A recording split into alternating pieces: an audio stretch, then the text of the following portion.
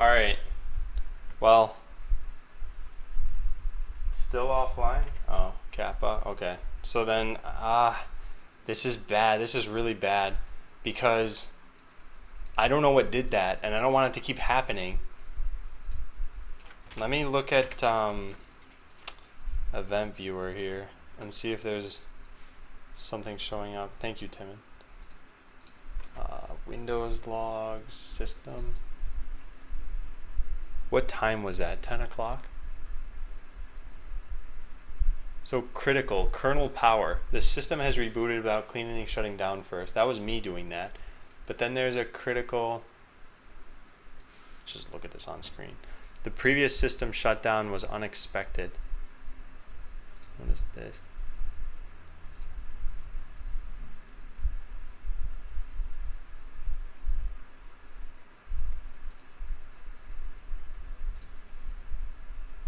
What is this? Oh, sorry, Wheatley. I didn't see you say anything. When? Oh, darn it. It crashed what? Like 5 minutes ago, right? Resource exhaustion. A low virtual memory condition? Chrome posted. What? What? Do I have a memory leak or something?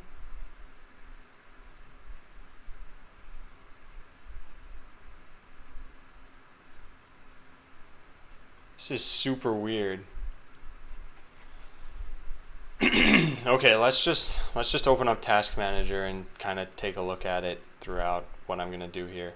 So I gotta go start up. I gotta go start up my everything. So let's start up the bot first, and then let's start up my watch. I mean, this is gonna like tank my CPU for a second, so that part's fine. We don't really need to worry about that. Yeah, CPU's going bonkers. That's okay. Then I gotta start up these things. Hopefully I didn't lose my code.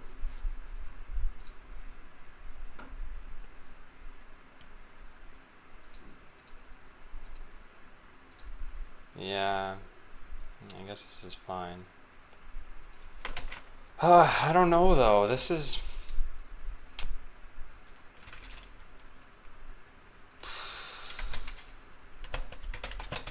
I hope that doesn't happen again. Hey, Orange Ray. But yeah, that was definitely not a joke. If my stream crashes again, I don't know what I'm gonna do exactly. So let's watch this and run this.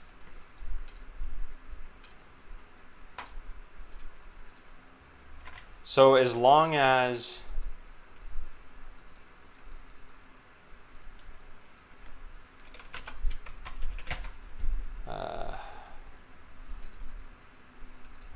how we doing on everything here? Yeah, this stuff seems fine. And so colorize images by drawing them to a render texture individually, cache those images, and then when I want to compose a bot, return an object with container, head, torso, leg, all of which are renderable. That way animation can be left up to another function entirely. So this would just form the offsets correctly. Also make sure not to use new points, just set the existing points. Well, okay, so I can do this. I think the problem is this. The problem is that I don't know what to do once I fill the colorized image cache. I guess I just start filtering images on the fly. And that's not so bad. That'll tank FPS a little bit. And hey, Tupperbox.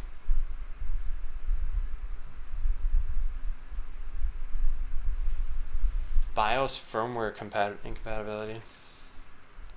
Well, okay, so that hasn't happened since I've gotten my computer, up until today.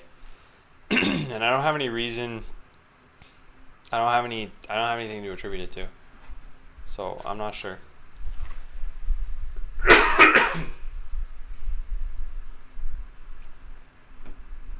Yeah, I don't know what else I could do here. And I guess I just need to keep a close watch on what I'm caching. So basically, I should have some way to not cache certain images. For example, if you were colorizing something on the fly. So if you're ever colorizing something on the fly in the future, e.g. if you're customizing a bot by picking its paint, then we would not want to cache those images.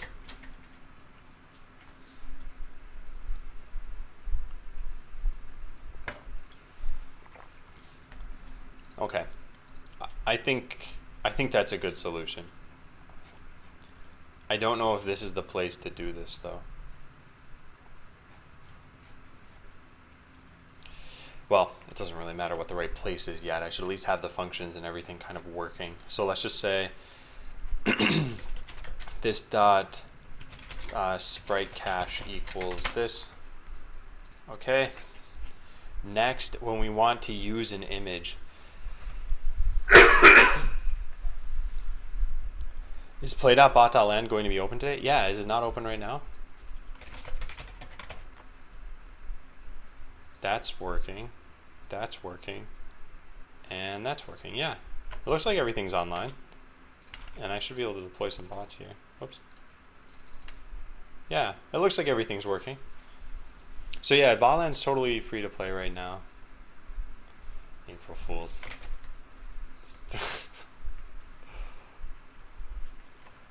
You didn't even necessarily indicate that it was down. Open could have meant, is it going to be free? All right, got him. Yeah.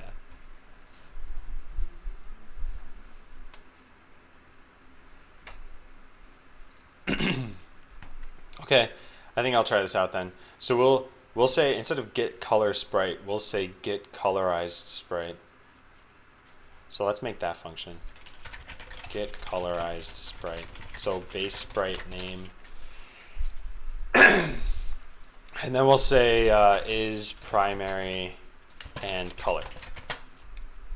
So now this stuff, as far as getting the new sprite, actually we want to check the cache. So let's say, also let me continue to just cough over here. Okay. So we need to check our cache. I think we can do it by just forming the right name and then appending the color to the end, but probably in some sort of normalized format here. So I guess we can do things this way. There's a new name, and we can check our cache for, so const cache name equals new name plus equal color. But this, like I said, means that the color needs to be standardized. So what happens in Node if you have a string, like hi, and an array, and you say a plus b?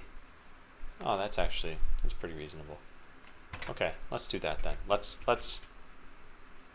get the const RGB array equals this dot convert hex to RGB, and we'll type hex color here, and then we'll just make sure to change this to hex color as well. And now we can check our cache for this. So if util dot, do we not have a util? Do we? Yeah, we do.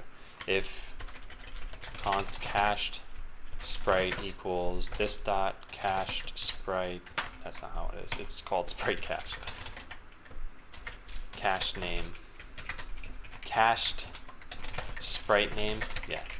So if util dot exists, cache sprite. I'll get there eventually. So return that. Otherwise, form a new one and then cache it. So we need to do this equals colorized sprite and then return colorized sprite. In fact, we could probably make this a little bit better. We could do this. Floating point errors ahoy.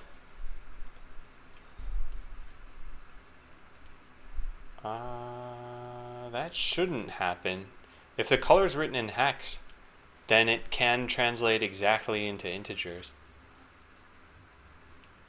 Yeah, that shouldn't be an issue. It's if this is ever not written in hex, that yeah, then we could have a problem. But we should definitely normalize that. All right, so return colorized sprite.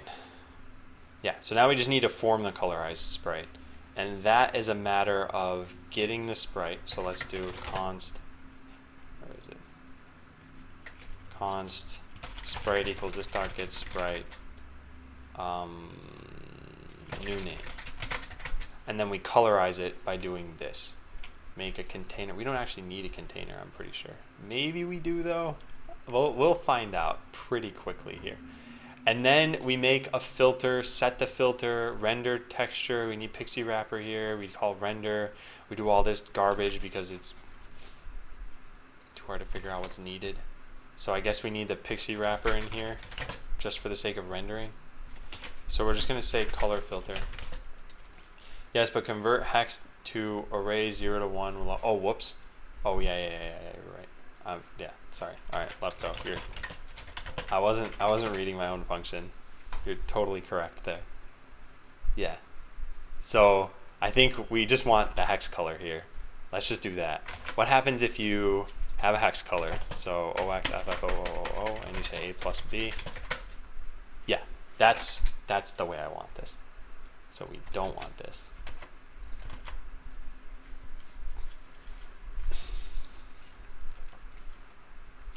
So const color filter equals this dot create color application filter color, and then we give it that filter, sprite dot filters equals color filter, and then we render to the render texture, and we do all this other stuff that needs to be done.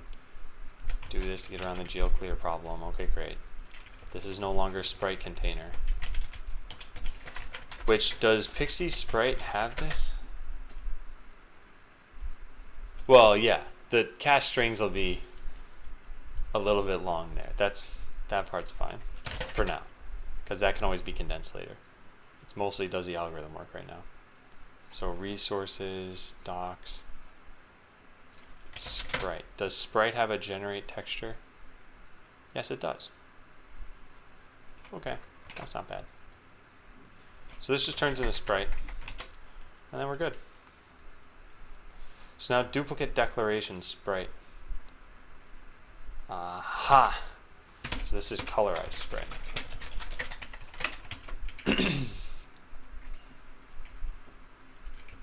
Okay, cool. So now we have a way to cache this. And when we go to use these is when I guess we've got to just be careful about this. So this is not something that needs to be cached, right? It's already cached, yeah. So get colorized sprite. So how about we just copy paste this entire thing out to here. And now we put this back.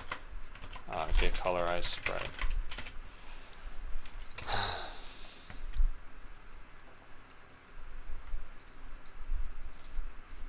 So get colorized sprite.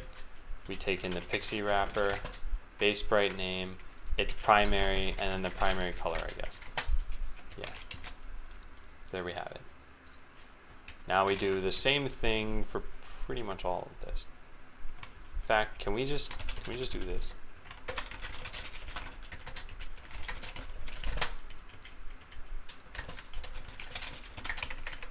Good, and then anywhere that we see false, we change this to secondary color. Okay, so now this should only use cached images, and if they're not cached, it will cache them, and so now this should be super fast, I think. And we just return the container, and we return all of this stuff. We set their positions eventually too. So now we do this. Container,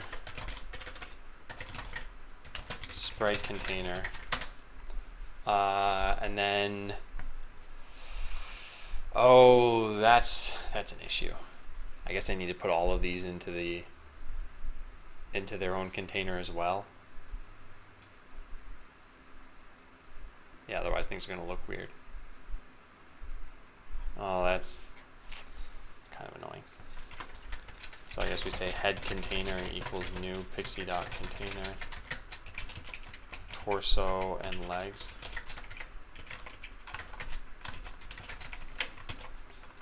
And then we add that, and sprite container dot add child head, leg, torso. All right, great. So that's, we could say all container and then the individual containers here. All right, then main changes. So our composed bot is not really a composed, well, it is, but we render the all container. And what does this turn into?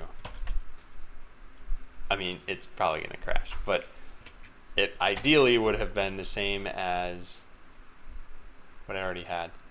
And so memory's at 9 gigabytes. Why is that? System and compressed memory. Chrome is using a gigabyte. That to me means I probably have a memory leak. Wait, let's close out of this and figure out how much this is using now. Yeah, now it's using 800 megabytes less for just a simple rendering tool. So there's definitely a problem there. Although, actually, this part worked totally fine. And we can figure out how big the cache is and everything. So what, this is going up like crazy then? Where's memory usage? Here. And what's the name of this tab? It's this one. And this is going up like crazy.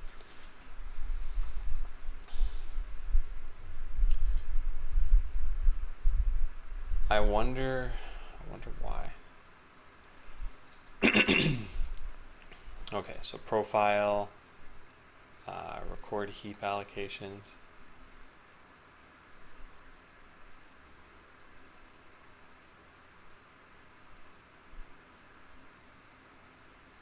You can use the performance tab.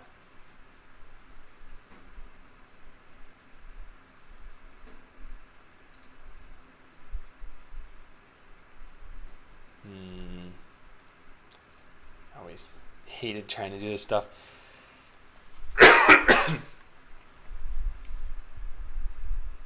So I guess I'm gonna have to take another snapshot and then compare the two.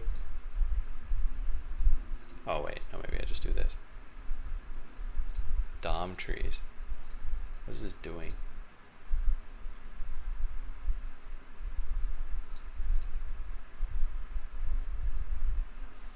You got it. Great job, Adam. You're doing great. Thanks, EJ.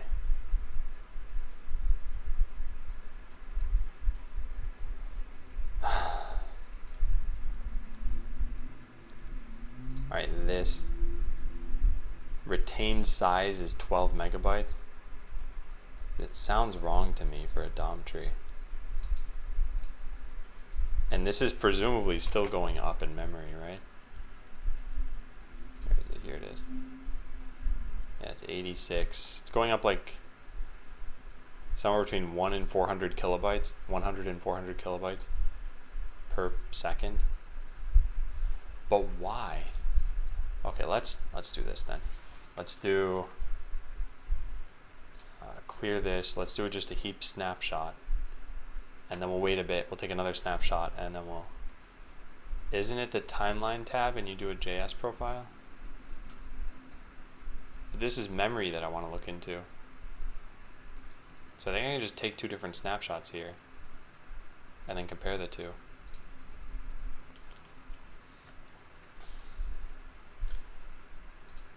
All right, so now we can say comparison against snapshot 2. So delta should be going up, comparing 1 against 2. So maybe I just did this in the wrong way. Maybe I should just compare this against 1. Yeah, okay, so all the deltas went up there. All right, so let's take a look. So system, this is where, what is this? Float 32 array. So that colors in quad filter manager. This suggests that I'm making a filter every time. I shouldn't be. Or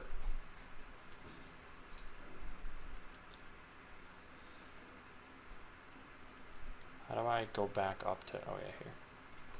And then array. Where is this code coming from? Is this... Man.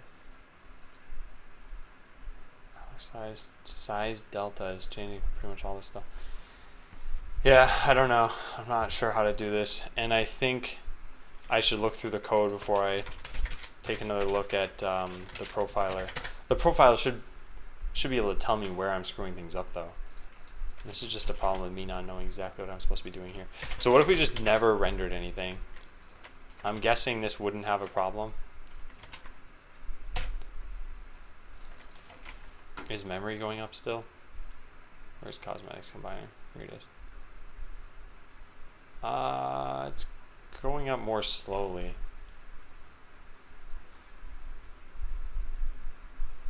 Transparent glasses and election insurance?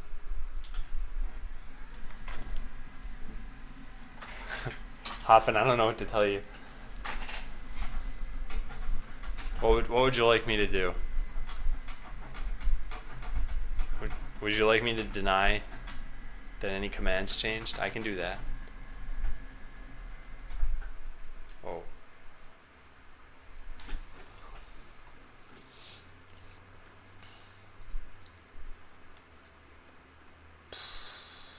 Yeah, this is pretty much stable. So whatever it is coming from the render function. Okay. And there is a lot going on here.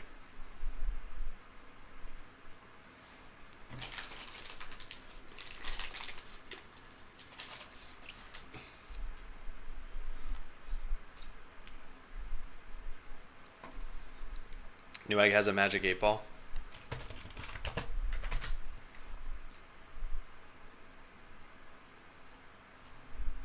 I don't see it on their site, but maybe I'm not. Yeah, whatever. Okay, so rendering all this stuff, rendering the compose bot container. I guess I am making a new bot every single time. And I probably do need to destroy this. Maybe that is the issue here. In fact, yeah, let's just cut this out. Let's cut this out and let's cut this out. And then this. Okay, so now it should render something and we just shouldn't have crazy memory usage. So it's at 4.9, it's about 50,000, let's say. April Fool's Day sale.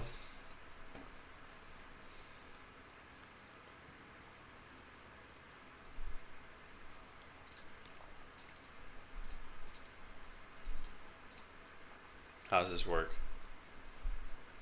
Ask now. Sorry, it doesn't really exist.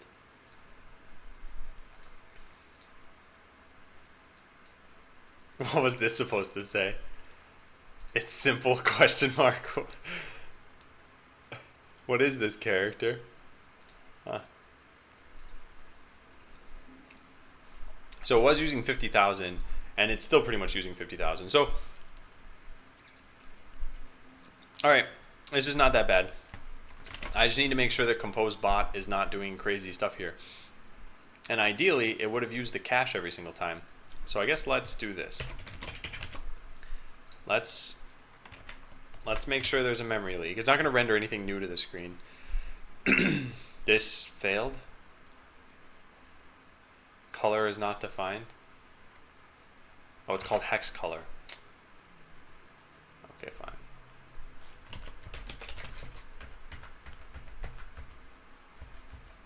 Where did this come from? Here? Okay, let's try that out. The timeline thing will show you what's increasing memory over time. Oh, so this doesn't even say color anymore. It says... Oh, is the watch broken? No. Oh, I just changed the wrong thing. Okay. Next, Dylan. Alright, yeah, I'll take that. I'll take a look at that, EJ. Color filter. Why does this not work? Sprite doesn't exist? Get sprite new name? Oh, that's wrong. That's totally wrong. How did I screw that up? New name. Oh, whoops. None of this was working. That's actually why. I just broke the cache. So yeah, this shouldn't be an issue anymore. All right. No, it's oh, well, it's at like 58,000. Yeah, I think this is fine now. Yeah, I think the issue was that I was caching new images every single time. So let me look at this timeline view though, because this is something I guess I've just never done anything with. Memory. Wow, I didn't know about this. So let's say I had that caching problem in there still. Let's have it add a random number to the end of this. There, so now the cache will increase infinitely. And let's see what this would have shown me had I done this. Whoa, status recording. Neat. Whoa, and it's done already? I didn't click anything. What am I looking at right now? Alright, let's just record this, I guess. Okay, finish.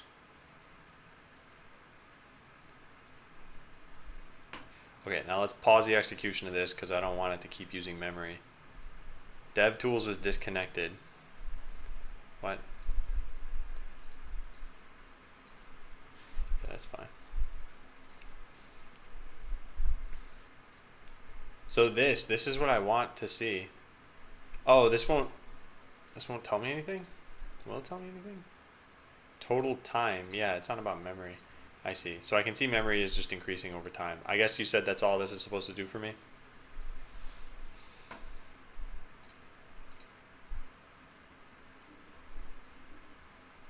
Yeah, heap memory just keeps increasing. Okay, well, that's fine. Look at the function calls. You can zoom down on the stack.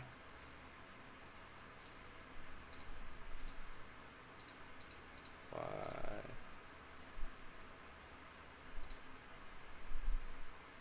I don't see where that happens.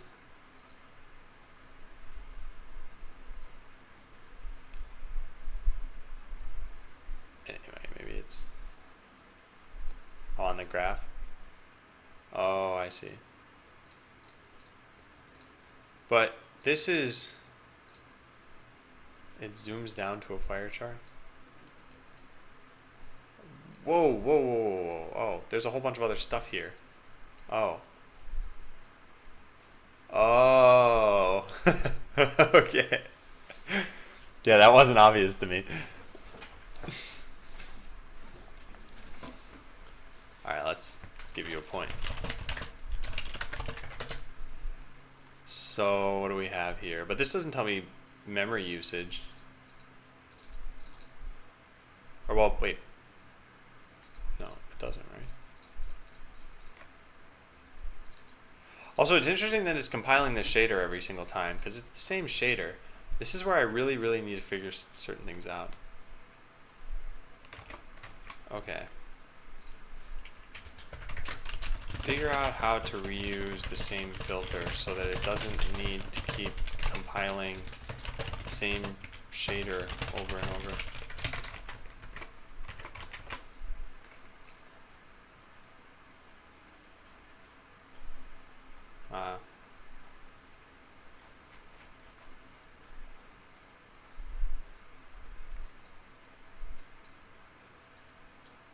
Yeah, minor GC, 5 megabytes collected.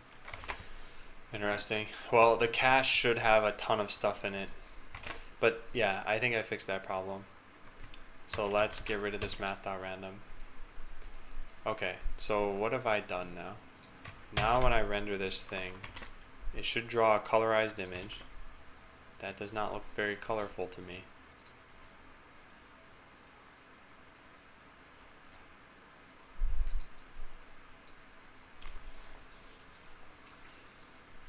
Get colorized sprite. Yeah, what I was worried about is maybe I had to add this to a container, which I didn't want to do. Like, let's see if that's what I really have to do. Const container equals new pixie.container. Container.add child sprite. And then I give the container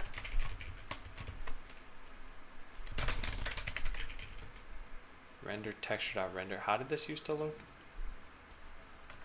Yeah, then I would render the container.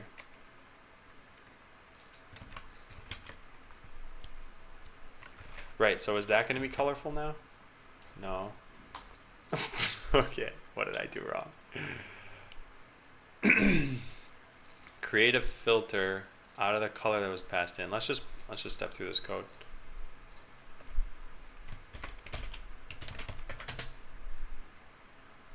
Right here. The first time, yeah, it should get called, and color should be set to something. That's presumably right.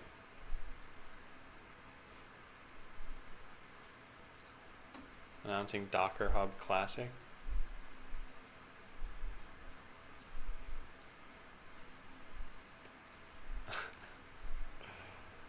I want Docker Hub Pillow Edition. I want laziness out of my April Fool's jokes.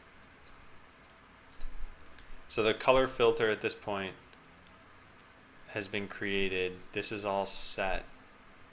And then we return the colorized sprite. Pixie.sprite render texture. Yeah, I'm not sure what went wrong here.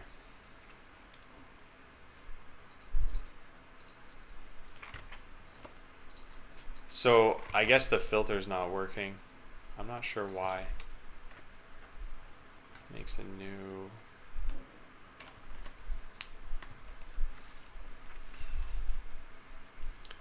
Hex RGB to that. Yeah, this should be fine. And I made, yeah, this is weird.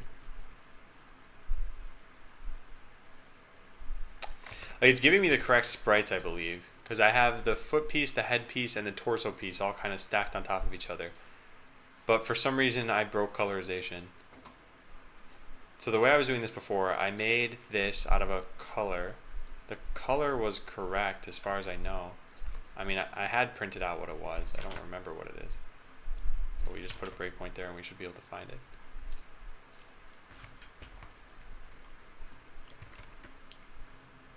Okay, so new, how do we do this? We have a color. So we say this dot hex convert hex to this. We take in the hex color and we get that it's mostly red. Yeah, that part is right. So what's going on here?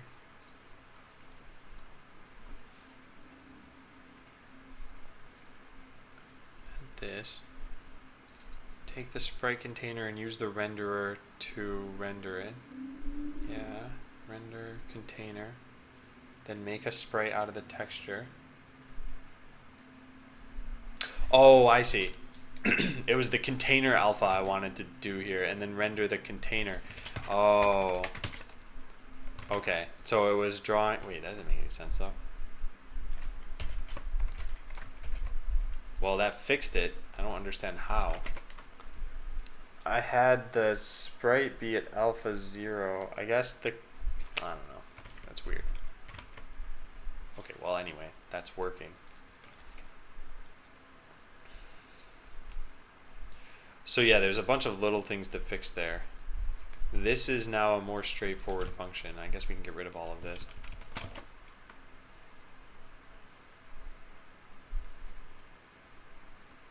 What just happened? Hey, Red as a tortoise.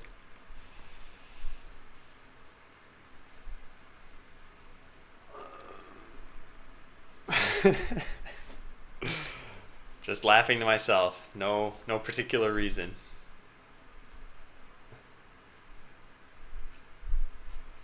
Okay, well, I think this is good. I think we're doing this and we're doing this. And the only thing I need to figure out is what happens when the cache gets too big.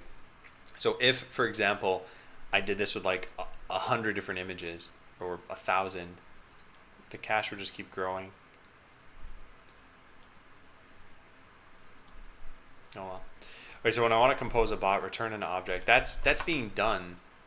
I don't know if this is the best way of doing things. So if I wanted to, I could get rid of this code, and I could say something like composed bot.headContainer.set position math.random times 100 math.random times 100. So I'm updating the position, and that should be really quick, and the head should just bounce around all over the place. That did not work. Is it not called head container? Head container. Oh, whoops. It's not called set position. It's position.set. Okay, yeah. Right. And that should be pretty fast. This is a very wacky bot. And I actually should be able to change this, right? Let's try this out. If I change the headpiece to Ninja head, yeah, there it goes. It did update. So these things are working. Yeah, nice. Kind of. Alright, I guess getting them to draw correctly now, and then figuring out when to clear things out of the cache. In fact, I should probably do something like that. Every time we add to the cache. Okay, this is gonna be kind of stupid, but we'll do this. Const num items in cache equals underscore. Oh, we don't have underscore. We could just use it probably. This is in client code. Yeah, if it's in client code, we can use this. So let's do this. Underscore dot keys. Or no, there's size. We can just do size. This dot spread cache. And then we say if num items in cache is greater than 1,000, then we'll just print out an error. Not even an error. Let's just clear the cache in this case. Spread cache equals empty.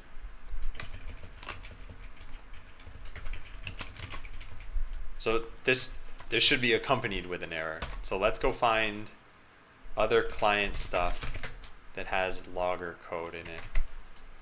How am I gonna do this? What would have it in here? This maybe? No.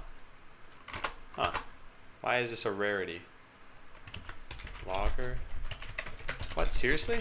Logger doesn't exist in here? What is going on with my search right now? I find it hard to believe that none of this has logging code. Weird. I guess none of it does. None of these produce errors. Oh, here we go. Okay, so we just do this. So in here we can say logger.warn sprite cache contains num items in cache items, clearing it. So I'm going to write down why we're doing this. So I'll say this dot clear sprite cache if too big.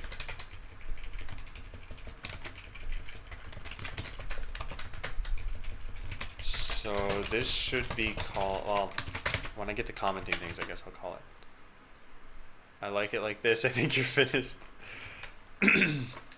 Yeah. Yeah, you bet.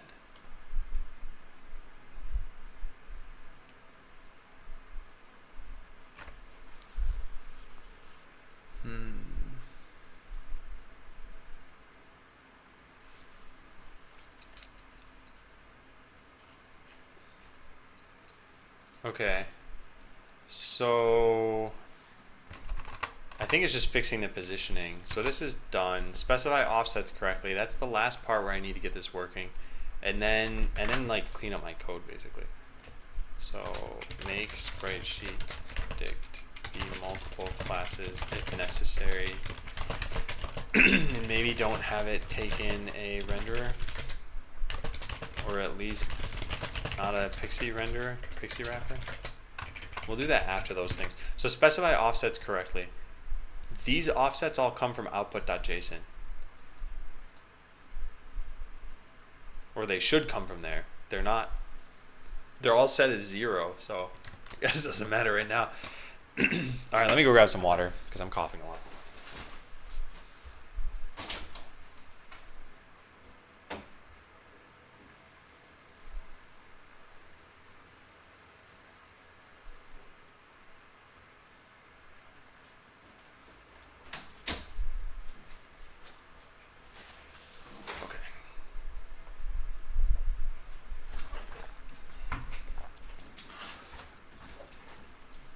So when I call compose bot, like, and this is where I don't really like how things are going. Compose bot could take in, it could just take in the Atlas JSON for now. It shouldn't have to do that. It should just know about it. But again, for now, it's going to take it in. So then let's set things based on this. So here's what I'll do. I'll say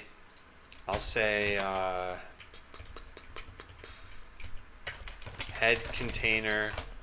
Maybe we do this here. Head container dot position dot set atlas JSON. Oh man, this is gonna be hard actually. Oh, this is gonna be really hard.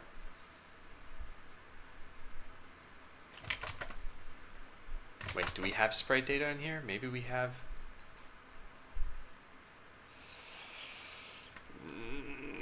No. There's sprite.get sprite data. I guess the sprite sheet has it, but we don't know. Oh man.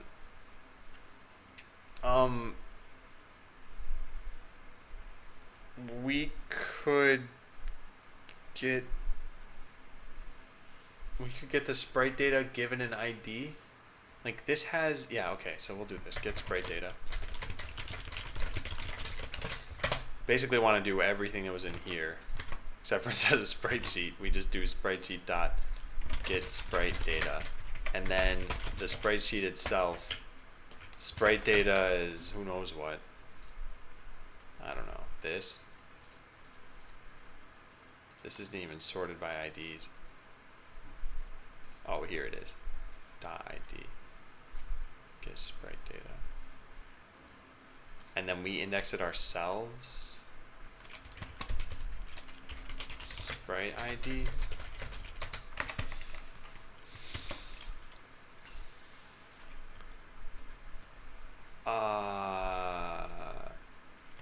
Unexpected. Oh yeah, this is fine. So, okay, we have a way to get sprite data now. Let's test this out. Head sprite data equals this dot get sprite data head sprite name. So once we have the data, we can just do jx jy. Let's set this to 50 and then get rid of the math.randoms here. Why is this search in the worst possible way? Okay, so now the head should be positioned over 50 pixels. I have no idea if that works, so let's set to 500 pixels because that'll be more obvious. Nope. Oh, whoops, that's not, I just set this for feet. What am I doing? What's the head called? Rocket H base? Set this to 500. Oops, that's 5,000.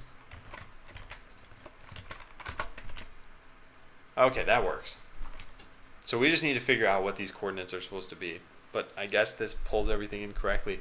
So it's only the base that needs any of this stuff. Primary and secondary are just going to be X, Y, width, height. In fact, I could change the export tool so that doesn't need to happen anymore. Let's just search for Java. Should find it. There it is. All right. Well, intersperse cosmetics data. This is... I'll just write this on the to-do list. Get rid of most parameters for primary and secondary images. That's not really something I should be doing yet, I think. I'll need to do it eventually.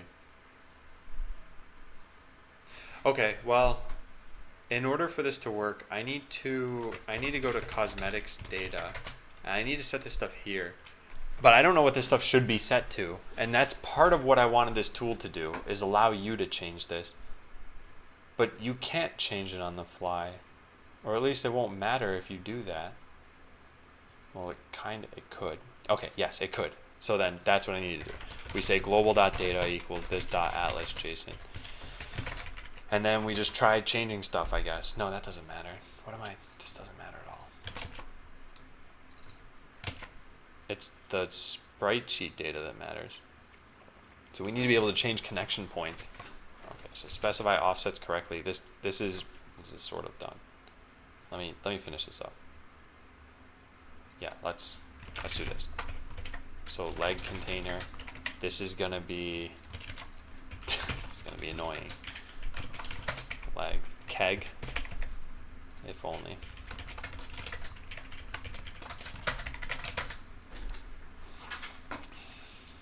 So we have all the data now. Let's take this and the torso. Whoops, I typed the wrong thing for that. And then this is torso container. Alright. Those aren't going to be set to anything yet, and that's what I've got to fix now. So this is not really needed. What's needed is all of the sprite sheet data that's passed in. I don't know a good way to do this.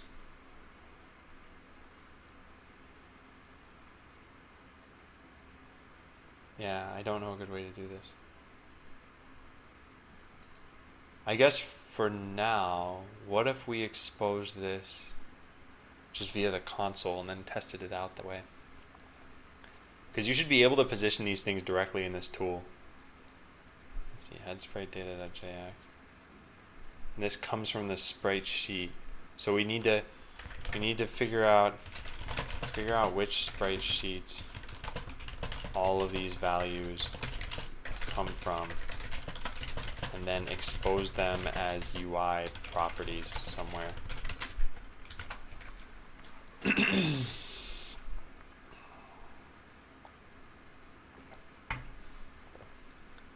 Figure out which sprite sheets all these things come from.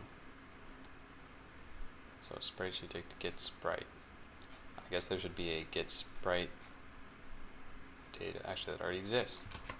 Well, that's nice. So I can just say head data equals sprite sheet dict dot get sprite data head sprite, and then I have that. So let's try that out. Okay, so now I should just be able to type data dot jx equals 50. That's good. Okay, so as long as we surface this through the UI somewhere, we should be able to modify this such that I can position all of these things the way they need to be positioned. I need to come up with at least a decent UI for this. It does not need to be great. I don't really care that much. I'm thinking just surface X, Y as a bunch of inputs somewhere, and that should be fine. And we populate it with whatever it's supposed to be right off the bat. And anytime you randomize this stuff, we can change that. So what do we have? We have the rocket head now. Is this respected here? Yes. But then if I randomize it again, yeah, okay. So, and if I change the ninja head base to like 400, now when I randomize these, yeah, okay. That's good. So we just need to do this. So we can say head pieces, and then we can have just X and Y appear next to this, I think, and just populate that stuff correctly. Probably also want to push this, all the rendering down. I don't know where I even do that. What's responsible for, oh, the camera is responsible for it, and the camera has some built-in padding. Thanks, Joyous. There's pan X and pan Y. I guess we can set a, how do I do this? When we render stuff, what do we do over here? Render position.y equals minus the pan X times zoom. So we could change the pan value, but that's gonna get clamped somewhere. This change pan clamp number camera padding. Oh well, we could just change this. That's not probably the best idea. Camera padding. What if we just said that was a let, and then in here I set it to something really, I don't know, low, high? I'm not even sure what to set that to. What's it currently set to? 20. So what if we set it to 90? What happens here? Not defined. Oh, I never included it. I don't really want to do this. I don't think this is a good idea. Yeah, let's set this back. Well, every time I go to render it, I guess I could change the pan X and then set it back, thus kind of moving the camera around. That's kind of weird, but it's possible. I could say something like this dot pan X equals 50. What does that do? Nothing. I don't know. I mean, this is not a big issue. Okay, so that's kind of frustrating actually. Yeah, let's hide the overflow here. So cosmetics index.jade. We're gonna take what we had in client index.jade, which is the overflow property hidden. There. Now scrolling won't move the page up and down. Good. Yeah, this obviously should be offset somehow. So we can just give the all container different coordinates. That would work here. Yeah, let's do that. Position.set 100 100. There. Now it's going to be offset by a little bit. So it's not like totally on the UI. Great. Okay, so now it's just an issue of adding in these text fields here for X and Y. Which, is there a better way of doing this, jQuery UI? Like I can make spinners or something. But do I want to? Yes, I probably want to. This is really nice. Is there anything else I might want here? Currency, set the X coordinate to $130. Decimal spinner, no. Map. Oh, thank goodness that didn't just immediately show where I live. You never think when you just click this thing called map that it's going to be a real geographical map and not just a JavaScript map or something. Select a value. What is this? Overflow. Oh, I see. Yeah, we don't need that either. Yeah, so just this. Just select a value. That's all we need. Oh, and the scroll wheel works here too. Interesting. Input type number, though I don't care if IE supports it. And thanks, Lauren. Also, welcome back. So we just say dot spinner, and then there's a give value and set value, but these things are coming from here. So I think we just say that something's a dot spinner and then we're fine. So select a value. Yeah, let's test this out first. I mean, let's just do it one piece at a time. So we have this. We're also going to need this stuff. So we can just duplicate this. This is going to be head X input. Head X input. Yeah, let's do that. So that's name type equals text. I guess we just say type equals number. Hey, Darkstorm. Class input header. What does input header even have on it? Just a color of, yeah, okay, that's fine then. I guess we can keep that there. So then this is called just X. And then that's it. Okay, cool. So now we take the head X input, and in main, when we set this up, we make it a spinner.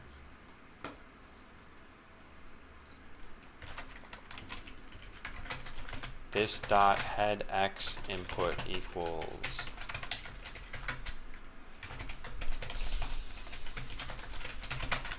all right, let's look at it. How does it look? Ooh, there are two of these. Why are there two of these? I don't think we want type equals number on the outside.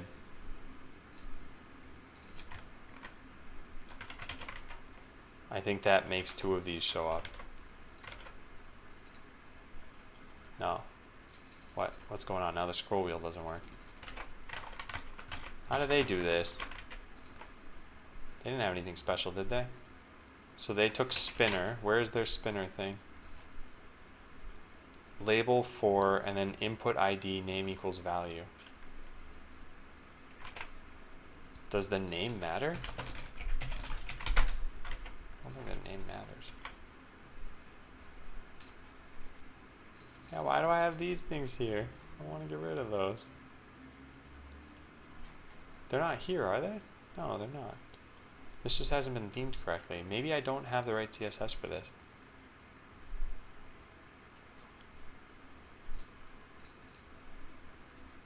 Oh, toggle widget. What does that do?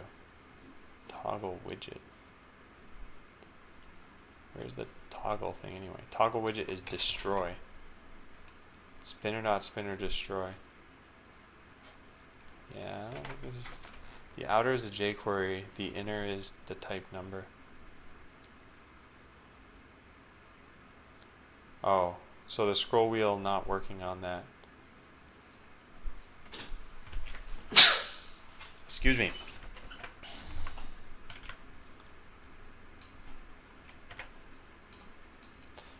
I mean, I'm kind of obsessing over a really small detail here. I just wanted the scroll wheel to work because I thought it'd be really easy to use if I did that. But the only way to get that to work is that I have type number, and then I end up with two of these things. It's just strange that that stuff exists there. And yet it doesn't exist here. There is still that inner bit. In fact, I can't tell if this is a theming problem or not. I don't know. Let's find out. Does this have any classes that are not recognized? No. I don't know. Oh well. It's not super important. I'll just ignore it for now. So we can set a valid width on this. We can say class input header, and let's say like chord input. So that way for chord input, we will just make this thing a little bit smaller. Width is like 50 px. I don't know. Drop the jQuery spinner and just use type number. Yeah, but then I don't have the cool scroll wheel functionality. So that didn't even work. What did I just do? Can I not set the width that way? Chord input. Strange. Yeah, that did not seem to respect the width on that.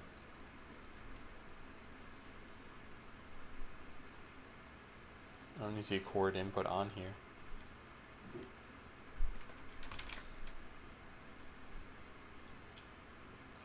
Oh. Right, because this thing's going to modify it.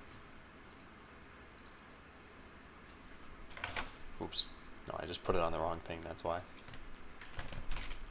The scroll wheel is the Chrome, not jQuery.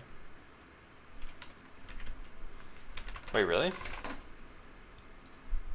But then why didn't it work on their example when I disabled it? So you're saying if I just turn this off, I set this back to just type equals number, class equals chord input. So what, this stuff? Oh, you're right. Oh, well. And yeah, I realized that. Alright, so let's give points to everybody.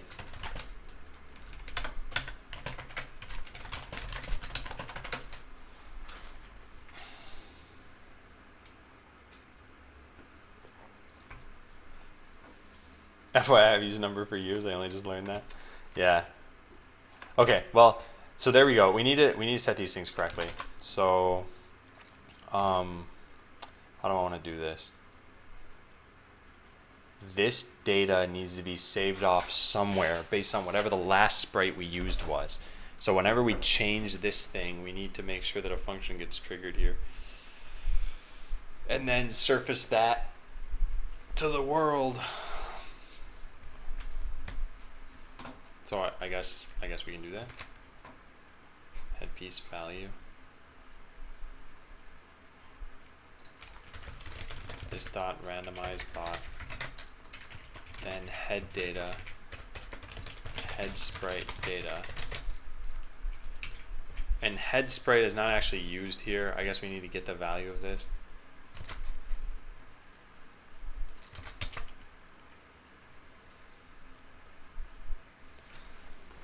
In next year's April Fool's point tax. I don't know if I'm going to even stream next year's April Fool's, because the game would hopefully be released in March, and then things are going to get super hectic after it's released.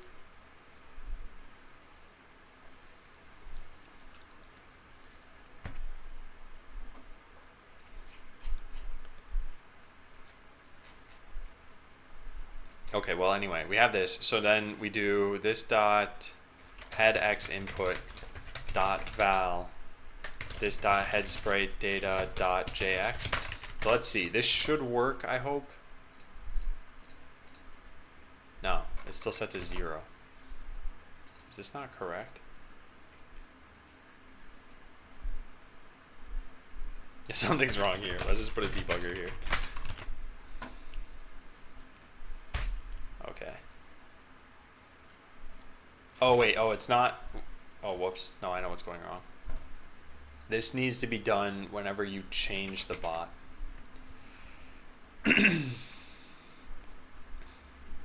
Give 10%.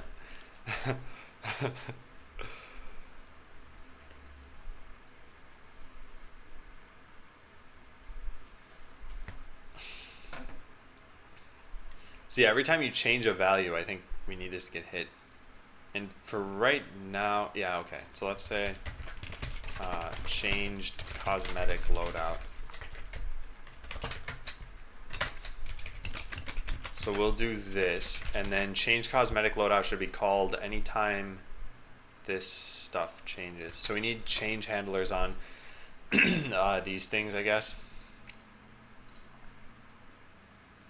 What are these called? Autocompletes?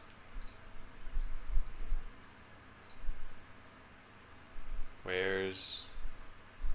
Okay, this is way too hard to find. Let's just do it through here. Alright, events, change.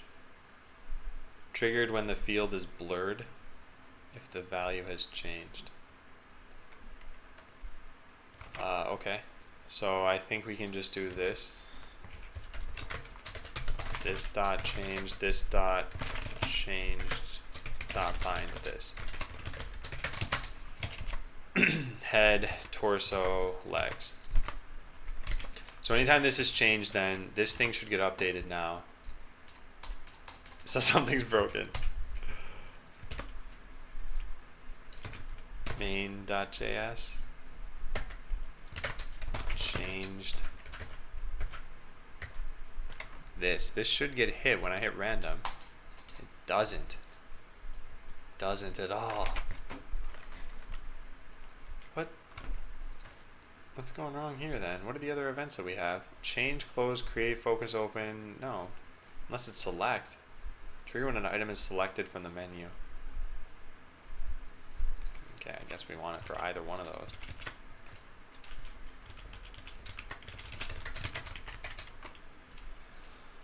I'm not sure. This is that. No, that doesn't work either. How do I get this function to get hit? Changed cosmetic loadout. Yeah, nothing. What happened? What happened here? Oh, right, this doesn't exist any longer. Yeah, head data. This may not necessarily exist. So this shouldn't have been done no matter what. Just get rid of that. So it's when I set this to... Oh, hey, there it goes. Now it gets set to 500. Man, how are you supposed to do this the right way? I want to know when this... What? It's only when you click this. What?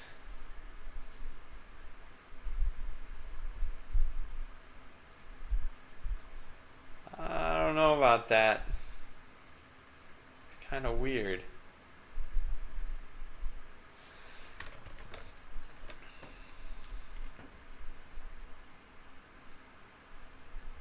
Yeah, it's pretty weird. Is there a better way to do this? Just an input having a change event. HTML check if input changes. There's dot change handler.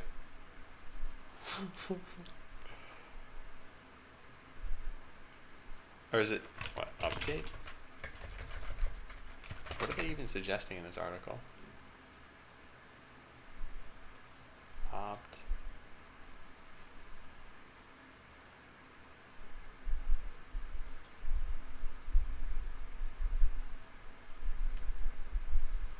This is like the worst page. The worst page. Huh. Yeah, weird. I don't know. I don't know how I'm supposed to do this. Cosmetic loadout. And this is where I guess the change event is not triggering because you're using event bypassing code to change it. You may need to trigger and change event manually. Well, okay, so the other thing I think is, well, yeah, what Orange Ray said might be.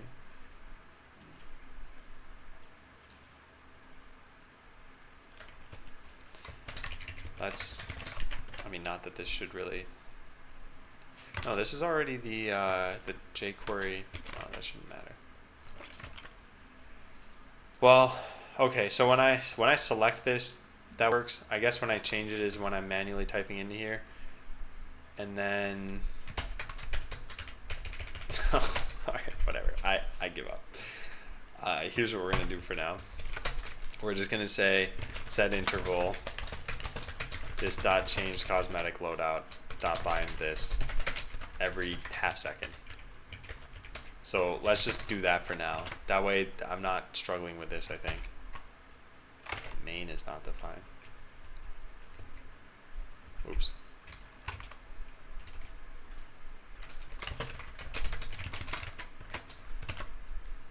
Okay, so yeah, when I do change this, it changes to this. This will get updated to 500 now. Oh, whoops. No, wait, when I change Rocket, this gets updated to 500. Nope. Well, it shows how much I know.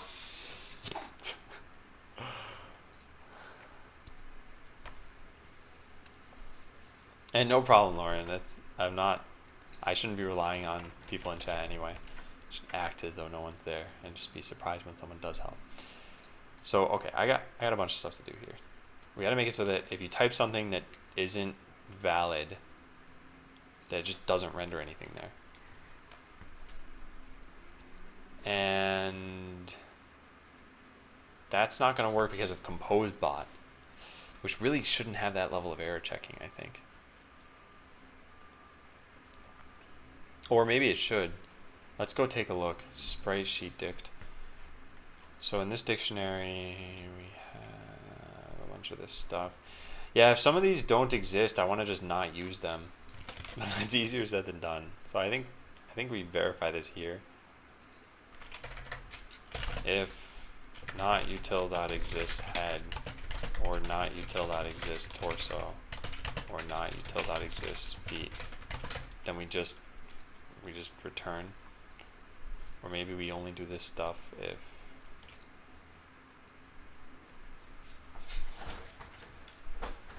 yeah, let's only do this stuff if they all work.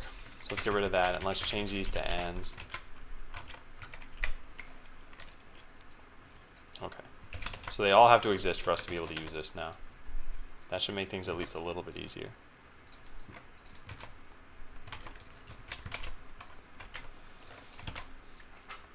Okay, great. So if I start backspacing, that didn't work. What is the stack trace? Where am I screwing this up? This is coming from render, ComposeBot. Oh, it just didn't update the code yet. There we go. Now that should work. It's still not working. I think I broke the watch or something then. What's going on here? Yeah, here. What is this? This is still wrong. Oh.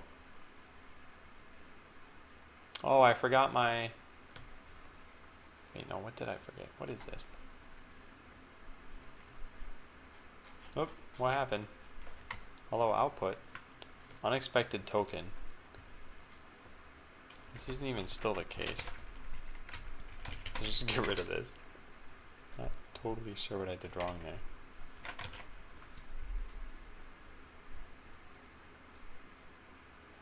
Alright. Did that print out?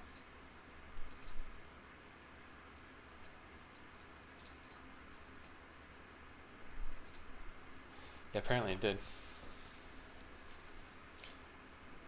Wow, that shaded in pretty nice. Do you have a pattern or something over the colors? Yeah. The trailing comma. Oh, whoops. Yeah, you're right. The trailing comma, indeed. Alright, I'm being pretty sloppy today. So points.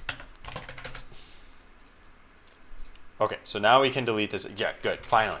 Alright, and then whenever I do set something here, like rocket, this should have gotten set to 50 or 500, but it didn't work. Let's find out why. Get head sprite data from headpieces.val.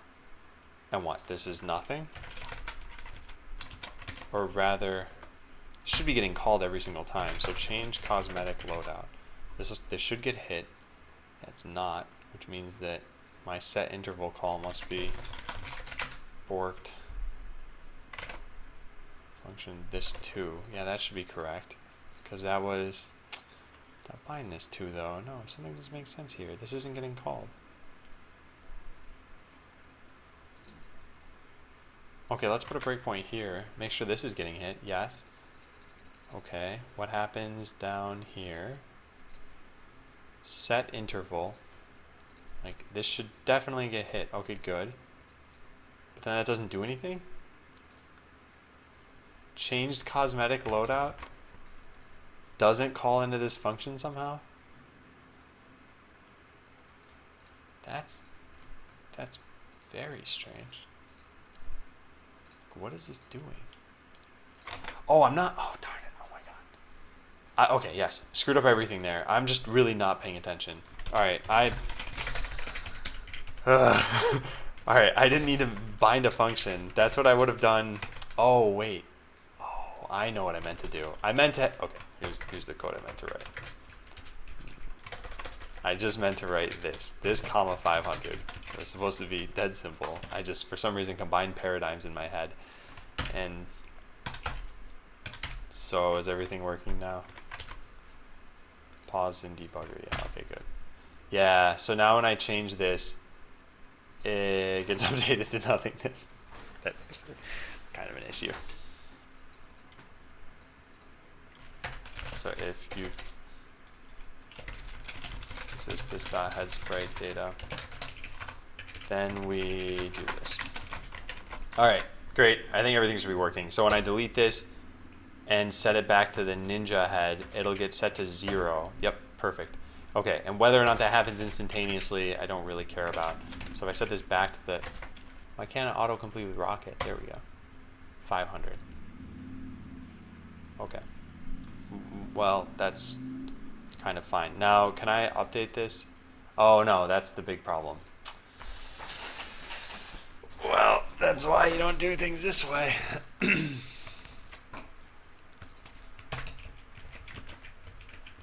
Let's just make an update button. Because I don't want to have to wrestle with this right now, and I can't figure out what I'm supposed to be doing here that I'm not doing right now. So yeah, let's just do this. Update chords. There. This is a bad way of coding things.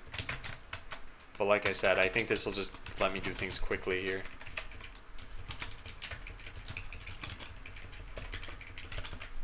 Update chords button. And this will be changed cosmetic loadout. Alright, so now the only way this gets called is if I press the update button. That gets set to 500. Now I can change this, and when I hit update again, it'll set it back to 500, yeah. Alright, so now we need to make it so that when we change the value inside that coordinate slider, that it updates the coordinates. Alright, this dot changed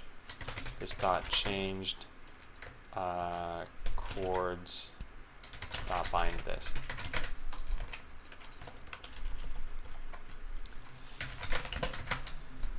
Okay, what do we do? So we get the value.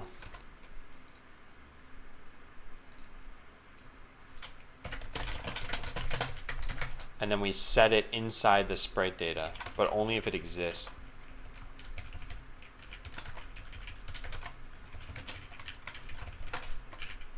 So this dot head sprite data dot jx equals head x. All right, and that should be it. That's 1/6 of the work. So now I hit update, and I can just scroll down here, and it should update the head. Did not do that. Oh, scrolling doesn't actually do it until you press enter there. Oh, don't you just love JavaScript and HTML? So yeah, I can't just, I guess you can do this. It only triggers the event at the very end of this. So this is what's going to allow me to fine tune where these pieces go, and then I'd save these values off into a file. I wonder if I can change the increment. Well, I'm not going to worry about that.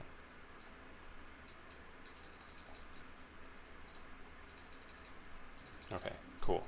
So then if I were to switch away and see if this works with something else, I could update this now and set, that's strange. although not super important.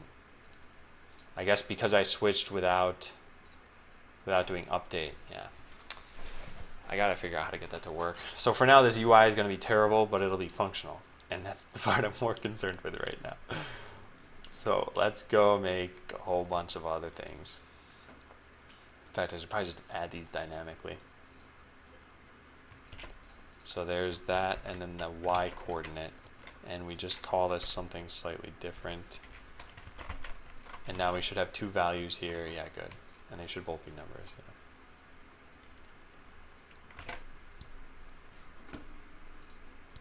Step equals 10, yeah.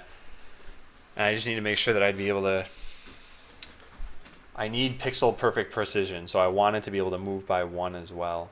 I don't know if step locks it into multiples of 10. Add change wheel and key up. Yeah, I mostly agree, Lauren. I think that artists might end up using this though. Let me try what Lauren just suggested. So there's change, or Lepko suggested this, sorry. There's change, there's wheel, and there's key up. Let's take a look. So wheel doesn't exist, or it's called something different. jQuery wheel event, mouse wheel. All right, whatever. There's a plugin that detects it. All right, well, let's just get rid of wheel then. Whatever, does key up work at least? It's not called key up. All right, whatever. I'll figure this out in a bit then. Potentially try mouse wheel and key up events as well. All right, so head X input and then head Y input. And then basically anywhere else that this is done, gotta do this too.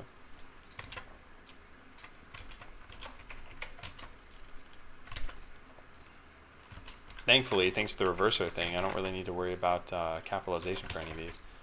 Okay, so now both of these should work, I think. Let's try it out.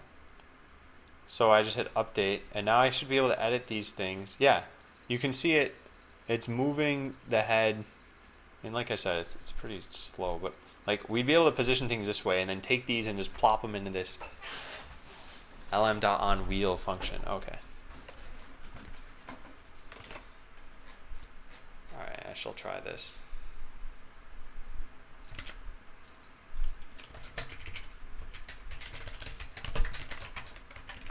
So now the X will be updated with the wheel. Nice. Except for it's updating X and Y for some reason. How did I do that? How did I do that? Oh, that worked fine. Maybe, what? How was that happening?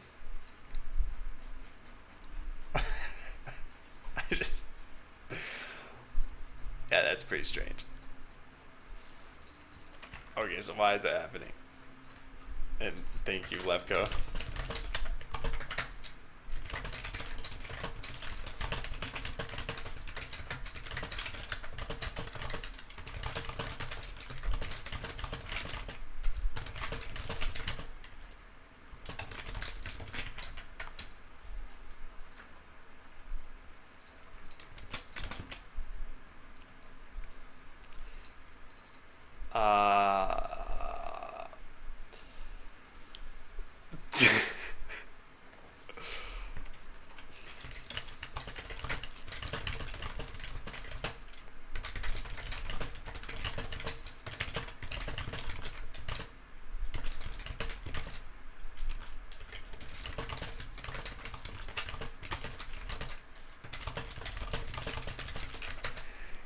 Can't you just ballpark guess the position by typing, then fine tune with mouse wheel and arrows? Yeah. And I think the big thing I wanted to do here is make sure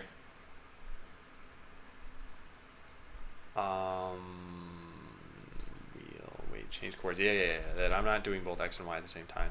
So if JX had Y input, and I guess that's not set to anything. That's kind of strange.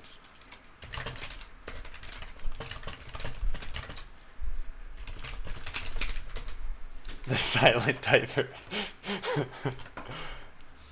Alright, well, other than this weirdness here, which I still don't understand how this is happening. I don't have a y value, so it's taking whatever was set in the x value. And then once I update that, it's fine. That's strange. It's really strange. Also, this is not, it's not controlled by the wheel yet.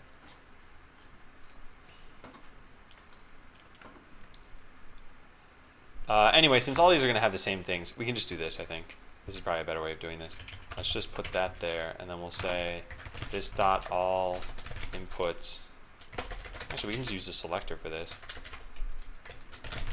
All chord inputs equals $ dot input chord, assuming I called it that.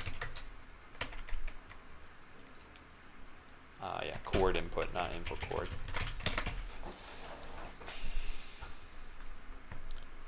Oh, I see, Lepko. Huh. Man, everyone's doing my work for me, huh? It's pretty nice.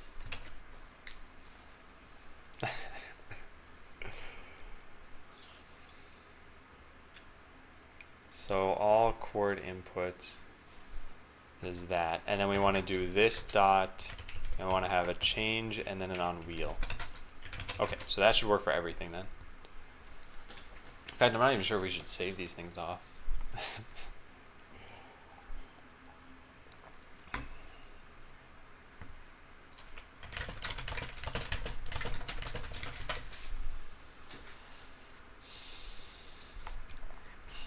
Okay, so this or 0, I guess.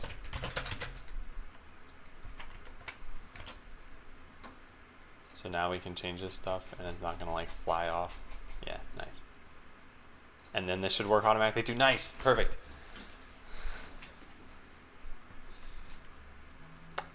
I like this. I am basically just not even using my brain whatsoever, but chat is acting as my brain. Thank you, Hive Mind. All right, so then the next thing I need to do is just add in the rest of these things. And I really should have probably done this through code, but I'm not going to do that. And we're just gonna paste this in here. So this goes here and this goes here. And then we change head to torso. And then head here to leg. Yeah, and then we change this up here too. Head, torso, that. Leg. All right, and then we put this stuff into this code as well.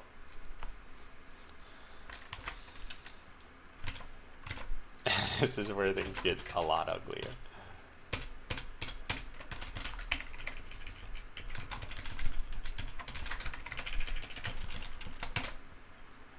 Leg pieces. It's not called leg pieces though, is it? It is, actually. That's pretty nice. And yeah, Judge Bacon, I should be able to do something like that. And this is where there's a certain amount of polish I'd want to put into this and not like a ton. So I might end up doing that. I might not end up doing that.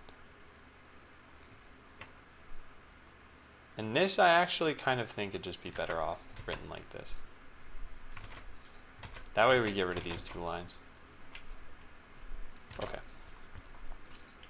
So head changes to torso, and then this changes to foot.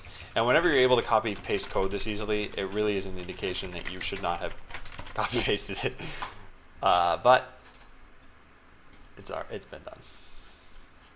Okay, so now we should be able to update all of these things. Good, good, good, good. Whoops. I accidentally zoomed. And then this one too. All right, cool. So now we can use this to figure out what the correct coordinates are. And I need to make it so that the head piece is always a y of 0, I believe. I don't know if there's ever a reason to have anything more than that. Maybe there is. No, we could, no. The feet, oh darn it, this is actually gonna be hard. How do I do this? Like, what is used as my origin here? Because the issue is that these bots are gonna exist in an arena. So okay, how about this? Let me draw this out, at least just basically. I'm not gonna come up with the exact values, but I'll just kind of ballpark it. And yeah, that's good. And then let's just set this one to like 130. or 160.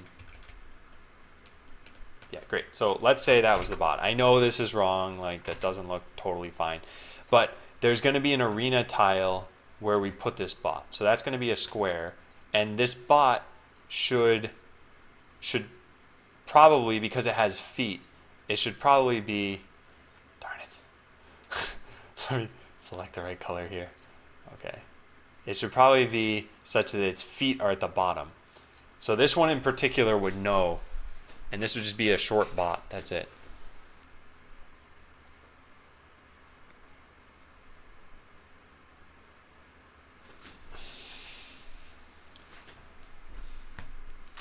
But the piece itself needs to know that, I guess. I guess as long as the tool has the means of doing this, then I think we're probably fine. Yeah. And I probably do need to draw the arena background here, or somehow, something.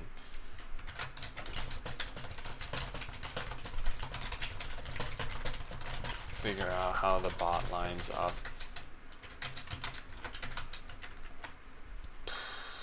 Well, for now, we could just set some coordinates and then make sure that everything works. So I guess let's position this correctly now. That's pretty good. And then what do we want to say for this? Something like that. And that looks pretty good, right? Now we should just be able to randomize this. Now this is totally wrong. Wait, what's going on here?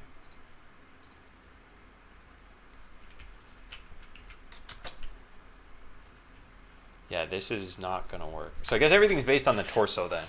Yeah, everything's going to be relative to the torso, or it's going to have a connection point, and the connection point is going to need to be put where I specify. And yeah, Lauren, I'm not totally sure what you were trying to say there.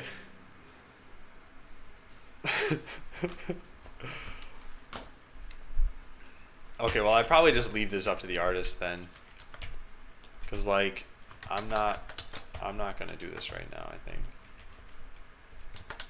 Because now if I randomize it, now that I want him to get the ninja head and that, yeah, that's totally wrong. So this is, oops. Okay, well, I screwed all that up. Yeah, I don't know. All right, so I'll come up with better logic for connecting these things so that these actually work correctly.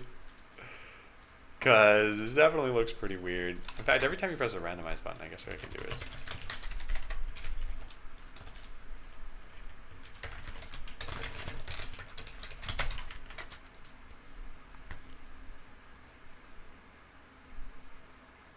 I've worked with Jur for 10 years.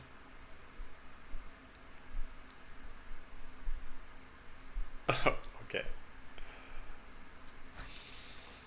Yeah, so the way we want to do this, well, I can't show you guys all of this, I think, without showing you the company's Slack. So let me see if I can get you just a picture of what this is supposed to look like.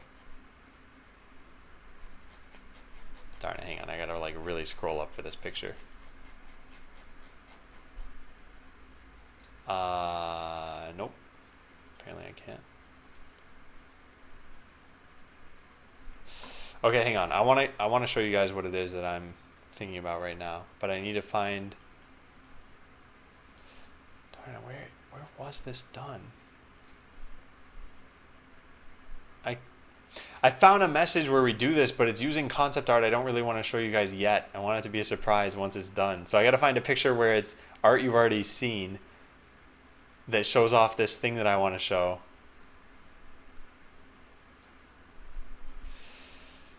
Man, I don't know. All right, let me look for a little bit longer, and then if that works. Okay, this is kind of it. So let's paste this into here, and then I'll just get the snippet that I need. Okay, there we go. Now I think I can show you guys this image. Yeah.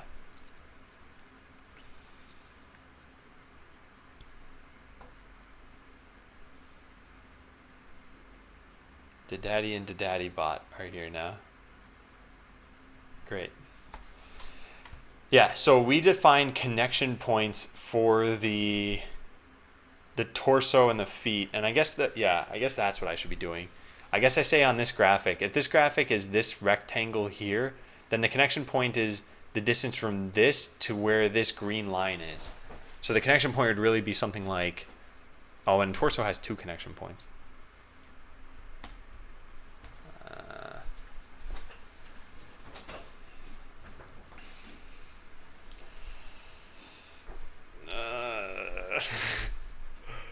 Yeah, I gotta account for that. I didn't do that. Torsos have 2 connection points, so torso should have 2 connection points.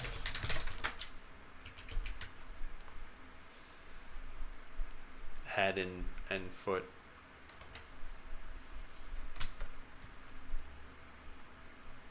Okay, let's add this into the data.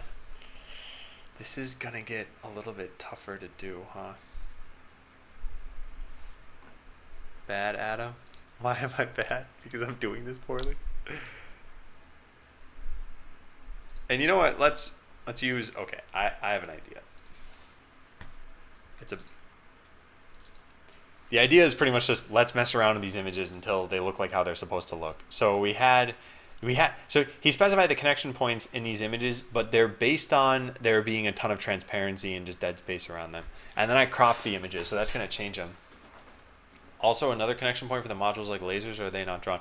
No, they're drawn, and there probably will be a point for those, but that's gonna be later, I think.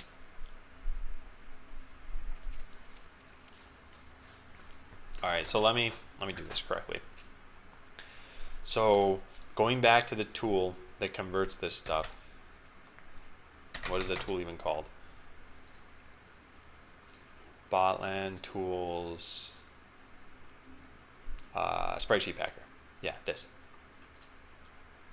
So based on this and our cosmetics data file, we don't just have connection data here. We also have extra connection data for anything with type torso. So let's just search for type torso.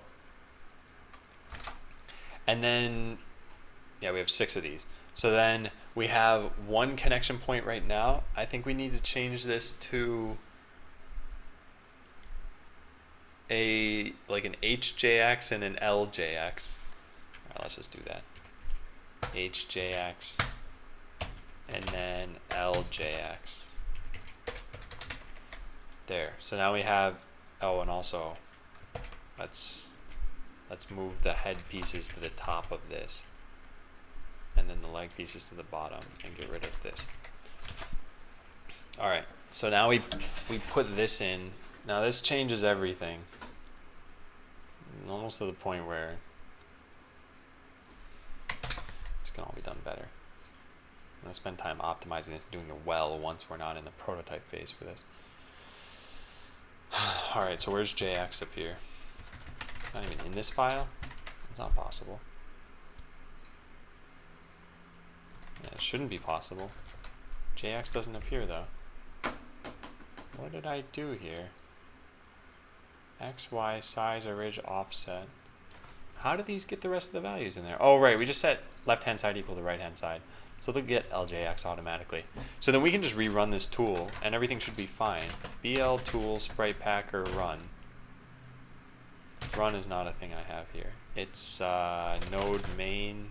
That's going to tell me that I need the settings, texture packer settings. Unexpected token S. That's not what I meant. I meant Atom CLI. Yeah, there we go.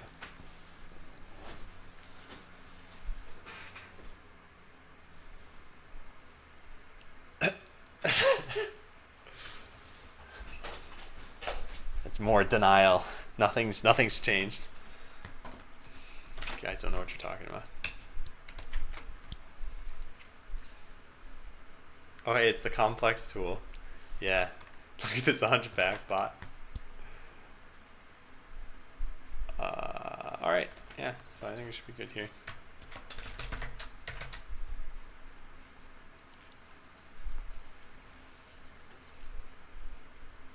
So did these things get put in?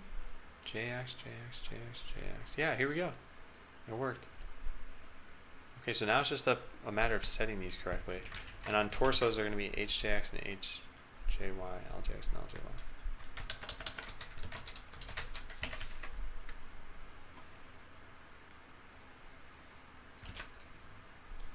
So this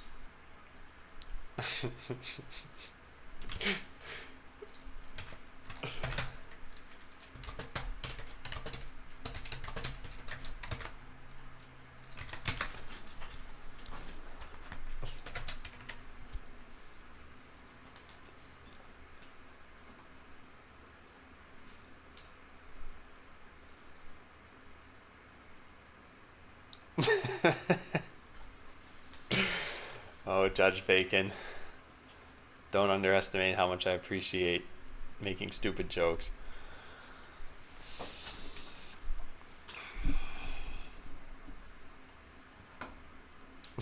Boat leaf lock. Alright, so yeah, I gotta fix up the rest of this stuff. Torso X input and Y input. It's gonna be different than this.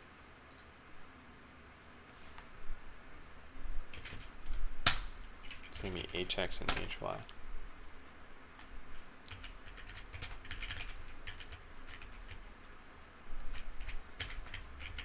Aw, thank you.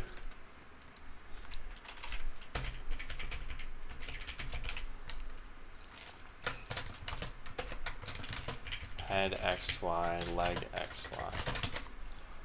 Alright, so now these things need to change.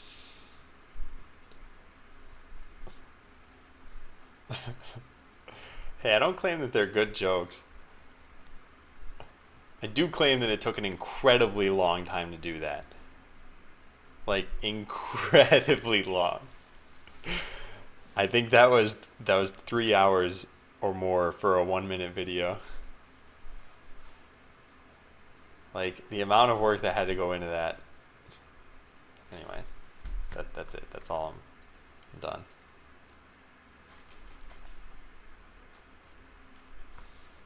Yeah, way longer than it should have. Alright, so we have torso HX input and HY input. And I guess I need to put this stuff here too. Yeah, that is how I spent the majority of my days off.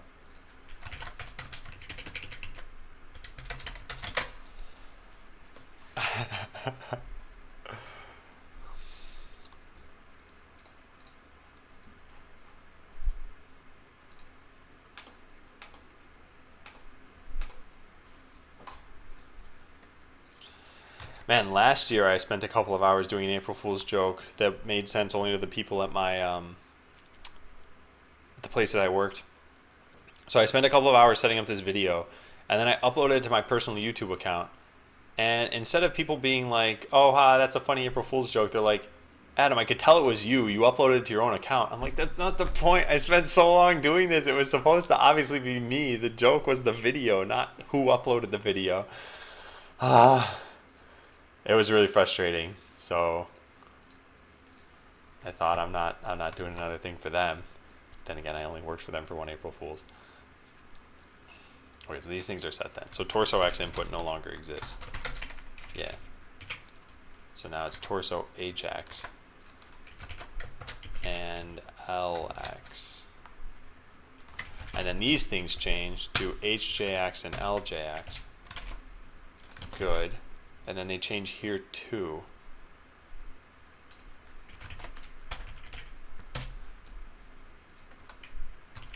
These are H and these are L.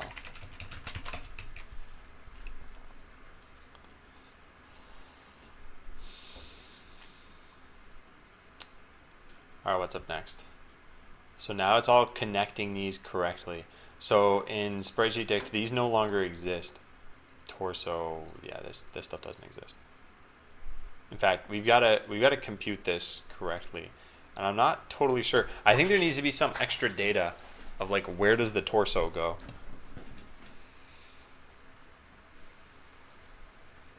And yes, Judge Bacon, I told you it took a long time to do that.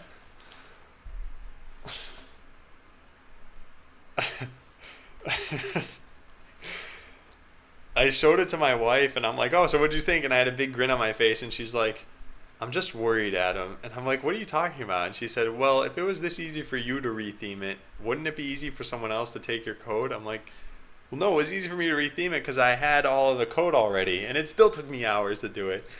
And it's not like the game looks good. And then I'm like, but did you find the jokes funny? She's like, you understand your audience better than I do. So I was like, oh man, that's harsh. This is harsh.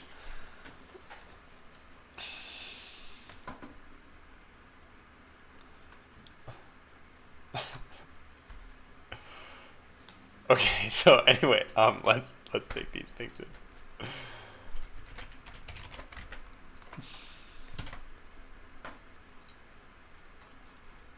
All right, so did I break everything? It very much looks like I broke everything. In fact, yeah, I broke something. Because this, I don't even see a headpiece showing up. Like, what's going on here? What is going on here? That's working. Oh, that was working. I just couldn't see it. Oh, okay, good. There, yeah, that's fine. That's fine. This is fine. This is fine. This shouldn't do anything yet, but it shouldn't at least crash, and it's not. And then this works, and this works. Okay, good. So, yeah, next up is to make these connect correctly.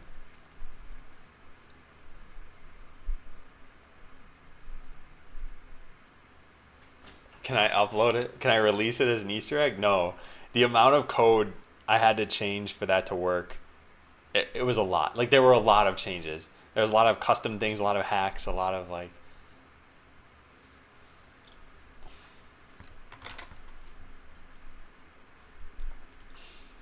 So I don't think that'll ever happen. But yeah, that's how I spent my day off. Actually, I came up with a bunch of things. I ended up doing half of them. Not for Boatland, of course, but for like, just for April Fools. I really did. I spent probably at least like, I want to say 6 hours working on just April Fool's stuff. And yes, the result of what you see is like a video and some text. Although you might see something later today. You might.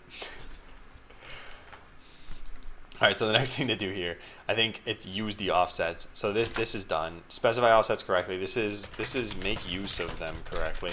And I think we're going to need extra data here because I don't know what tells us exactly where the torso goes on the tile. Or maybe torsos are always centered on the tile. I'm not sure how we can do that. We got a script. Alright, let me just write this under artwork questions. Artwork questions. How do we position the torso of a bot? Everything is anchored based on that, but how do we figure out the x/y coordinates of the torso on the tile?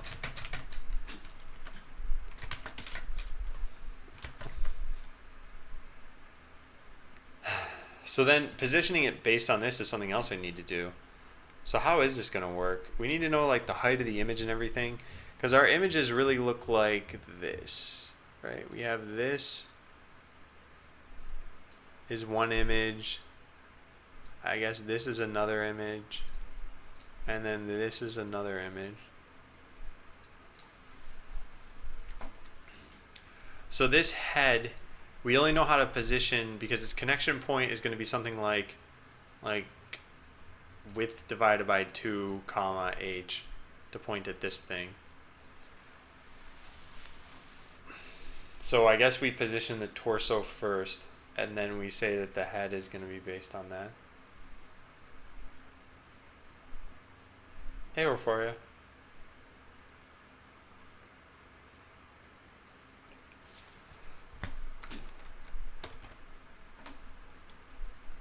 Alright, I'm not sure. Because yeah, like I said, the torso needs to be positioned first. I don't really have a good place for that yet. I guess we could just always position it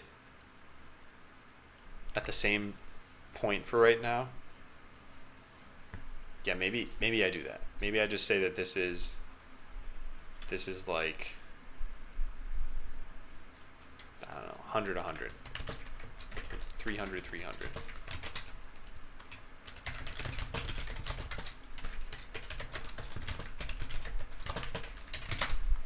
Okay, so torso X and torso Y now exist. Now the head is going to be based on the connection point of that. So it's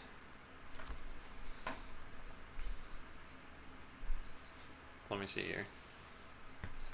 This point is torso X, torso Y is right here. And then this is the HJX, HJY. Or, well, not quite exactly.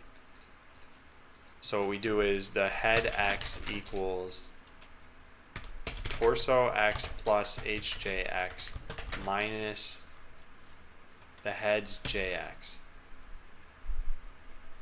JX is going to be like 200. I think this is the right formula. I think. Let's try this out. I mean, it doesn't really matter. Well, yeah, it kind of does.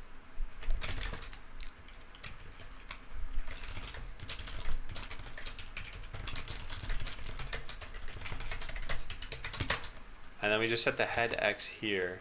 I guess we can do the same thing for Y everywhere that we see this. Oops. There, and then same thing with legs. So leg X and leg Y, and this changes to an L. And then we just set these things here. Leg X, leg Y, head X, head Y. Okay. That should maybe work. This will probably draw at very weird positions at first.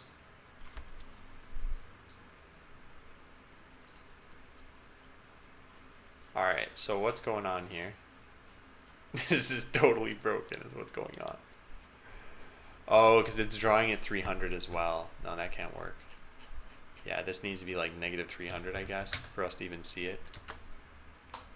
No, I have no idea where this thing is drawing. Oh, this needs to be a negative 300 as well, probably. And then we offset from there. No, but I still can't see it. Maybe I meant positive? Nope. Yeah, I don't know what happened to that.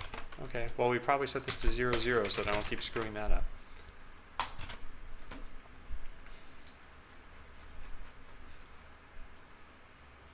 Okay, cool. So then here's what I want to do. We want to open up the images here. And let's get this head piece, and we'll just open it with paint even. That's fine. So we open it with paint, and the connection part is probably right here. So 36, 144. So if we say, first of all, we need to pick the right thing.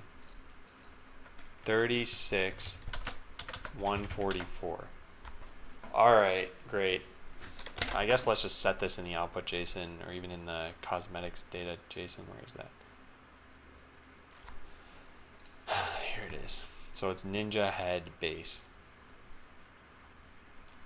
Here it is. So we said 36, 144, I think.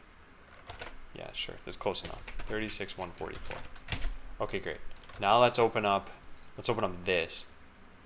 And let's figure out the head connection point for this is like roughly here, I'd say. 122.9. So it's going to be Ninja T base. 122.9. And then the legs connect probably like here. 107.256. So 107.256. And then the feet are here. Open this. And the feet connect at like 7,2. Ninja feet primary. No, base. 7.2. Okay, so those things are correct. Now we run this tool again. And then these should be now set by default. Let's not randomize the bot. Let's make it use the Ninja parts. So we'll say this dot head pieces dot val Ninja head, base, and then torso and leg pieces. Okay, let's try that out. So now the Ninja, whoop, nope, everything broke. What broke here?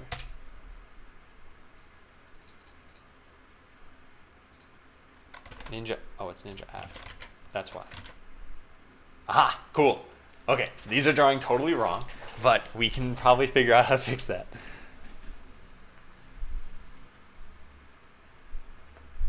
And Horforia, what is the very obvious and easy way? You should share this way with me. Although there are a lot of requirements to take into account. So let's see what I've got set now.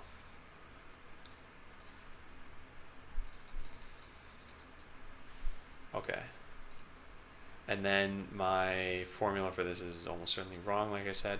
So we take the torso X and we add in the head piece X, 122. So we're at 0 or like 122. And now we subtract the head pieces X, which is 36.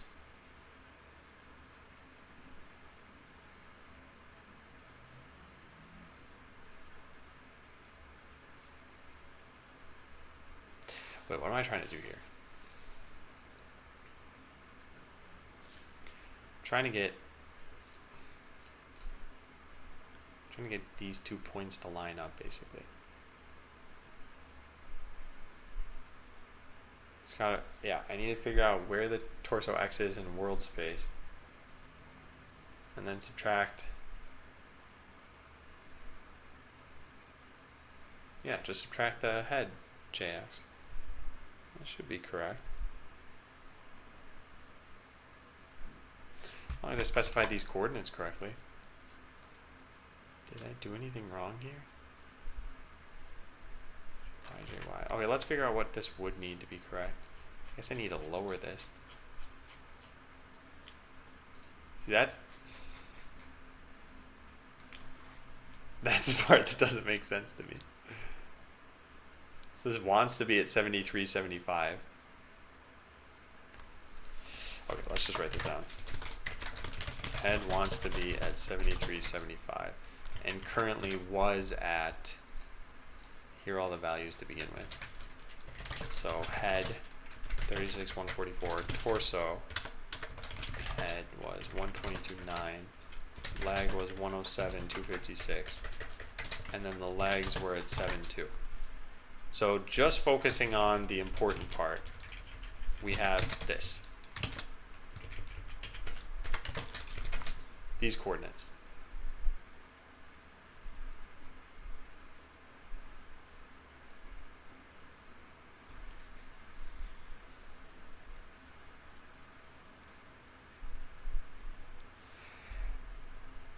And so the head coordinates wanted to be double this and half of this. I wonder if that's convincing, that it means anything.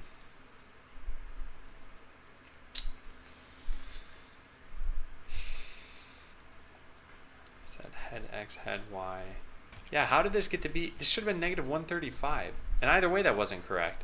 But why is it what it is? Let's debug this. I don't know why I'm even. I don't know why I'm. So torso Y is 9. Yeah, something's wrong. This should have been negative by default, and it's not negative, right? X is, so this is what? This is 0 plus HJX is 122. No, that, I don't care about that. The Y is what I care about. 0 plus HJY is 9 minus 144. Yeah, how did this get to be? This should have been negative 135. And either way, that wasn't correct. But why is it what it is? Let's debug this. I don't know why I'm even. I don't know why I'm struggling around with this. Okay.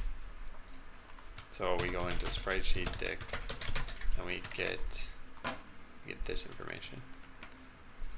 All right. So torso X is indeed 0. This is 122. Okay. So that's what I thought, and that's what I thought. That part's all fine. This is 0. That's what I thought. This is 9, and then this is 144. So how did head X not get to be negative, or head Y? It's negative 135. Huh, and that means something's wrong here. Oh, wait.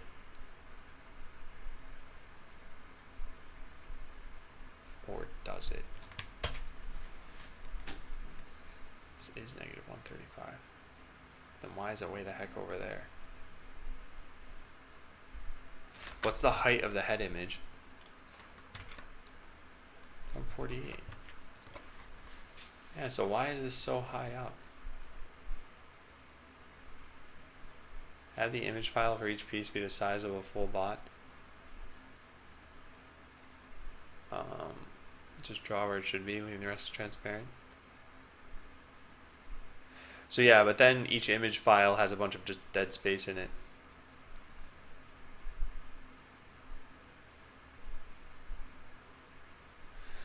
So that's the biggest reason to not do that. Is because a full bot might be like triple the size of a head, which means a head file would end up being triple the file size it needs to be. I guess I could just draw it in the same space, but there's no, well, anyway, like, I think the technique itself would probably work, but yeah, it would still need some extra coordinates afterward. All right, so I'm supposed to lower this then to the point where it's 75-ish. This just seems wrong. And then what does that set this to? That'd be 0 plus, what's this, 9? So 9 minus 75? So negative 66?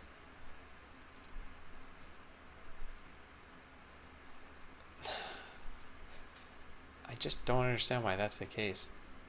Maybe I didn't crop images correctly?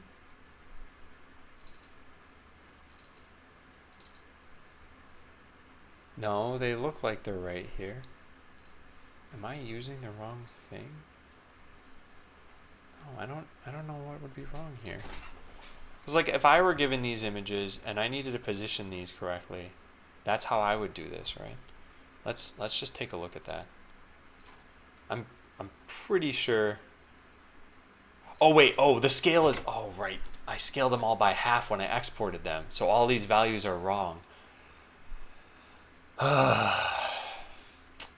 Okay, let's just not scale by half maybe.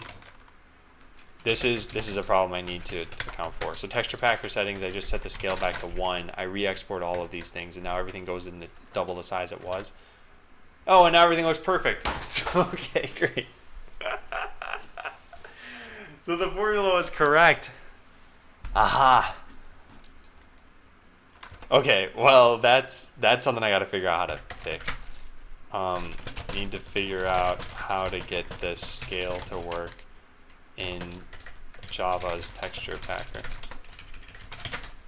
I thought everything was wrong there. Yeah. Okay, so everything looks perfect now. Now here's the real test. Now we set these for these pieces. So let's open up all of these. Open with paint. Oh wait, no, this is not the cropped version. We need the cropped versions. Okay, so let's open this one up. All right, so this is like 1, 0. That's pretty straightforward. So let's open up the cosmetics data again. So this is going to be rocket f base. So this is just 1, 0. That's, like I said, pretty simple.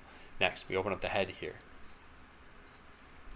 And the head connects at right about there, I'd say 75, 179. 75, 179.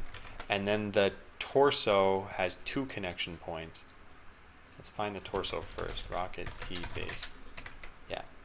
Okay. So the torso has 2 connection points. This is actually a little bit tough to figure out. I think the first one would be here. This is pretty much not going to work. Yeah, I don't think this is going to work. I think this algorithm is going to be wrong. 190 though. But okay, so we can set that to 190. And then here we can set this to like 160, 205.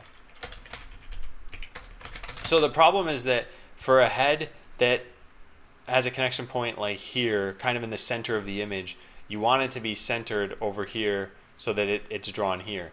But for a very, oh no, I guess, I don't know. Well, let's see how this works. So now when we randomize the bot, what happens? Okay, everything's, oh, I never re-exported the images. Okay, let's try again.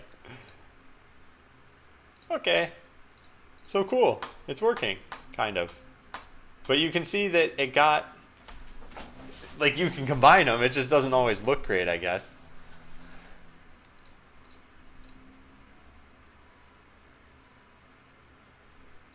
And they're being colorized correctly, which is kind of neat. Should make color controls on here too. Make color controls on the page. Make sure we're not caching images when we do that. Yeah, so like it would look fine seeing a bot like this, I think. It would look very weird seeing a bot like, where is it here? This looks weird, I think. And part of it's because of how boxy the torso is. And we could do some scaling or something like that if we really needed to, and try to figure out how this is going to work. And even here, like, we could maybe move the head over like this, and then maybe move this to the left some more. Like, you want the head to be above the legs, because otherwise your brain perceives it to be like, this is imbalance, it can't stand up. So like, these are better coordinates, I think. Actually, wait, those coordinates look better for pretty much everything, which means I should probably just update these coordinates then. Okay. So let's save that in cosmetics data. So we have Rocket H base 75 179. Okay, Ninja T base 122 9 107 226. Rocket F base. I changed something here. I don't remember what. This one. This became 17. Okay, that's definitely not right. That means no, that's definitely not right. No, what I should have done. Darn it. What I should have done is change this. This should have still been 1, but the connection point of this should have changed. The point where it's 92.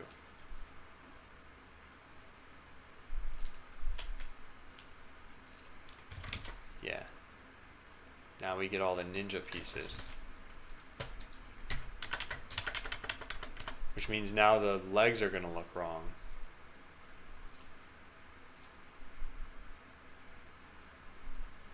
Oh, that's actually fine.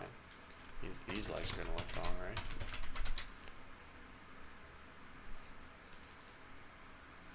What were these by default? 7 2. I'm not sure. This is not really worth worrying about, I think. I'll just re-export this and we'll just take another quick look. I have a feeling this is going to be... Yeah, that's fine. I think it's fine.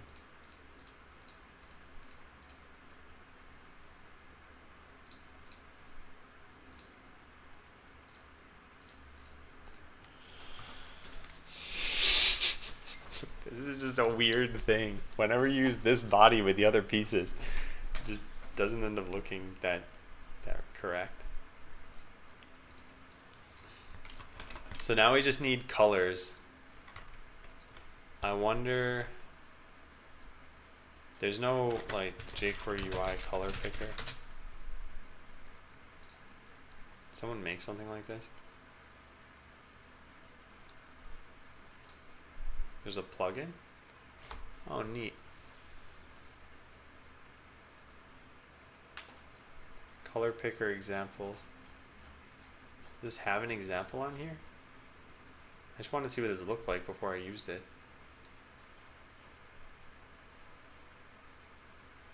Current version, no. I don't see anything at least. It's just wearing a giant barrel.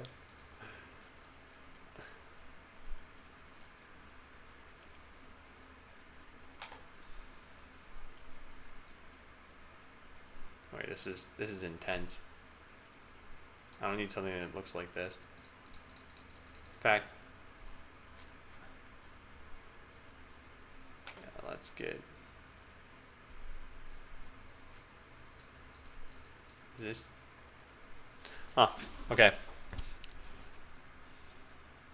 Well, Let's try this out, I think. Color picker, theme roller look and feel, multiple color spaces, input output formats, controls, check the demo. Yeah, where's the demo? To use the demo page included in the documentation. Oh, you have to download this in order to get the demo page. Alright, so let's download it.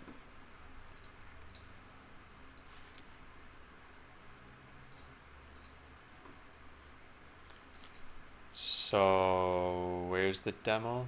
Here it is. What? Oh, cool. It's actually nice. Okay, I like this. This is pretty easy to pick a color. Yeah. You can specify hex if you want. You can just drag colors around, change things. Okay, yeah, I think we can use this. jscolor.com.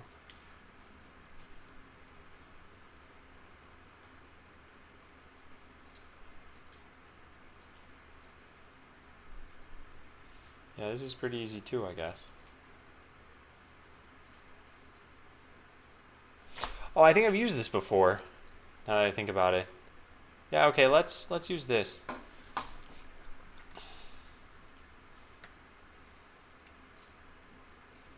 Released 146 days ago. They have JSColor and JSColor.min. Let's just extract all of this. Try this out. Okay, so now this needs to exist in here. JSColor. Let's take the minified version, since I doubt I'll ever need to look at this. And let's look at their example page. Their example page has this, which is all I need, so let's use that. So they include the script, so let's do that. Index.js. We just need vendor JSColor JSColor.js. Great, cool. So then they have an input class equals JSColor and a value. And I think that's pretty much all we need to do. Alright, let's do that too. So where should this go? I guess just to the right of update for right now. So we say label and input. Nah, we don't need a label for this. I think you'll know what it is. So class equals JSColor. The class implies that I have CSS for this, right? Do they not have CSS for this?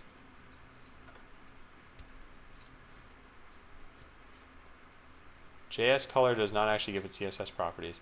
See, they're using class as an ID here. I don't think that's a good idea. Oh, they have JSColor and JSColor active. Okay, that might actually be necessary then. Oh, we'll also. You need to add JSColor.min. Oh yeah, you're right. Man, I don't know what is going on today. Whoops. We're just going to keep it that way. You can have 12 points. I didn't mean to press that. Alright, so class equals this. We'll say ID equals color input. Value equals FFOOO. Oh, actually, there are two color inputs, right? There's primary color input, and secondary color input. Yeah. So we want that.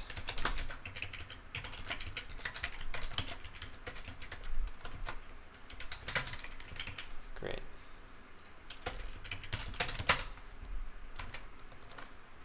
All right, so do these show up on the page now? Yes, they're just not positioned correctly. So now we'll just position them. Which is another thing I should not have done this way. So let's use the same top that we had over here, and the left will just keep increasing. So we'll do 200, 300.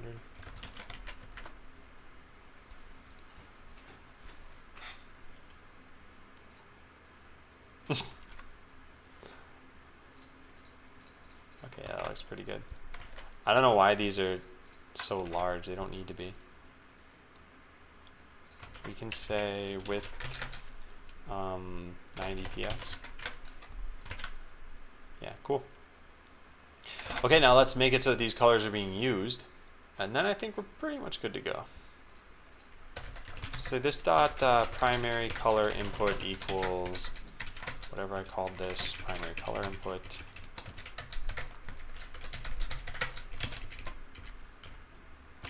Then this is secondary color input.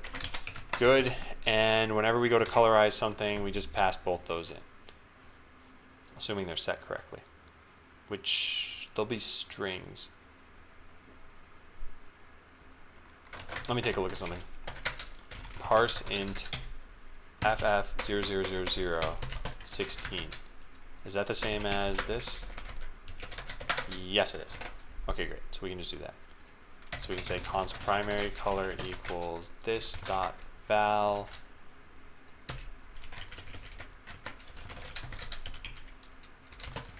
$16. Just change that to parse. Primary color and secondary color. And then, yeah, I think we just pass these in. I think this should work. Let's try this out.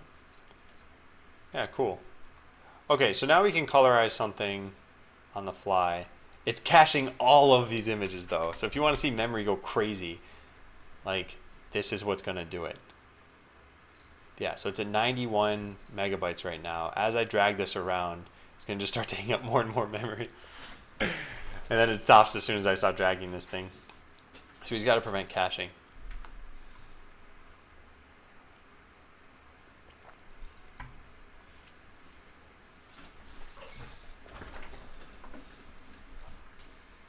And we can randomize this. So now you end up with very pretty robots.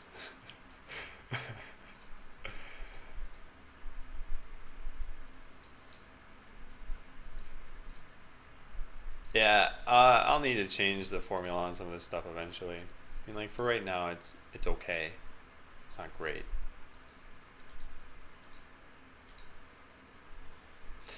All right, I'll be right back. I'm gonna go use the bathroom.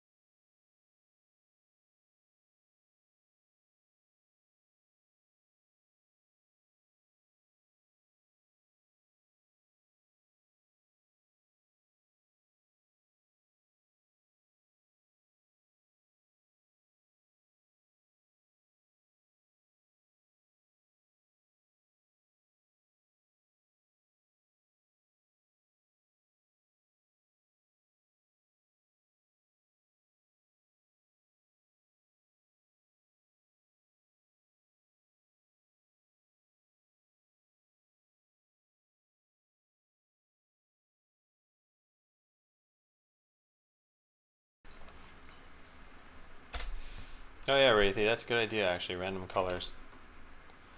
Yeah, I guess when you press the randomize button, there's no reason we can't do that. Yeah, okay, let's take a look. So, where do we have randomized bot? Yeah, randomize colors.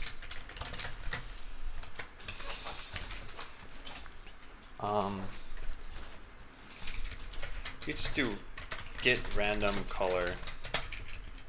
This dot get random color needs to be converted to a string. Actually, no, that won't work. We need to form a hex string. How am I going to do this? Let me think about this. Can you do a equals 255 a dot toString? And then can you specify a base here? Oh, you can. Oh, well, that's going to be super easy then. We just need left pad. You know, actually need left pad because we have Lodash. So if A equals, let's say 5, A.2 string 75. I believe I have Lodash at least. Yeah, I do. Okay. Get random color. We'll say string. Get random RGB string. Yeah, let's call it that.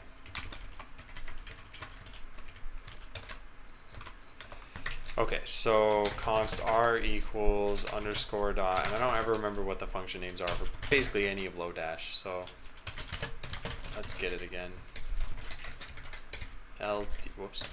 Alright, that's not how things work. LD dot random 0, 5. Yeah, cool. And this is inclusive? Yes. Alright, so dot random 0, 255. So RG and B. And then do we have pad start? How does this work? We say 5, 0, 5, 2, 0. Oops. Yep, that's what we can do. Okay, cool. So return. So we can do this dot toString 16. Paste this in here and here. And then do R20 plus GB. There.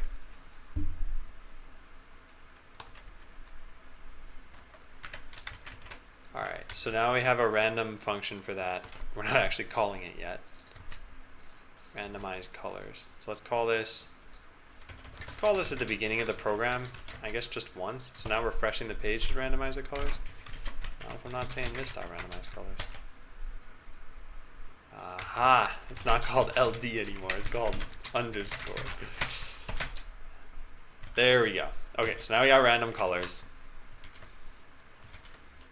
And I guess the random button should probably randomize the bots or the colors as well. Why are you padding?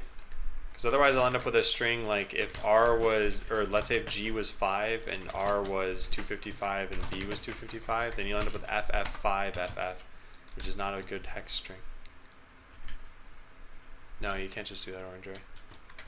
Because like I said, imagine if you have R equals 5, G equal, or R equals 255, G equals 5. Yeah, okay, you got it. Okay, so now randomize also randomizes the color. I don't think I want it to randomize the color.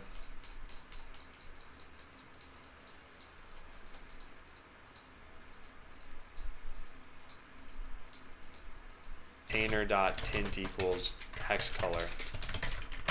Then now it would turn into multiply for all of this. Oh, never mind. Sprite.tint? You not tint things this way? Oh, there we go. Okay, so now they're the darker colors. So this is multiply versus the overlay colors. You can definitely see a difference in sort of the palette that's being used. I mean, the colors are the same, it's just the formulas used to compute them are different. All right, yeah. To use multiply instead of overlay, just apply a tint. Apply versus the overlay colors. You can definitely see a difference in sort of the palette that's being used. I mean, the colors are the same, it's just the formulas used to compute them are different. All right, yeah. To use multiply instead of overlay, just apply a tint. Yeah, so now here are the different colors. All right. Now let's just do one more thing. Where did I set the...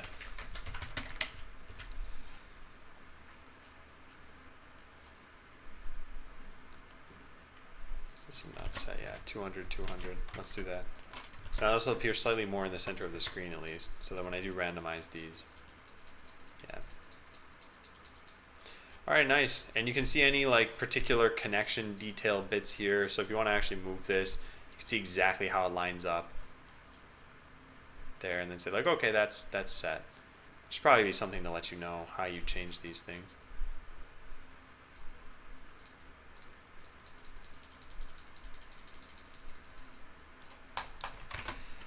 And eventually we'll want buttons for like randomizing just the head or the torso or the legs. I think that's good. This is something that I think I just need to save in the metadata somewhere and then take into account, and I think we'll be fine. So add a randomizer for head / leg / torso. Add a randomizer. So for just head or legs or torso, add a randomizer for just color. Change the other button to randomize all. Figure out how to get scale to work. Yeah. Make color controls on the page. Make sure we're not caching images. Oh yeah. Turn off image caching. Turn off image caching. Hey, Lulong. So let's do that. That way we're not taking up a ton of memory here. So in Spreadsheet Dict we have a clear. Oh yeah, we actually had this here. Clear sprite cache if too big. Yeah, so every once in a while we should see that print out then. If I just do this a bunch of times, and then this a bunch of times, we should see it. But there it goes.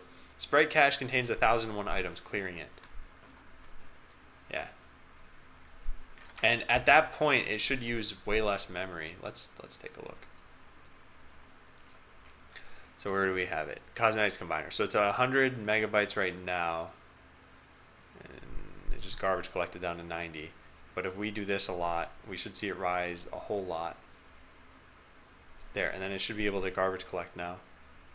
Which it'll do at its leisure, so there's no guarantee that this even goes farther down right now. Because every time I do this, what's really happening is that we're colorizing 3 images. So after picking 333 different colors, it's going to clear this. So we don't actually need to clear the cache, I guess, because it's going to do it itself. Yeah. Okay. I'll just delete that. Note, I don't manually clear the cache since it happens automatically when you have too many images. Alright, so need to figure out how to get the scale working. That's still something I need to do, sure. Get rid of most parameters for primary and secondary images. This is something I'm going to do eventually. Maybe I need to draw the arena background. Yeah. That's also kind of interesting. Figure out how to not... This stuff is important, I think. I think this is what I got to do after I get back from lunch. Then make this be multiple classes. Then clean up, basically. And then... change the names of the sprite sheets in the file so that they don't contain PNG.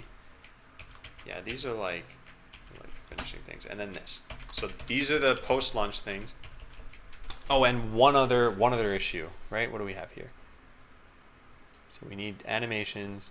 We need the randomizer, that part's done. And then figure out how artists are going to add images. So figure out how artists are going to add images to the tool. And then make this animation. Once those things are done, I'm pretty sure we're like mostly set. The rest of this is either performance or ease of use or something like that, but it doesn't really need to take place in prototyping. So let's take a vote.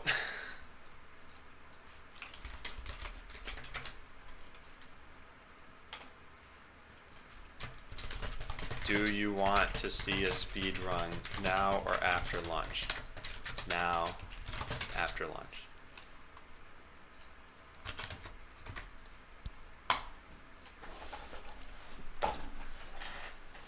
All right, guys, because I've been practicing, so I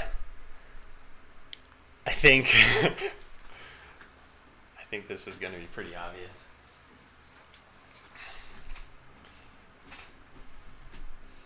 Speed run of what? You will find out.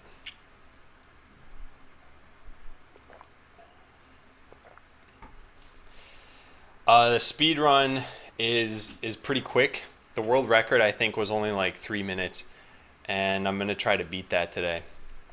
So I should have actually written that in here because that might change your mind.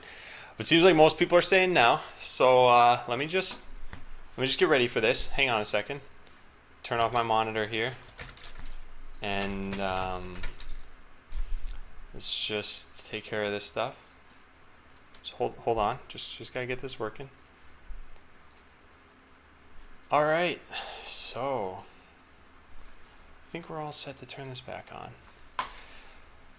So I'm gonna do Hello World Enterprise percent.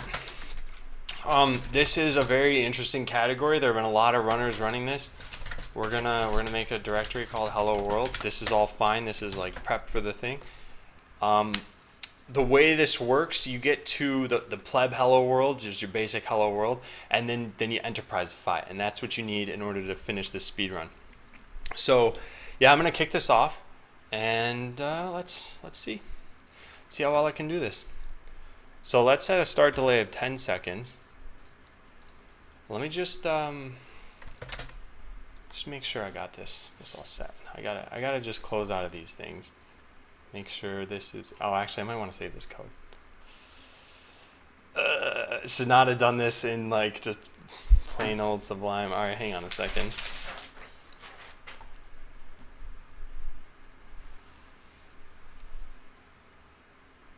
Yeah. All right, I think I should be fine. Okay. Well, we'll find out. All right, you ready? Start the countdown. Oh, this is it.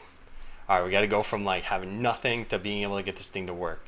So let's go. 2 seconds, 1 second. All right, hello.js. We're going to do console.log hello world here. Oh no, we made a typo already. All right, got it, split, but we're going to need some help for this next one. Let's pull out the controller here. Yeah. All right, just got to type in all the enterprise code for this. All right, good. Come on, all right, good.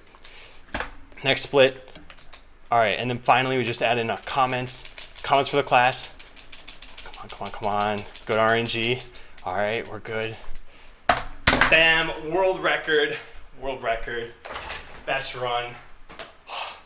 Can't believe it. I got lucky on the last boss there too. Man. All right, we got it. We did it. 2977. You guys got to upload that. I want this video on YouTube. We gotta spread it. Spread it to the world. I mean, look at this stuff. Beautiful. All right, I gotta get lunch.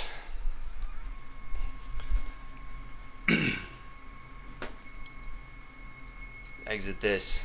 Save those splits for later.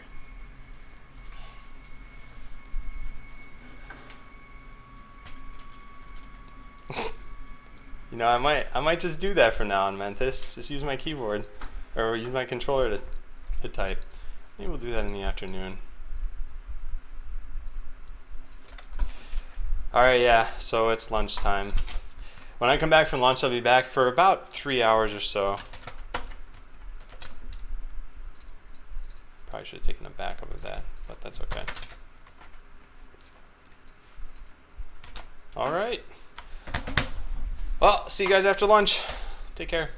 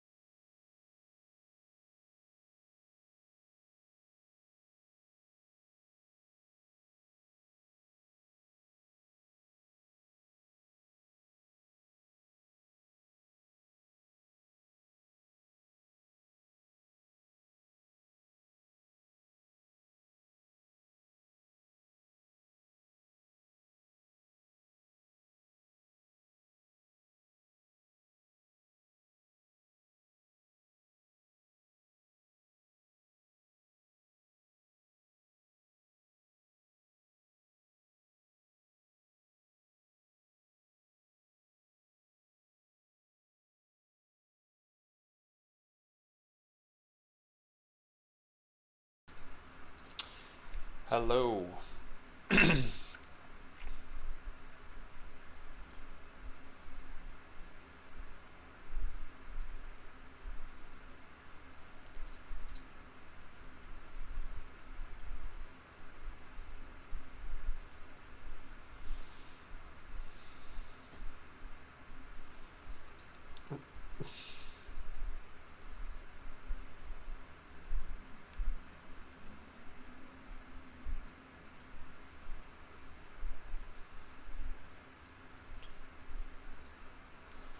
Alright. Hey, Cheese Ball Lord.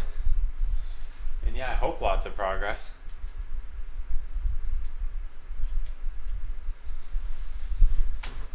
Okay, let me just set up my charging stuff over here. I was wondering if I should buy a Bluetooth interface for my computer. I think they'd probably be pretty cheap USB. I have these Bluetooth headphones, which is actually kind of interesting that they're this small. That there's no like extra stuff needed, and might be more comfortable than regular headphones. Roria, that's actually hilarious.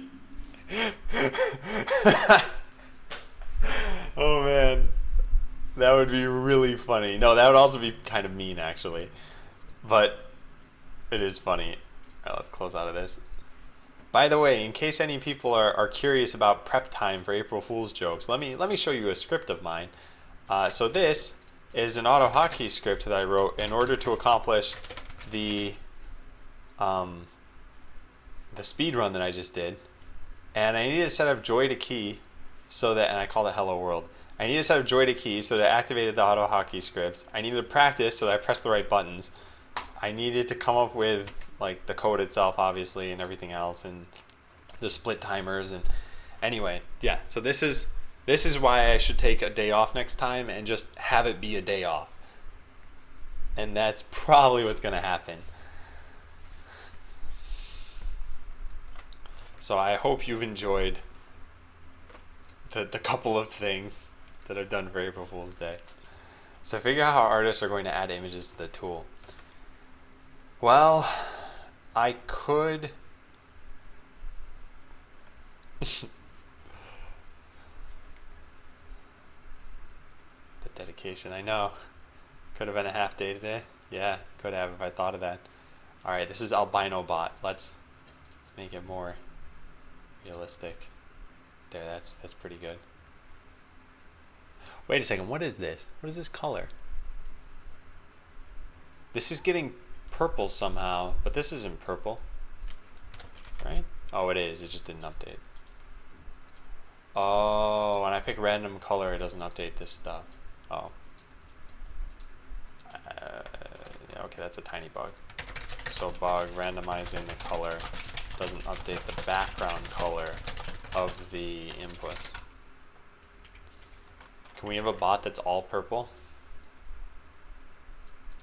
I mean, you could see what it'd look like. I don't see a problem with something like that.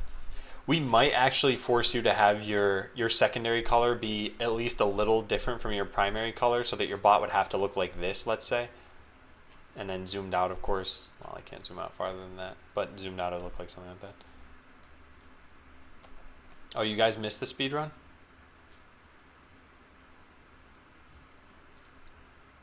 Well, I don't know what to say about that then. I think you can just go on my VODs page and find... Oh, still some orange, white. Oh, yeah. So the white, the gray, the orange, that's all determined by like the artist basically. So if the artist said, yeah, sure, you can change these colors, then there'd be no problem. You could change them. But the artist said, this is how I want this to look. And yeah, I'm going to bring this up. I'm going to say for bot coloring, I think we should aim to cover like 90% of the bot in primary/secondary, meaning there shouldn't be too much color in the base image. That way people's color schemes stand out regardless of cosmetic piece used. Well, wait, so the VOD, I'm pretty sure, even though I'm not finished today, I think you can just skip to a certain time in the video. So I should be able to... Yeah, it was right before this, right? Yeah. So it was right around this time. I don't know how to link to times in VODs. Can you specify times in VODs? Anyway, it's around the 225. It's around the 226 mark. Oh, you can. It's just like YouTube, actually. Okay, got it. Yeah. So there you have it. You want a purple blob? That's not gonna ever happen, probably. But yeah, I don't see a reason why we couldn't make it like a purple horn coming out of this helmet thing. Oh, bottom right. I don't know why they have like, oh. Copy video URL. Yeah, I would have found that. Not in the share button. You wouldn't think to put it in the share button. God. Twitch. Okay, so figure out how artists are going to add images to the tool. So, if I were an artist, I would probably be testing a set of cosmetics all at once.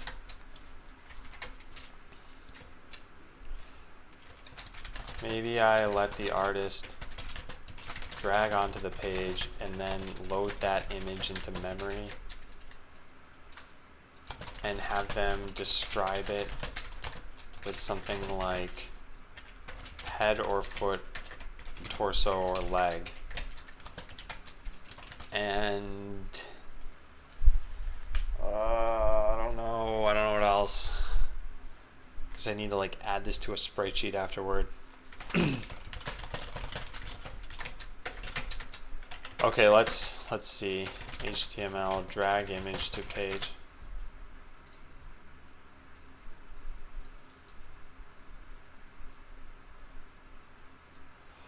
So I'm gonna make something be a drop target.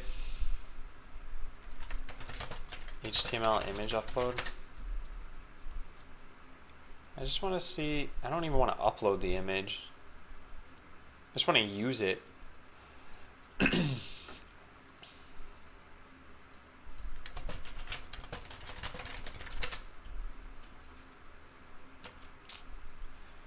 Drag events. Drag event data transfer item. So I don't want to do this. I don't want to do any of that stuff. I want to...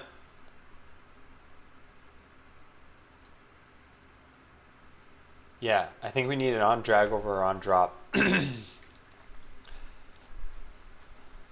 then what? Eve.data transfer.get data.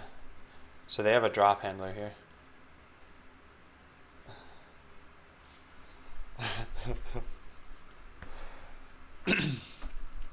By the way, I actually shouldn't have closed that stuff. Let me show you guys.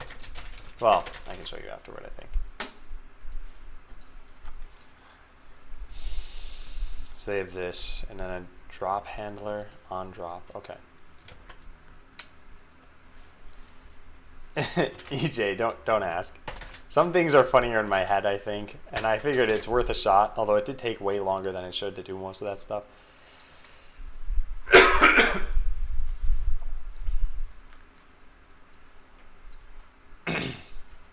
So in jQuery UI, I think part of this is that we got to do something like this. So let's put the drop handler here and format that. I just want to see how this works. And then we'll give the body of this page the drop handler. Body.drop.onDrop.onDrop. Okay.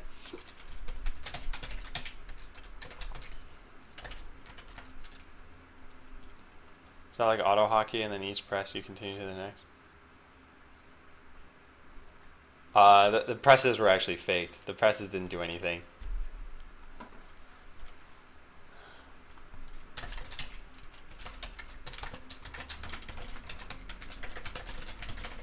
I actually drew diagrams to myself to figure out like how I would set this up. It doesn't matter in the end. It doesn't matter.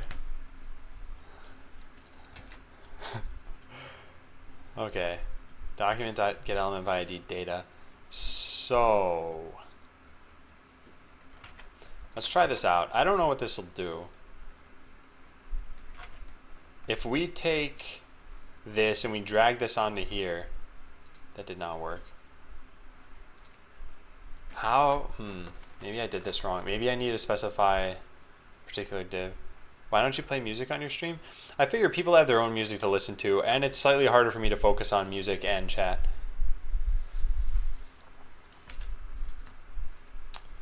Okay, let's load up cosmetic index.jade.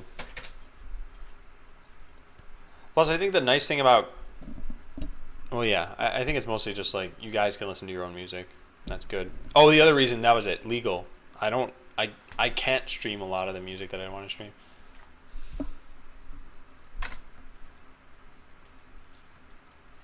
All right, let's just put a div here.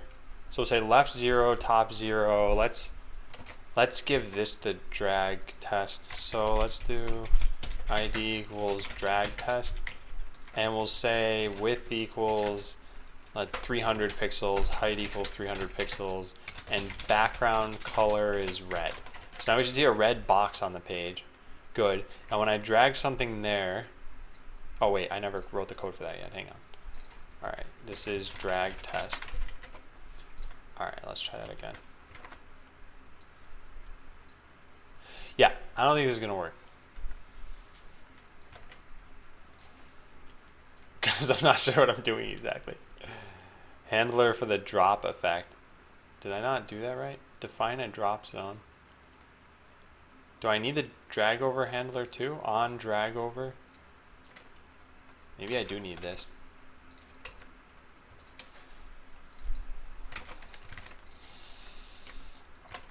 Drop effect equals move. Hey again, Cheeseball. I said hi earlier. I guess you weren't there at the time. But welcome back. I've almost tripled the number of days since you were here last. Drag over handler. Okay. I don't know what this is going to do. I don't think this is going to do anything, actually. Oh, pause in debugger. Okay, so it does at least know about this. I don't know what this is supposed to be, though. But the event is, it's defined. And there's no data transfer, though.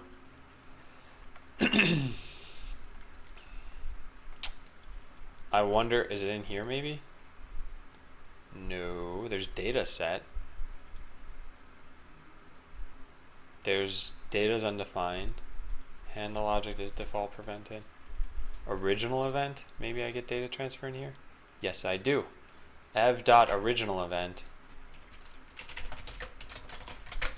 dot data transfer.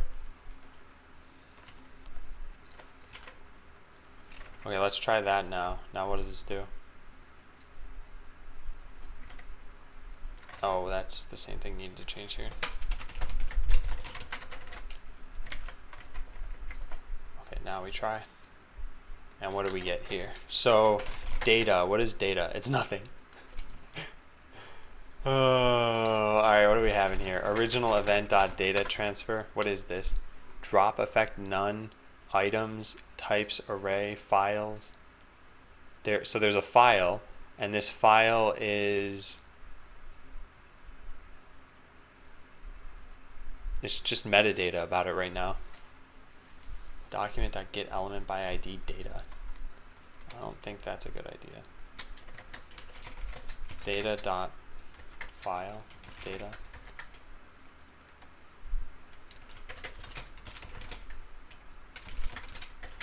Data transfer. What do we have on here? We have something like get data. What does this do? Argument required, but so what is the argument that we need? I don't know about this. Data transfer get data. I guess the argument was supposed to be something like text, but then it didn't return anything. Yeah, weird. How much progress from 1 to 10 from day 40 to now? A haze ago. I'm not totally sure what you're asking me. How much progress from 1 to 10 from day 40 to now?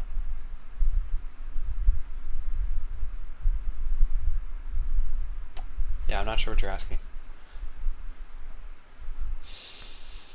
So, how do you use this? Data transfer. So we want to get data. And what do we have in here? And then there's a format.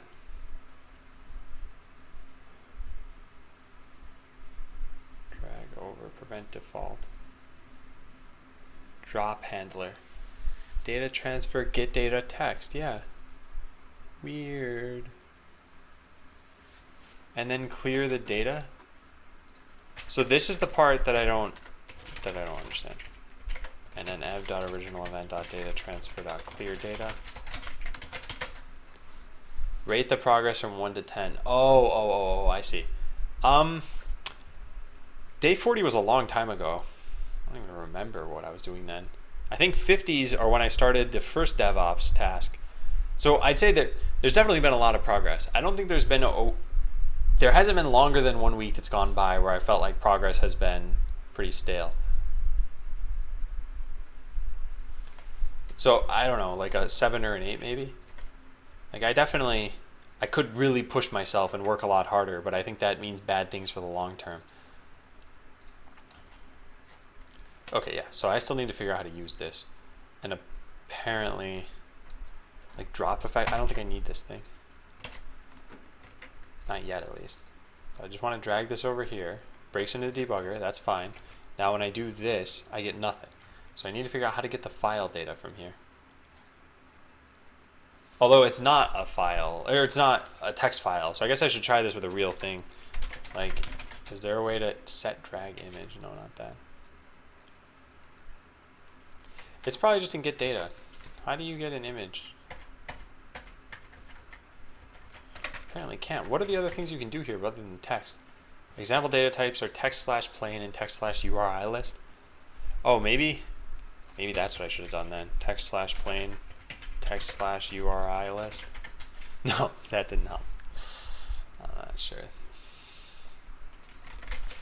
So get image dragged onto page.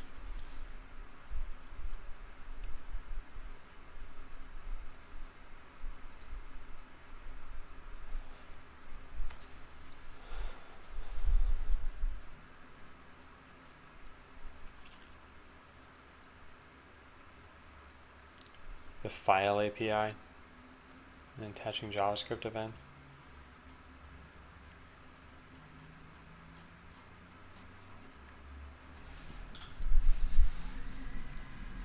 Botland will probably not be streamed on day 365 anymore. I'm expecting that it'll be launched sometime around day 270 or so. So yeah, I don't know if I'm going to stream that. By the way, I do wonder whether using a controller would be like an interesting thing coding. So if I load up that speedrun thing again, what is that? Oh, that was actually a bad thing. Yes, if I load up the speedrun thing again, like you can actually navigate code using this. And like, I don't know, I think this is interesting. And then you could, let me make a new file out of all of this. That way I don't delete stuff that I already have. So I could navigate through this, like delete lines if I want to, add new ones, obviously paste things, go over to here, type some, actually that's not a good idea. Well, anyway, I can make a bunch of things. And I wonder if just for like passively reading over code, if you sit back with a controller, if it'd be at all useful. I don't think it would be, but it could be interesting. Isn't that what your mouse is for? But you're only using one hand with your mouse. You could have a controller and a steering wheel and pedals and a rumble chair. Okay, I just want to look up example pages of this stuff actually. So HTML drag image to page. I want to see one where they did this. Was this try it yourself? Drag this in the, that's not what I want though. This is what I think is silly. I want to be able to drag something that did not exist on here into here. And I don't think that's going to work. I wonder if, let me make a test image really fast. Desktop del test drag. So let's just open up Paint and draw a little smiley face.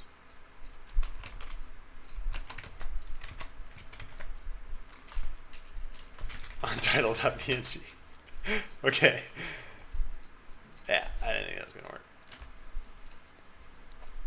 So when Botland is finished, no more streams. I don't think no more streams. I just think it's gonna. There's the classic Botland needs to be successful for there to even be a Botland. So there can't be streams if there's no Botland. And second is that if Botland is, it's gonna get a lot more chaotic once the game has been released. I don't know how much of it I can show on stream anymore, and like if I risk showing passwords now, that's totally fine. At most, you get my passwords for things, which yes, that's terrible, and I should change that. But it'd be really, really bad if I was like, okay, guys, let's SSH into the production server, and then I'd like leak a bunch of actual user information. That'd be severe. Granted, I wouldn't be hopefully doing stuff like that, but what if I accidentally show log data that I shouldn't be showing or anything? Oh, thank goodness, Lepko. Choose a file. That didn't work. Oh, this is just there. Oh, view demo is what I gotta do. I fell for it. Done. Upload more. Okay, cool. So how do we do this?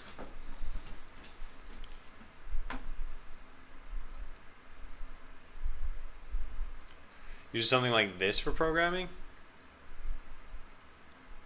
This doesn't look unreasonable at all. How do you hold this? Or does it just rest on your desk? Wait, do you hold this? How are you supposed to use this? I'm guessing it just rests on your desk. So what, it's to the left of your keyboard? I could see it being helpful, yeah. Will the game be free or for money? It'll be free.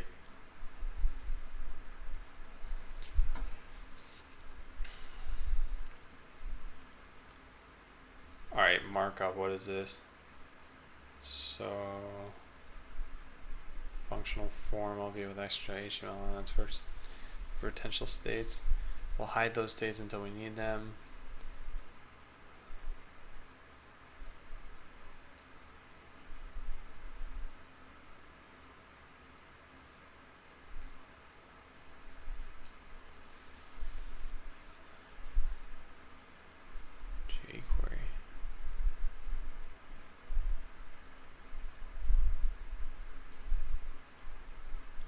So drag and drop.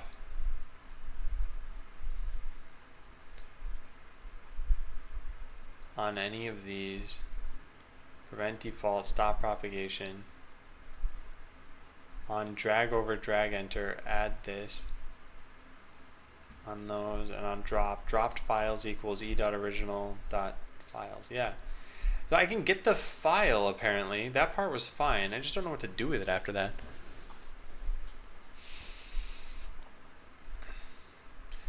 Omar asks, what's the vision for this page?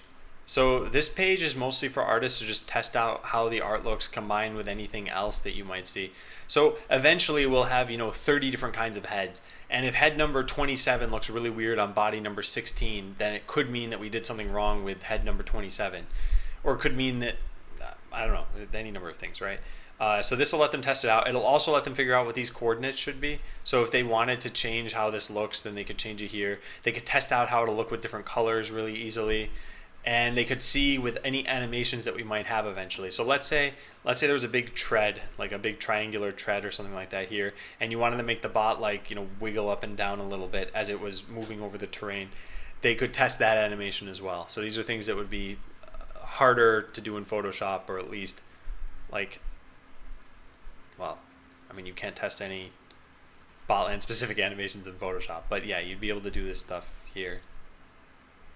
And yeah, this is just DevTools, right? Ever thought of making a Patreon page? Yeah, I have. I haven't done it, of course. I'd rather not accept money from people until the game is out. So, okay, I've got this. I've got drop files. That exists. When I drag a file onto here, it breaks in and I get ev.originalEvent.dataTransfer.files. And there's the file list. Great. Then how do I get the content of this? Oh, and it knows it's an image and it has the size. It just doesn't have any data in it. That's the part I'm wondering about. Ajax upload.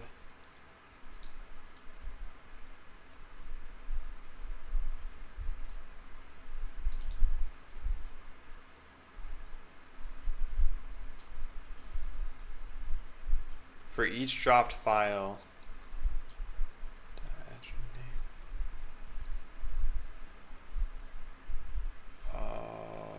they do this.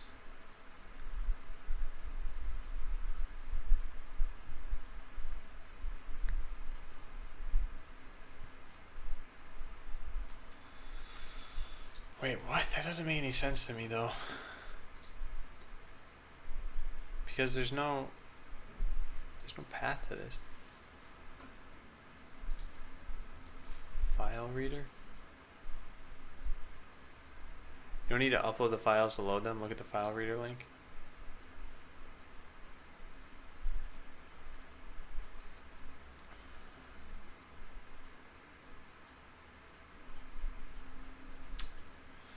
But I don't even.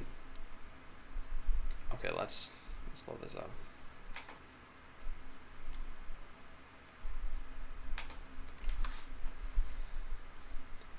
Well, right, it starts to upload, sure, but what data does it even have to go off of? There's a name, there's no path to it though. How would it even know? I feel like there's something else I'm missing here. So selected file.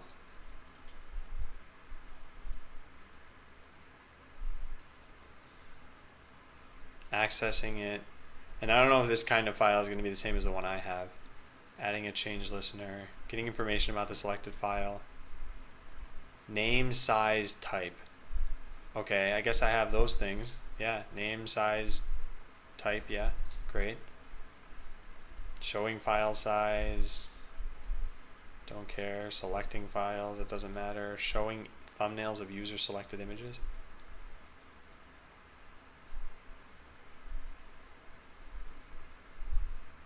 Aha, here it is, finally. Okay, so you can just pass in the file. So it must have something else in it.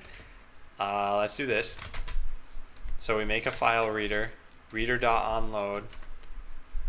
Whoops, I just wanted to format this. A image source, yeah, so at this point we'll have the image. So I could do something like body.append image. How did I?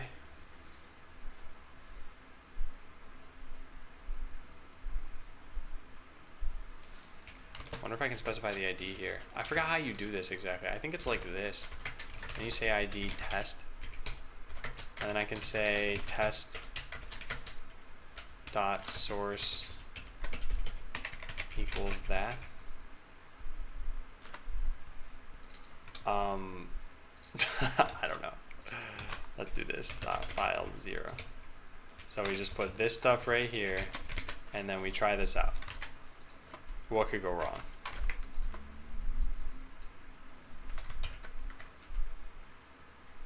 Oh, what's that image there for? Oh, they used some other thing in their code, didn't they? Image equals create element. We don't need that. And we don't even need this, do we? We can just call this.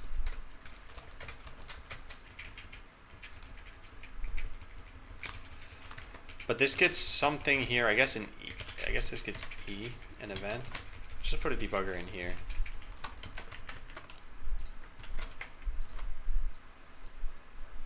Yeah, that worked. So what, E has target.result. Oh, cool. So that should have worked then. We should be able to, oh, I got rid of overflow on the page. Okay, well, let's just delete that. Oop. There. Now we scroll down and we see my smiley face somewhere. No, we don't. Because this is probably not how you do things.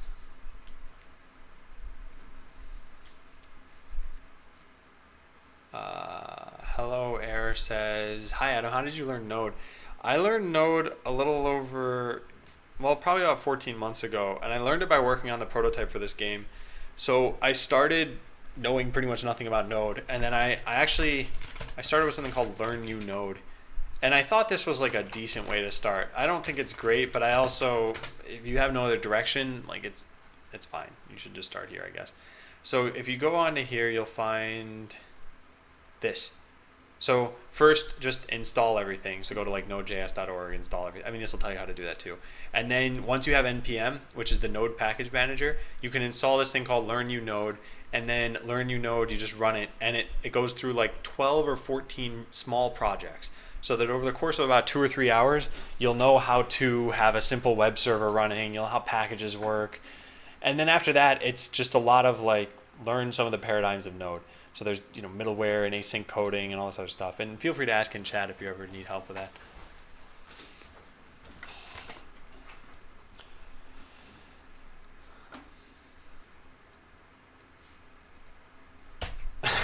I just realized something about today, but it's not worth sharing. Okay, so I always forget this. Let's just look up jQuery because I've written this down before. Yeah, so the best way to create elements appears to be this syntax. You do this, then you specify an ID, type, name, whatever else. Oh, and then append to. So I could just say it this way, var image tag equals.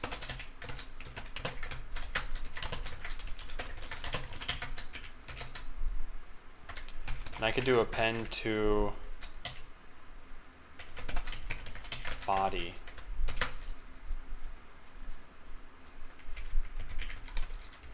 And then set the source of it. I'm not sure if this is how you set the source in here.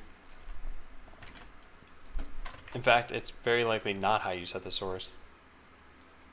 Let's take a look. So if I go forward to here, so first of all, does this exist? Yes, we have a source for it. It's undefined, but again, I don't know if that's the correct thing for setting it. It's definitely not a function. Or do we set like attribute source? I don't know. I'm not sure what you do here. But this is probably not correct. You might have to do it like this. Or I could just look this up and not worry about this so much. So let's go change overflow hidden and then scroll. Hey, there's my smiley face. It worked. Hooray! Okay, so I figured out how to do this. Now, is this something that's dependent on... Let me try this from my laptop and just make sure that it doesn't have any like CORS problems or anything.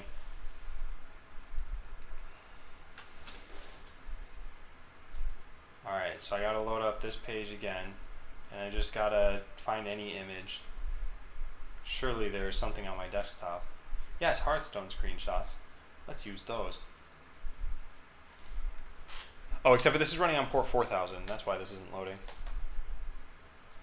Okay, and then I need to get rid of this part. There. Although this actually still isn't loading.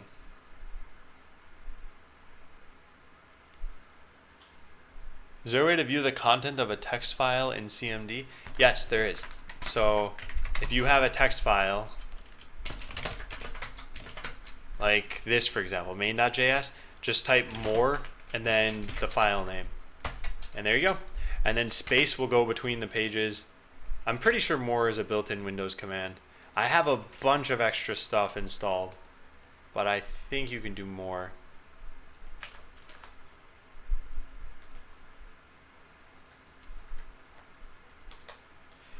Okay, oh, I know why. I never forwarded. Oh, no, I did apparently. Okay, great.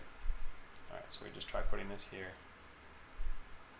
Aha, it worked. Okay, cool. So what does this mean? This means that artists would be able to do this as well. So I just need to code it so that it works. Yeah, cat and less would work, but I don't know if those are built into Windows by default. In fact, if I do which less, yeah, which or less was installed afterward, and cat was installed afterward. If you can do help on those things, oh yeah, those aren't in Windows by default, but I'm pretty sure more is there by default. Yep, it is. Displays output one screen at a time.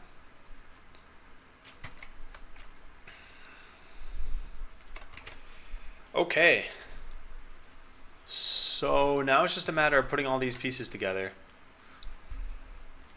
This is actually going to be pretty tough because the way that almost every other image in the game is loaded in is based on this file, I think. This tells it, hey, here's a file, and here's all the things that are in this file. So now artists are going to be using this to load in individual sprites. Actually, would this even work? They need to load in the base sprite and the color masks. Oh, this is going to be annoying. It's going to be so annoying. Maybe it is better for me to just... No, that's a bad idea. So, okay, here's the task at hand right now. Task is allow artists to be able to test images that they've made in Photoshop. Well, I'll just say this, that they've made in the tool that I wrote. So requirements, cannot share code for this other than whatever minified code shows on the page. So they can't run a tool themselves to export all the images again. Maybe what I do is, okay, here's a potential solution. Make an upload screen that lets them drag a base image and a primary image, or in a color image, and then they choose parameters about the image they dragged. But this would be really tedious, and they'd probably pretty quickly ask for a new interface for this. Omar, you shouldn't ask me about that. I can't tell you too much about science. I can just tell you I like to try to stand when I can, and sometimes I need to think sitting down. I don't know. Just create multiple input boxes, keep it simple. Aw, thanks, Hello Air. Yeah, I'll do that. The donate button, though, I've thought about it in the past, and I haven't gone with it because I want... Oh, and someone else asked me about this actually on Tuesday, and I said ask me on Friday and I'll tell you. So my stance on this is, if you guys are going to donate, like, I want you to get something more than what you'd already get. And I just can't promise that at this point, for the stream at least. Like, for example, for April Fool's, I've been however many hours doing stuff, but that benefited everybody, and I don't mind doing that. With the game, you will eventually be able to spend money in the game. And what I'd probably ask is just keep coming to the channel. I do appreciate having people here watching. I think it's great, and it's nice having people to talk to as I go through the day. But I also think that once the game is released, if you just shared it on Facebook or Reddit or something, like, that'd be great. That's all I ask. And then if you really want to spend money after that point, then spend it on the game and get something from it.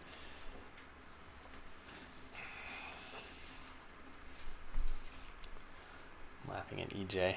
Okay. So yeah, I think this is simple. Well, this is simple for me. I just don't think it's simple for the artist. But we could do this, and I could have the image data stored. I guess you upload one image at a time. And then is there any other information I need about it? Because this gives you an ID. It puts it into a sprite sheet. I think that's the most important part. So if you wanted to upload multiple sets of images, I'm not sure how they'd work together. I guess we tell the sprite sheet manager about this. How does this work? How does this work? Add sprite sheet. That's what we'd have to do. We have to add the sprite sheet. So we need to be able to construct a sprite sheet. Name, texture. Wait, texture.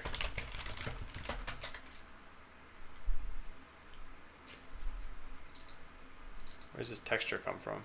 Oh, the pixie texture that was loaded in, which by the way needs a semicolon. And then sprite data, which is a bunch of stuff.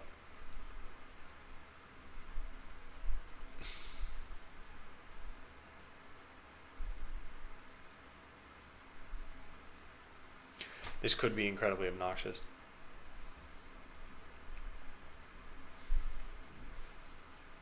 Oh, I'm not planning on going with either of these things. What is this anyway? I've never heard of this.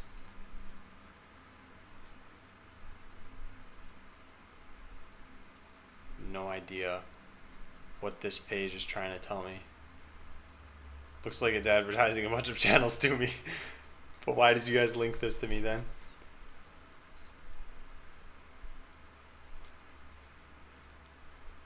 You'd expect there to be an about page or something. Also, how do they do this? Never deal with chargebacks. Oh, here it is. Very tiny text at the bottom. Okay.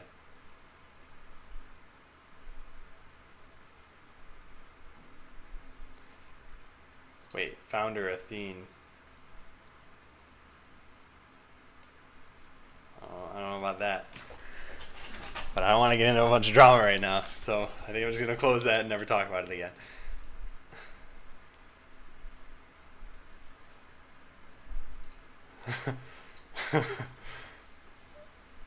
Okay.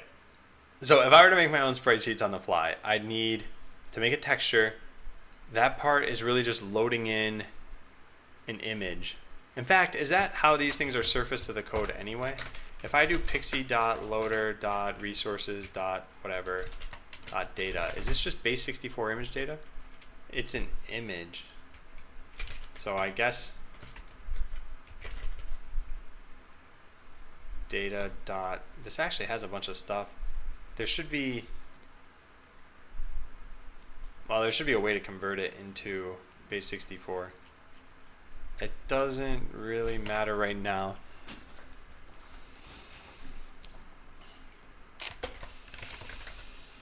Well, maybe I can just pass in what I need then. Let's try this out.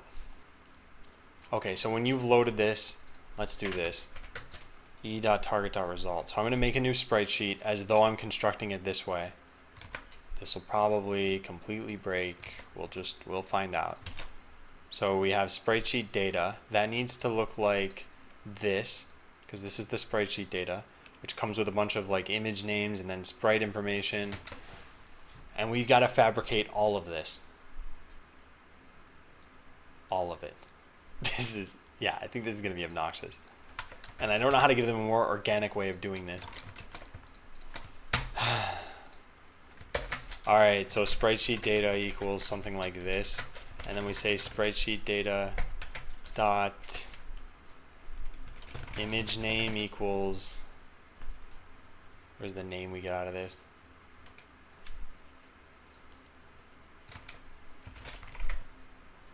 So const file equals that. So we have file name, I guess. So fine, that's something. Then the texture is going to be e.target.result, assuming we can use that. Then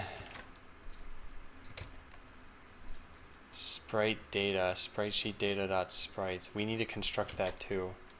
So this is there, the texture is there, the sprite data is there. I guess it's sprite data. We need not sprite sheet data. So sprite data is actually an array, and then this is gonna be bad. This is gonna be bad.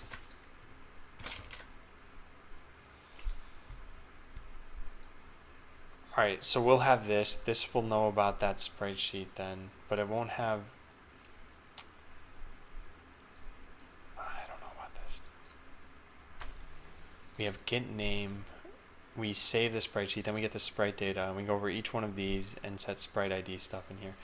Okay, well, let's try it out then. How about that? Sprite data test.push an object where the ID is going to be test. Rotate, none of this stuff matters. The stuff that does matter is the size of this image, which we probably don't even have at this point.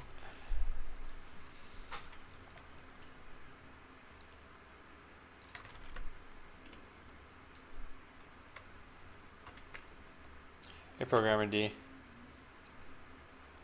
You know, because you're a mod, my bot didn't just slap you across the face. But it would have.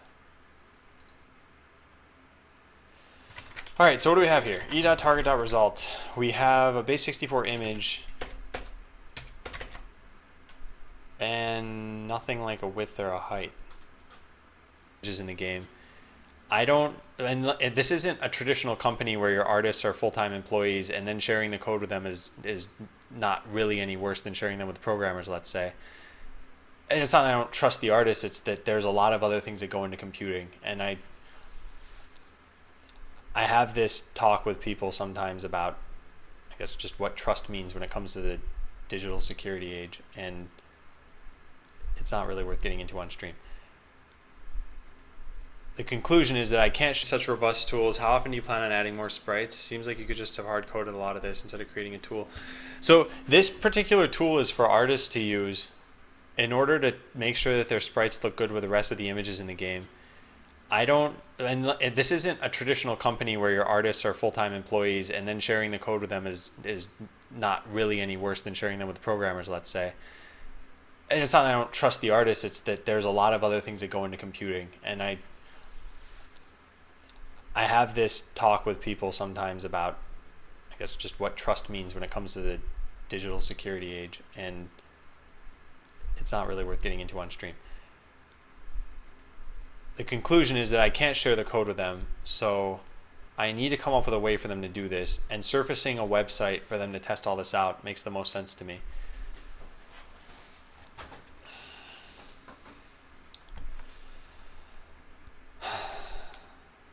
Yeah, I don't know how to do this without making a temporary canvas to get the width and the height. Alright, well, I have code to do this that I wrote for the prototype canvas.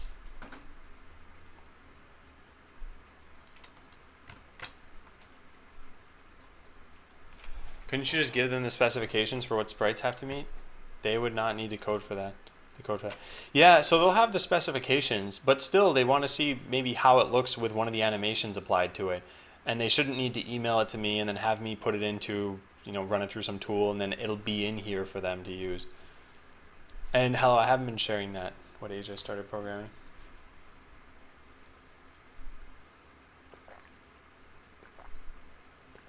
Then Programmer D is either the caps or the repeated characters. I don't know which one it would hate you for more. Canvas, mouse move. Oh, where did I do this?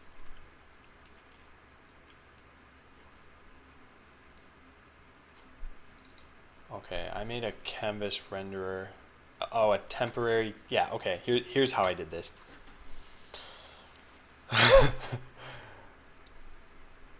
Draw image. So if I have a base64 encoded image, let me just show this code on screen. I don't think it matters too much. Base64 encoded image.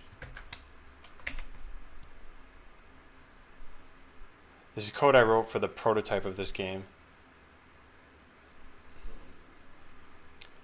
Create element canvas.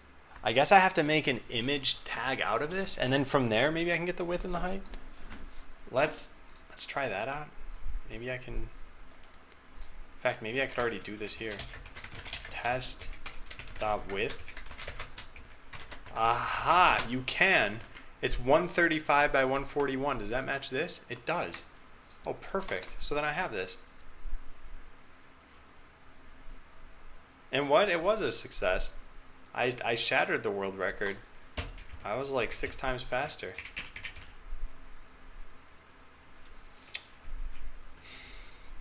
Okay, so when we make this sprite, then here's what I've got to do. So we push this.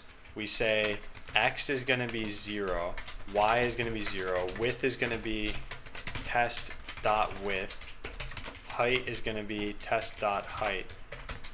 And then the rest of this stuff we don't really need. They can type it in themselves. We can say like a jx of 0 and a jy of 0. The type we're going to need though. So we'll just say that it's a headpiece right now. And then maybe that's it. That's not actually going to work. It's not going to work. I know it's not going to work. I need to do something more here. I got to do this wherever populate jQuery. Yeah, here it is. So headpieces autocomplete. This goes through all of our sprite sheets and sets up the names of everything.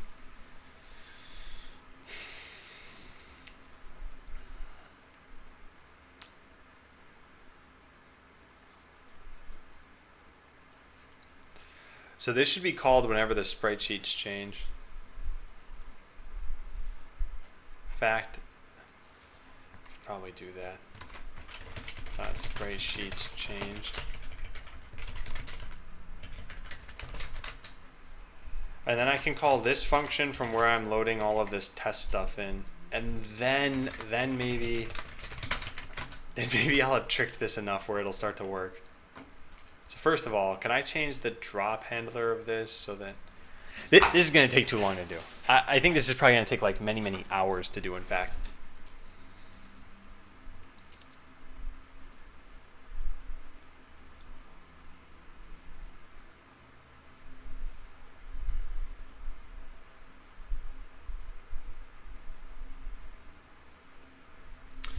And Tiburon,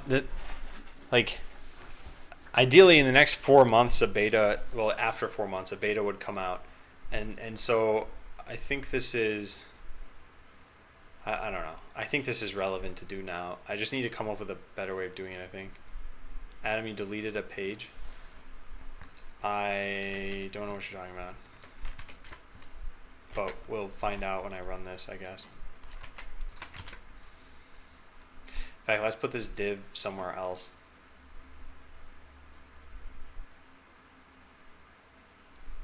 So let's put this 400s because this is the drop target. I don't want this to cover up everything.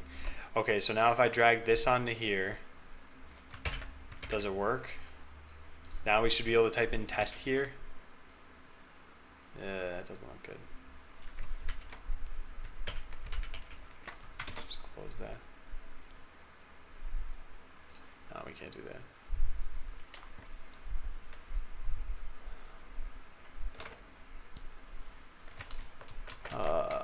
What am I doing wrong?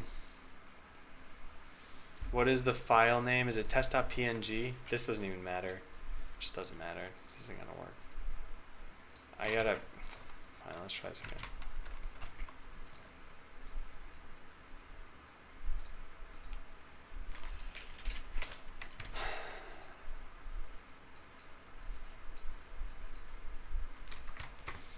Okay, so we make a new sprite sheet. What's the file name?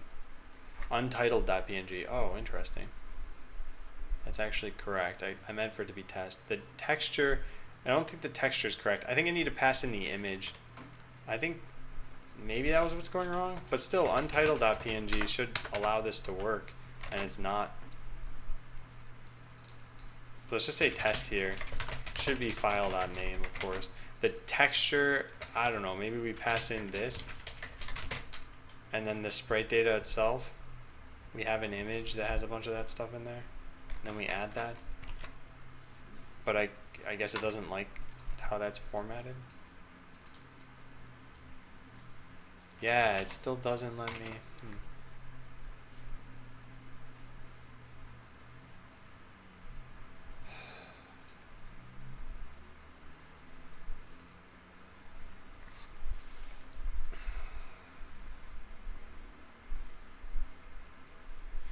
Okay, let me debug this one more time. I think I know what I could do here.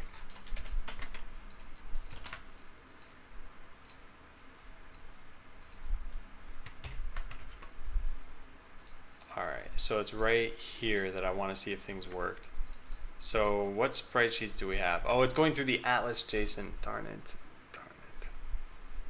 We're manually injecting this.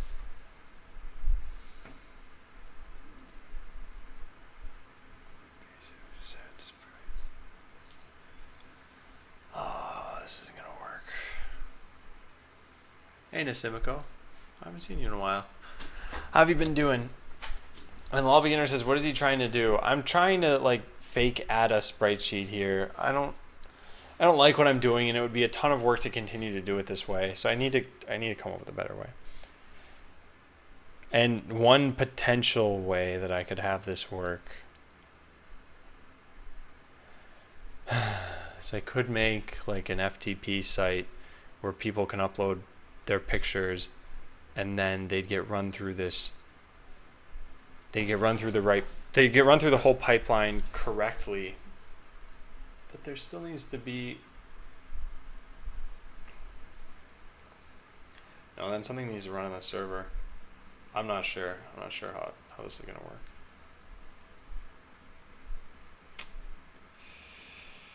Oh, what a shame. What a shame.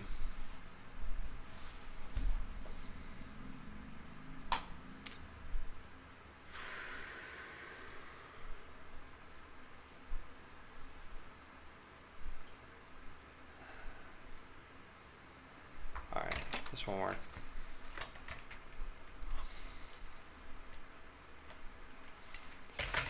The issue with uploading images directly is that it's hard to piece together a pseudo sprite sheet. It's not impossible, and I should work on this for at least a little bit longer. But yeah, I see it'll take a lot of time.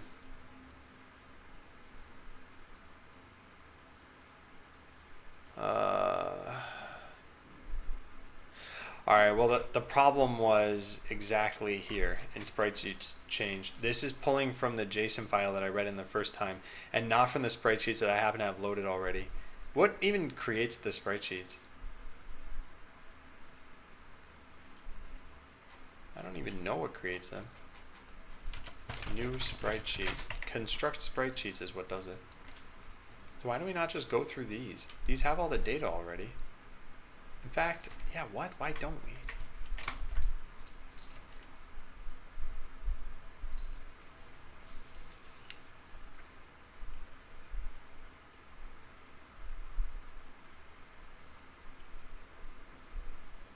I think I can do this in a better way so that this will work.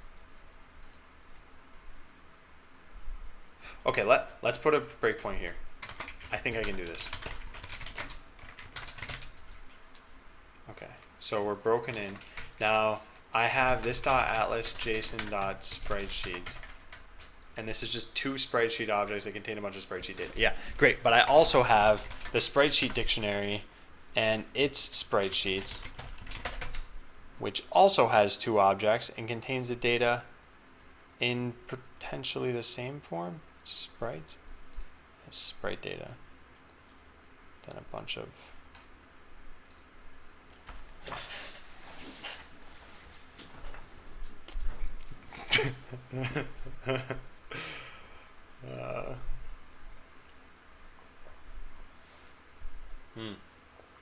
Uh-oh. That felt like more than water. What was that?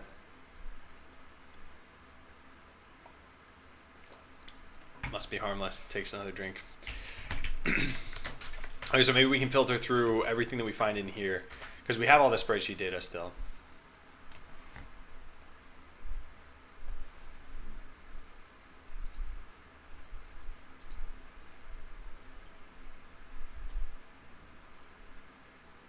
Sprite data. So we just need to get everything that's marked as a foot piece, and we need to get what exactly? The names of all of these things? Yeah, just the names. So we can filter through this object and get that, I think. Underscore dot filter this, and then we take this and we return I don't know. What do we return here? What if we just said like 1, 2, 3 from here? What does that do? Return sprite sheets. No, that's not right. This has to return true or false. So we actually don't want to do this. We want to map. I don't want to find this.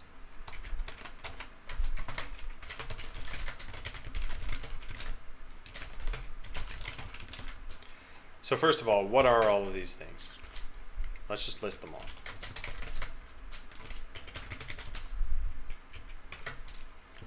sprite sheets.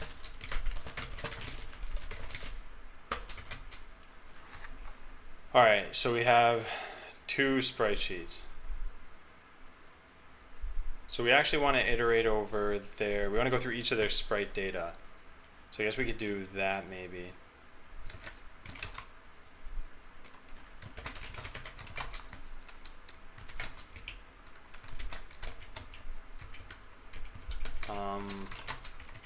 Trying to think about this. And in here we want to do _.filter, and we want to go through the sprite sheet sprite data, s.sprite data. This is a sprite sheet. And we want to find all of the ones that have a certain type. Okay, so filter this, data, return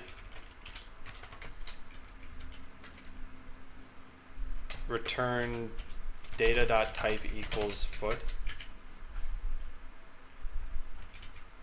And then we just want to console.log this. Foot pieces.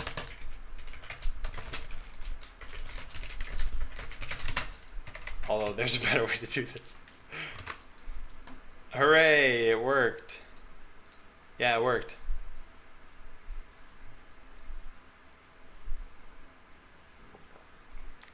And yeah, EJ, that grin, I couldn't stop laughing because like this is an over the top, intentionally cheesy video. And I thought people who don't know me are probably gonna be like, God, this guy really thinks this is funny. And well, yes, I do actually think it's funny, but not in a traditionally funny way. More tongue in cheek. All right, so then when we iterate over, so this is pretty much what we got to do here. Instead of iterating over these things, we just got to do it this way. So for all the sprite sheets we have, get the foot pieces. Really, we can just for each these things.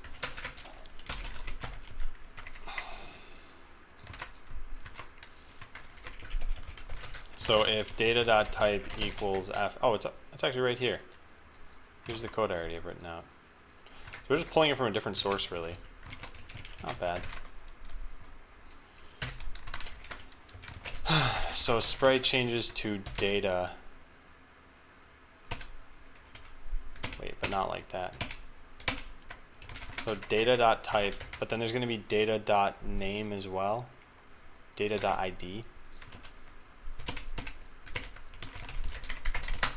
Okay, let's try that out. I broke everything. I was afraid of that. Sprite name is undefined. Oh boy.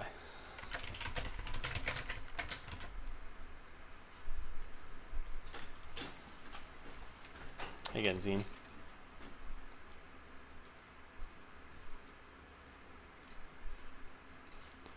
All right, so do we even have data here? What's in this? Data has an ID. Oh, it has a type, and it has an ID. Wait, what? So then all these things are probably set correctly. I just need to set a breakpoint here and make sure that. What do we have? Head pieces, head sprites. Yeah, that's right. Torso sprites. Yes. Leg sprites. Yes. So then I must be trying to use this in the other function that I have here. And no, I am not. So I have no idea what's going on. Let's just find the error that's happening and go based off of that. So this part is fine. This part is fine. Then this part breaks. So what do we have here? Sprites is what? Undefined? Yeah, of course not.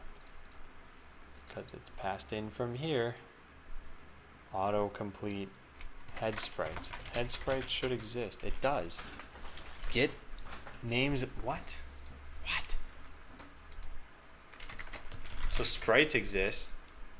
Map sprites. Oh, whoop. Oh, that's a problem. Yeah, that's the problem. Now this is mapped differently. So this doesn't need to be the case anymore. We just need to return the ones. Okay, so this changes into this code. Return _.map the sprites, which are just names at that point. Isn't even this. This is just a filter.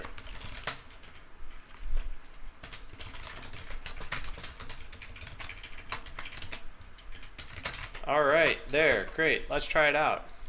Does it work? Yes, cool. Okay, so that part's done. Now all we need to work is that when I put in this smiley face, that we get the smiley face image as a potential bot that we can use. Nope. Nope.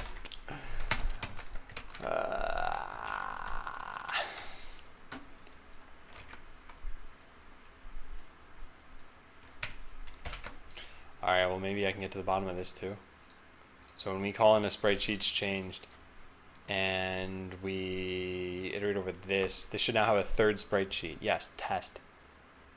And test has sprite data of type H. Yeah.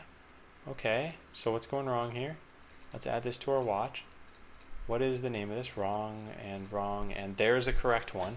So we go over everything in sprite data. And we end up with, oops, I didn't mean to press that.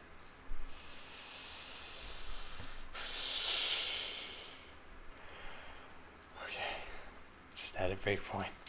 Sprite data, or data, darn it. All right, let's just rerun this. I didn't mean to do that. I pressed the wrong button.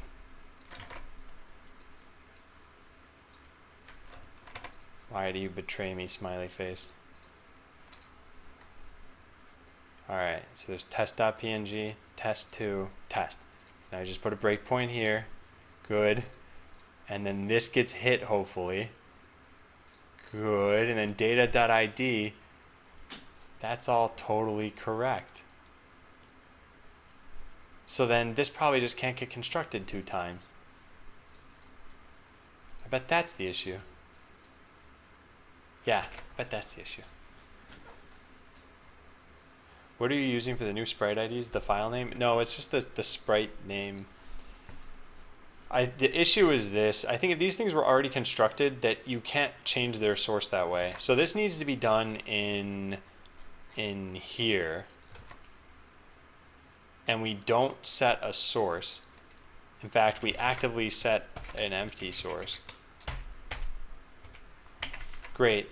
And then when we want to update these, we update it by doing autocomplete option source, and then we set it like that. Perfect. Now we just do this for the torso sprites and for the leg sprites.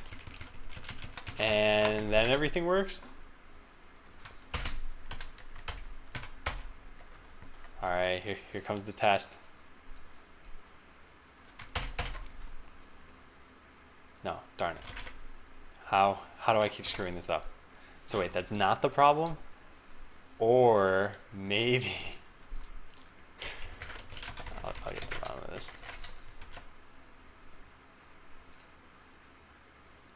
Alright, so we just drag this over to here. Cool. Go there and then something broke. Yeah, something.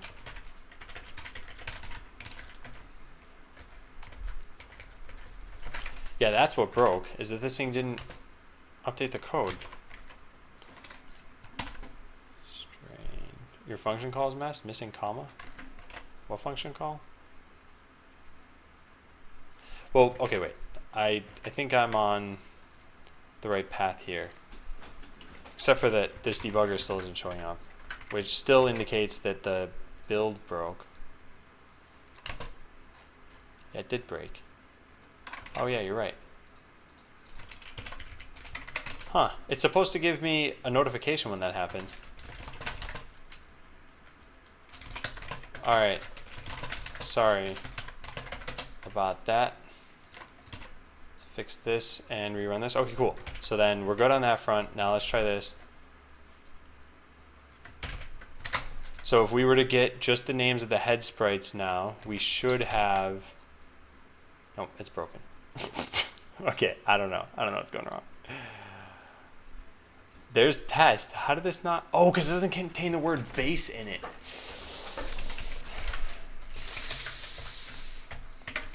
All right. This should have been called test base, and then we're good to go. Yeah, watch this.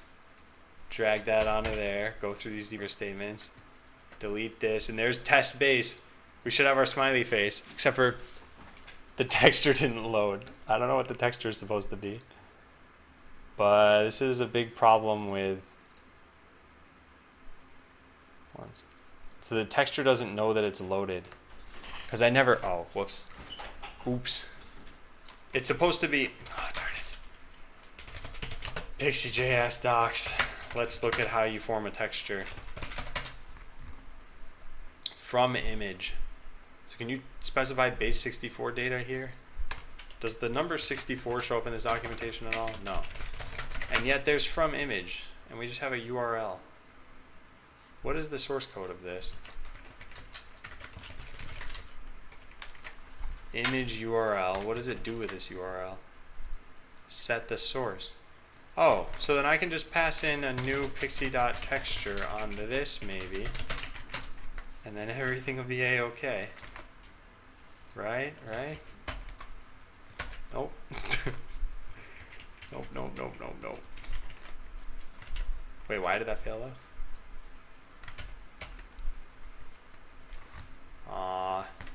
Base texture doesn't even exist, or .once doesn't exist. So it expects that the texture must have loaded already. Where does it even get this from?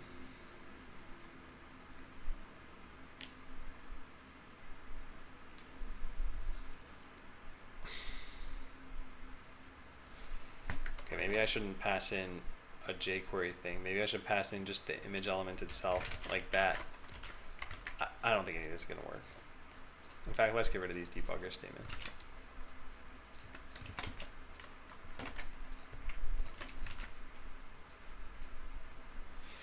Yep, so that's wrong.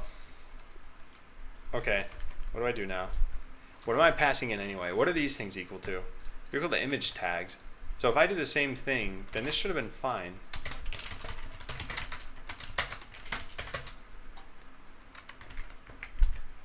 Alright. So this right here is equal to an image. Pixie.loader dot all of this stuff is equal to an image. Both images, whether they're base 64 encoded or their URLs, does not matter. And yet there's some difference between them. What is their difference? Image and an image. Oh, I think I know. When we make new pixie.textures, how do we make these? Or rather, how do we pass these in? We don't pass them in as textures? Maybe I just pass in an image? Yeah. Let's delete this.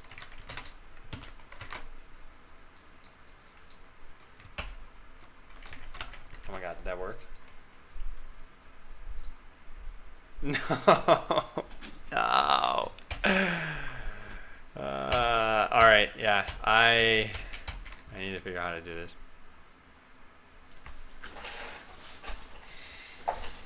Well, this isn't just the joint editor script, man. This is also the animation tester. Man, how did I... Okay. So when I go and make a new sprite by default, I would go and make it with... Let's go to client main. New pixie.sprite. I use .texture here. Oh. I didn't realize there was a .texture property. Oh, well, then that changes everything, doesn't it? So I need to use from image. That's the only thing. Okay, well, that makes sense. Fonts texture equals pixie.texture.from image. And then how do we specify the image for this thing? From image. Where are you from image? Image URL, cross origin scale mode. So image URL just has to be this. And then here we specify that we want it to be a texture. And then we delete that, and we rerun this, and we drag this over to here, and everything works. Except for that's not the new code, which means I screwed something up here. duplicate declaration texture.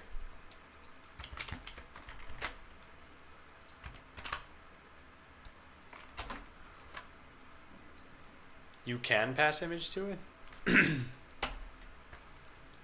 Cross origin is undefined and image URL dot index of data is not equal to 0. Image URL dot index of data. So this needs to be a string and I'm not passing in a string. Aha! So we pass in here's what we're gonna do. Dot target dot result. Yeah. I'm gonna get this. You better believe it.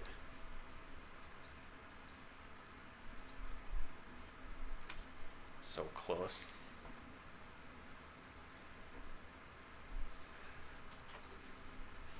Wait, I wasn't making a base texture though. Source, image, or canvas.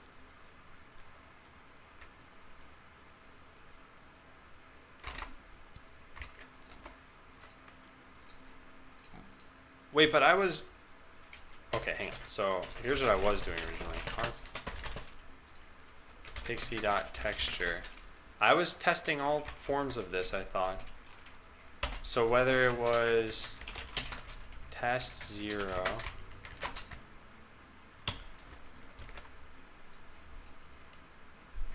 yeah, that failed. Because it can't load this because base texture.once doesn't exist, which means it couldn't construct a base texture. No, it's just an image. It's an instance of texture.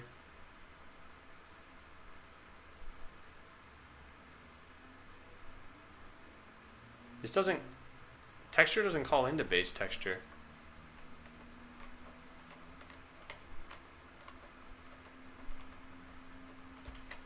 Texture takes base texture, yeah. So I need to do a new pixie.base texture. They made this super annoying. So did that work? No. Child.parent. What is Sprite? What is new name here? Nothing. None of this exists. Compose bot. So then this could be the problem. Base that Sprite name is test base. But this never existed inside of this. This.getSprite doesn't know about it. Oh, so this was I had this working originally then. I just thought this was a Pixie problem. Alright, well, sure. So points to you, Spurtman. This is the problem I have. Sprite ID. So when I add a sprite sheet, it should set this up for me. Alright, let's check it out.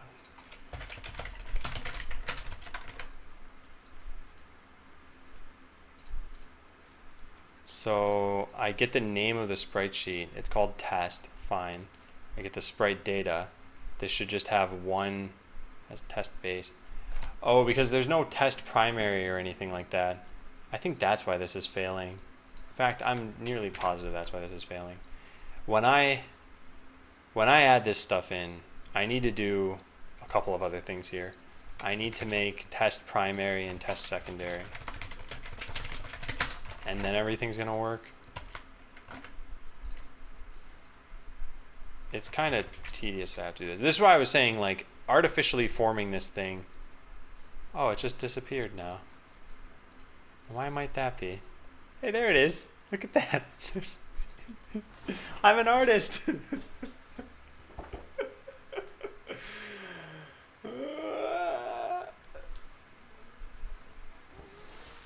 Hey, Andorn. Man, this summer is going to be a nightmare. I'm like boiling in here. What's the temperature outside? Temperature outside. I don't want to type my location in case that shows up. I'll just do it in. Oh, there it is. 65 degrees. It's 65 and I feel this warm. Let me go open the door.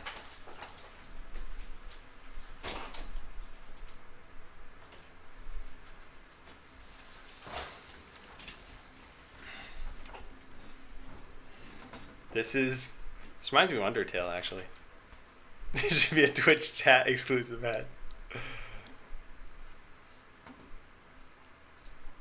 And yeah, it's 65 Fahrenheit, and it feels like my life is about to end. This is Mr. Happy Bot. In fact, none of these colors should even matter. Yeah, because it doesn't have any other image. Although this took a lot longer to do. Yeah, it's not good. I wonder why. Maybe it's because it's binding multiple sprite sheets at this point.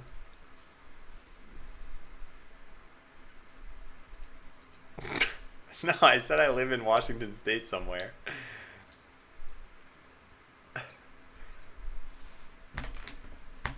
Alright, so here's everything it takes to fake a sprite sheet. What do you think of the Wolfram language? I haven't used the Wolfram language. I used Wolfram Alpha because it was like the first natural language processing thing, I think, that was pretty much just free and had an easy interface.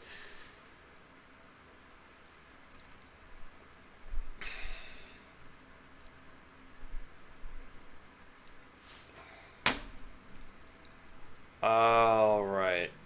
So if this ever gets more complex, it's going to be a problem. And I need to make an interface for this. And it's just going to be tedious in the end. Like, I don't want to actually add this to the page either. And I think there's a way to do it such that I don't have to add it. Or at least that I could make an image in memory without appending it anywhere. Yeah, maybe I can do that.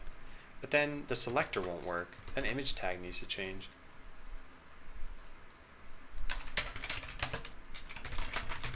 Let's try some things out here. Maybe this will work. So instead of using this, what if we just said image tag here? And that way it won't get appended to the DOM.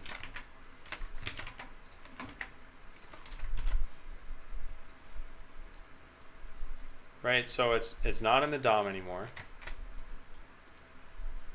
And somehow, how does this image ever show up? Oh no, I've broken it.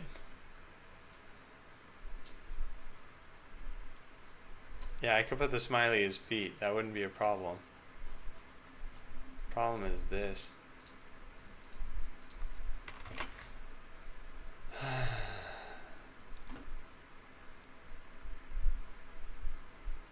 Guess I can't use the image tag here.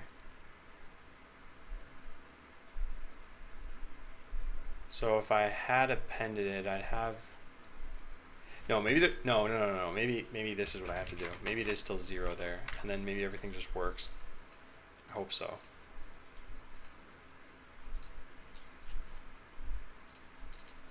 No, that doesn't do it. Okay, debugging time.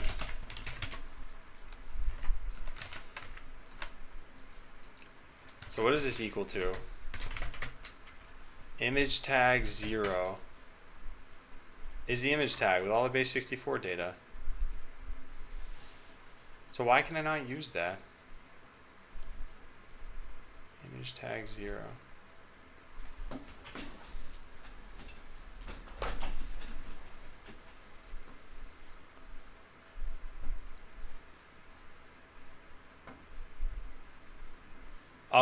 I don't think I'm gonna keep going down this track for too much longer. I think this is a waste of time. I think the entire feature for me to make this whole thing would probably take like another day. And I think, I don't know. There are other important things to work on. But let me check something out as long as I'm doing this. So if we put the append to back here,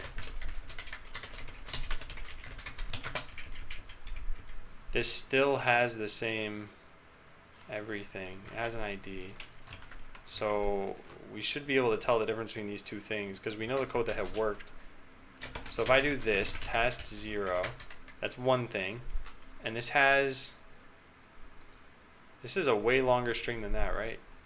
Yeah, it apparently is. It truncates it for me. So then an image tag 0 should be the same thing.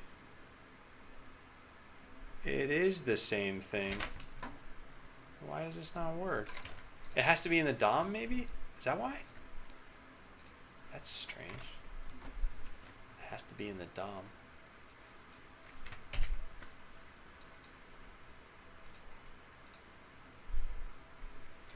Yeah, so if it's not in the DOM, this doesn't work. I can't make just an image tag and not append it anywhere. That seems wrong. Huh.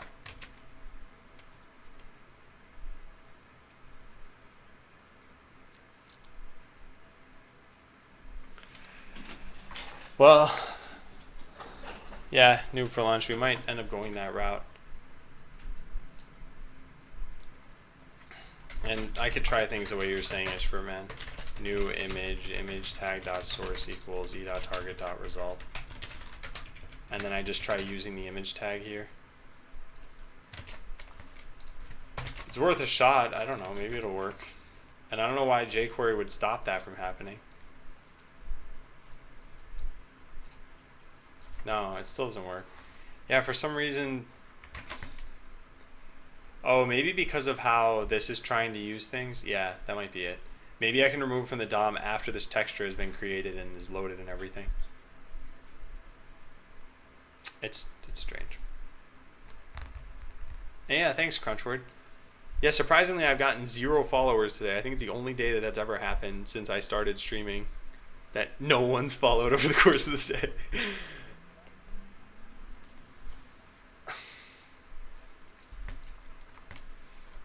Alright, well, I think for now we'll just add this to the DOM. And I'll write a note about why that needs to happen. So, note, this gets added to the DOM because it's necessary in order to be able to make a texture out of it. I think that I'd later be able to remove the image if I needed. I'm not sure. Oh, thanks, Crunchword. Must have been all the jokes.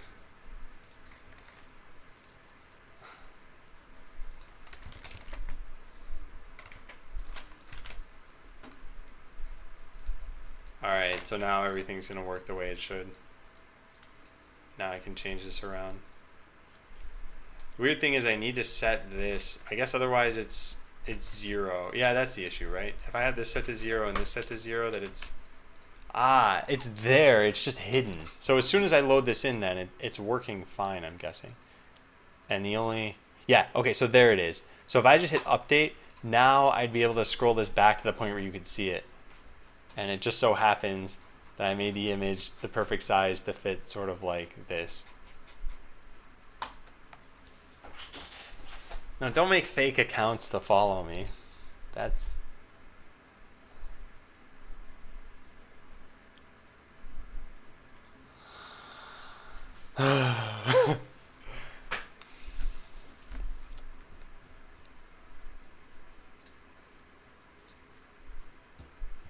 Oh, you refollowed? I didn't see what happened. So for me to see OBS, I need to turn my head this way, and all I saw out of the corner of my eye was that there was another follow, but then I didn't see it show up in chat. So that must have been you, well, beginner.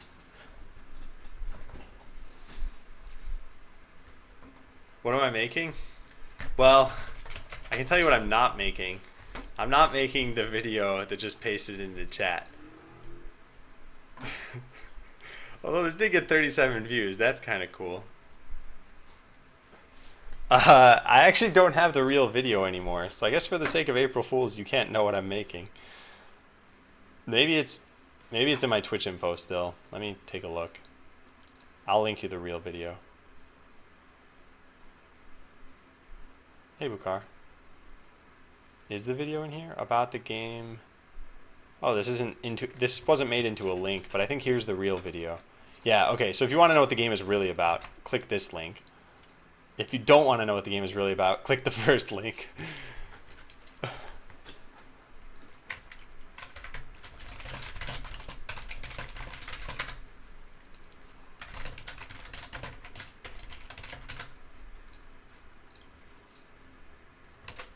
Alright.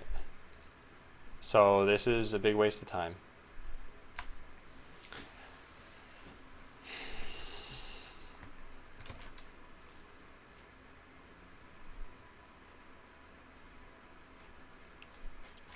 Alright, let's let's come back to this if there's time. What were the other big tasks for today? Add to the list about animations. Yeah, that's the next big thing.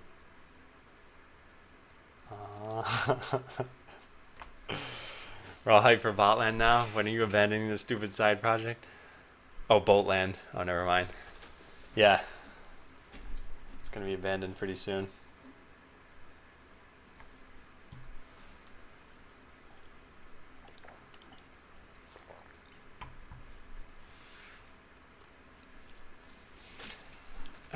Okay. So I'm going to kind of cancel this for now.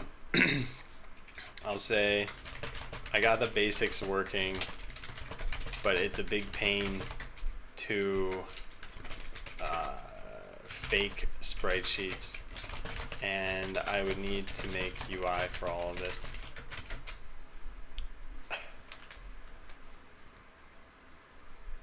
The artwork you did was what your bots are going to look like? The smiley face? No, there's no need to check all the other commands. I think everyone's found them all already. Let me make sure that that's the case.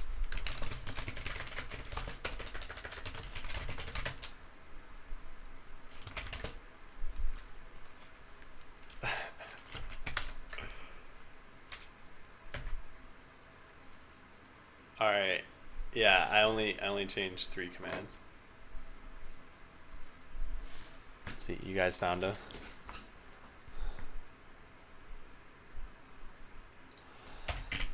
All right, animations. Let me just think about this. Then there's a bunch of bugs to fix here.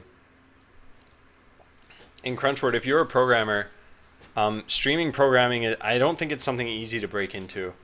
I think it's much more exhausting than just programming on your own.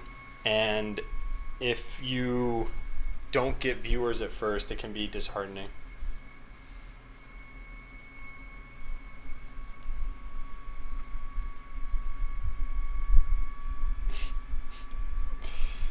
No barking.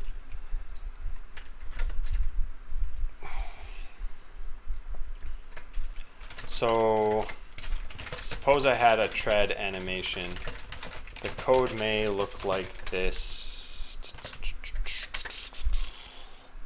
Like I may have some animation variable in it. This dot like time plus plus or something like that. And this dot y equals, I don't know, there's some noise function. This dot time. So it looks like it's bouncing up and down as it moves. Although that might only be while it's walking. Maybe this only happens while it's walking, though.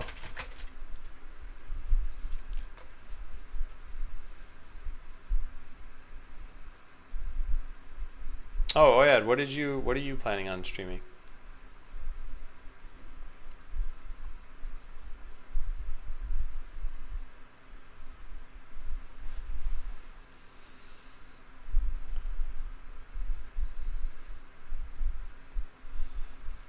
And yeah, Omar, I agree with you. I think it is more discipline to keep working. It becomes another thing you can kind of fixate on, another source of anxiety. And just something else, even if you're not fixating or anxious about it, you still have to spend time on it.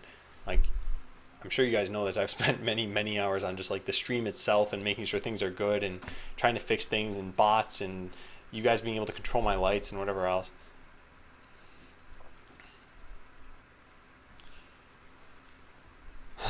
All right, so yeah, something needs to keep track of where it's moving. So we would have a chase tile component for that. And I need to be able to query this sort of thing. So it sounds like what we'd want is a render entity, which we already have that. And then we check if entity.has component component names.chase tile, and if entity dot has treads, I don't know, apply tread animation. I need to organize this well.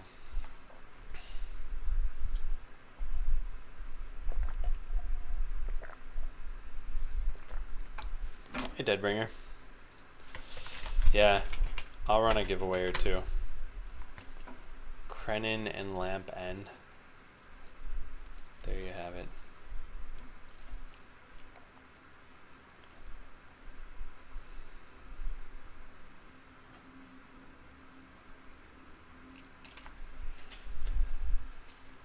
If this is something that does exist in this tool, I'm doing the tool in the real client, so I don't have to write animation. So I only have to write them in a single place. Maybe I can make, right now rendering is moderately straightforward. Like client arena, maybe I export this code out where we have render entities. And this checks to see a whole bunch of different stuff about the entity. We have life bars and text and whether you're on fire or not. I actually don't see, this entire thing could probably just be its own function outside of the arena. And we pass in the entities we want to render. I think part of the issue then is that all of these need to exist. Like the owner and... Actually, that's kind of it, is it not? Get all of its sprites, see if it has fire, see if it has a life bar. See if it has text. Yeah, maybe we can just export that. If we just take the render function out of the arena, then we should be completely fine.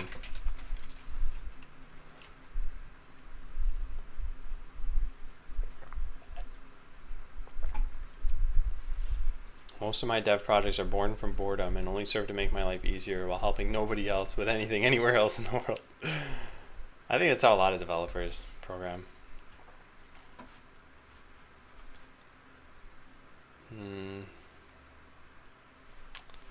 Okay.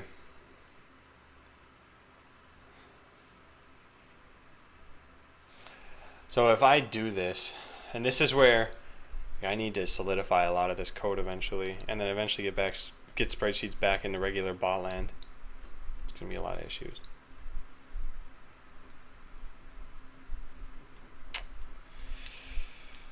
I don't know if I want to go back to DevOps stuff without finishing this, or if I do finish this. There's a lot still to plan. Also, like I said, it's like uncomfortably hot in this room.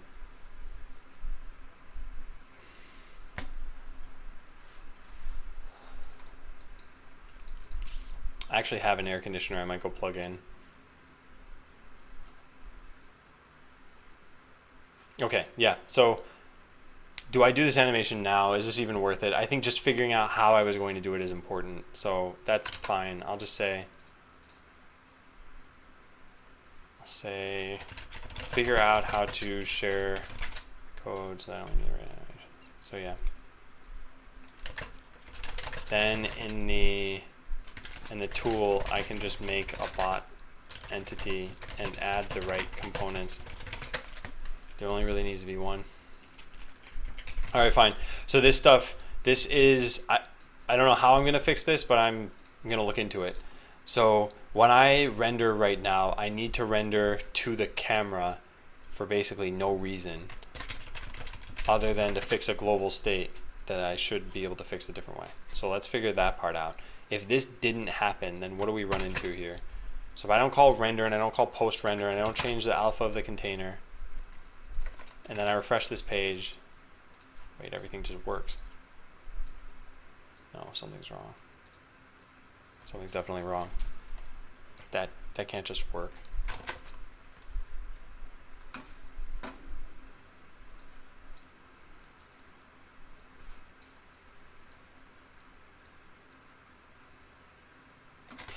Yeah, what? This can't work. You lied to me, code. Let's turn that div off. That's super annoying. This is not the right div. Here it is. So let's set overflow back to hidden. And let's get rid of this div. So now I think there's going to be a jQuery error every time I start this page. Surprisingly, no. But still, how does this work? That doesn't make any sense. I have the client running, don't I? No, I don't. Okay, let's go start. Oh, wait, yeah, there it is. Well, it was somewhere. I probably just closed it.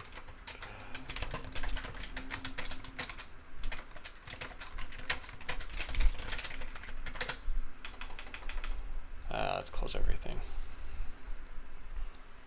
Hey, JNix, thanks.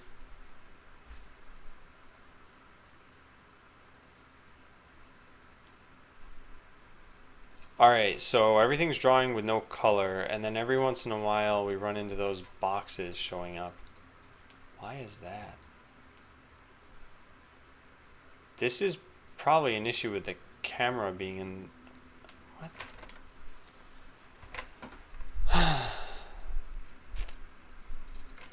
It's a shame. Oh, I changed all this stuff, that's why. Busy, I don't care about that. We get rid of these things. Get rid of this. There. Now we go back to client main and then save this. Now it should work. We should have colorized images, and then those gray boxes shouldn't show up any longer. Let's see. So they're the colorized images. What about those gray boxes? Yeah, I think they're gone.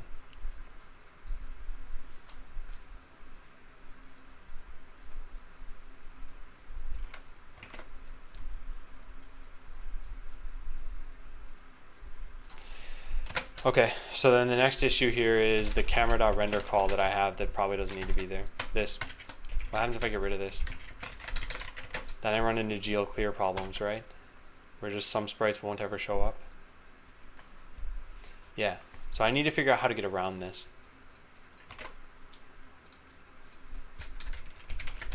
Gotta be something I do. The render texture has its buffer set to the current one at this point.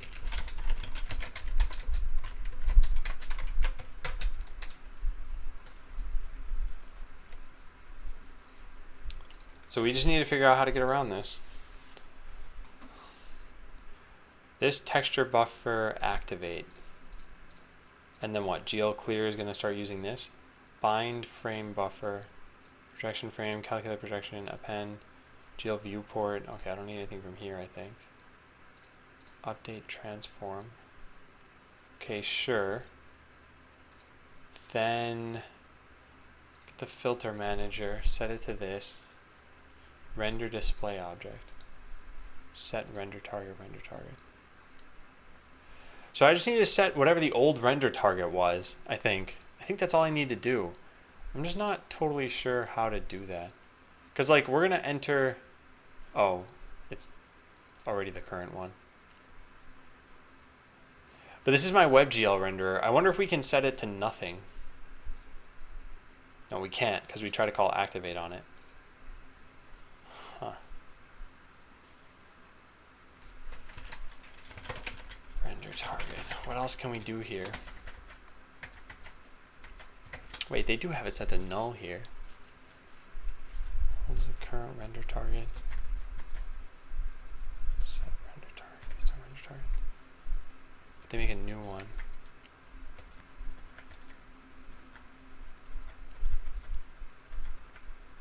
Oh wait, render target.clear. That's the... What is this function? This is probably just GL-clear underneath. Also, I don't know if this ever gets hit. Apparently doesn't. That's too bad. I wanted to see what that was. Well, what is a render target anyway? Maybe Pixie.js has that code. You can just take a look.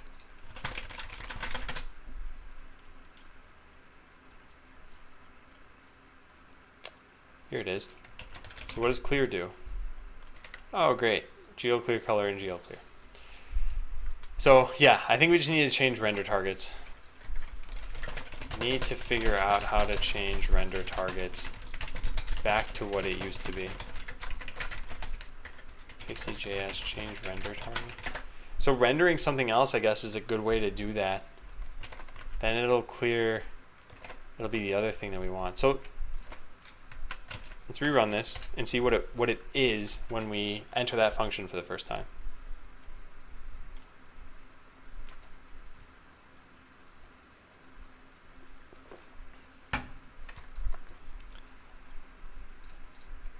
All right, so here we're in a renderer. We can say this dot render target. We don't have a renderer here. Oh, it's a render texture. Okay, renderer dot render target. All right, and it is something. This is not helpful. Oh, well, let's save that off. Let's figure out what that was.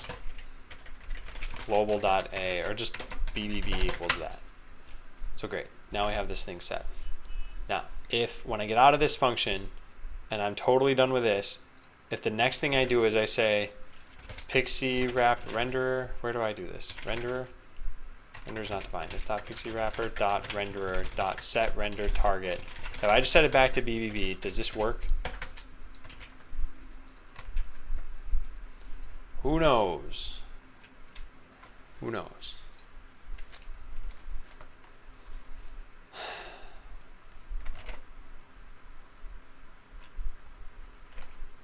Okay, let's do this. Cur render target. This is probably not going to be a great way to do things, although for all I know it'll work.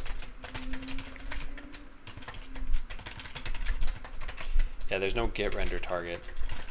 There is at least render target. So we can just do this. We can say current render target, save that off. Then we render the new thing. Then we just set the render target.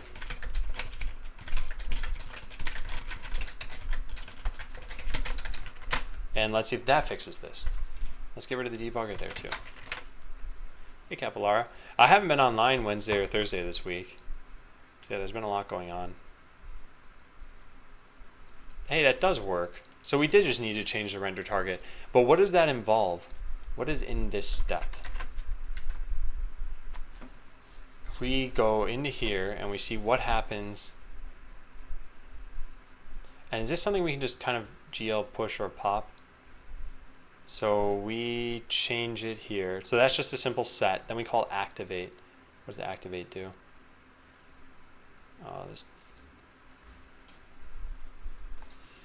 calculate projection.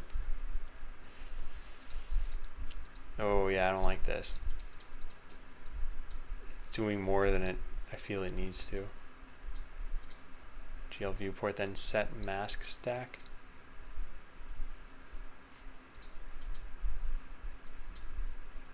Disable the stencil test. Oh, that's cool, Capillara.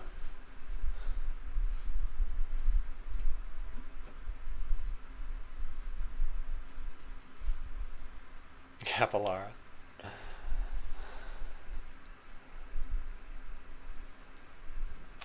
So this is the important part right here. What's happening in Activate that makes this important though? What is happening in here that makes this important?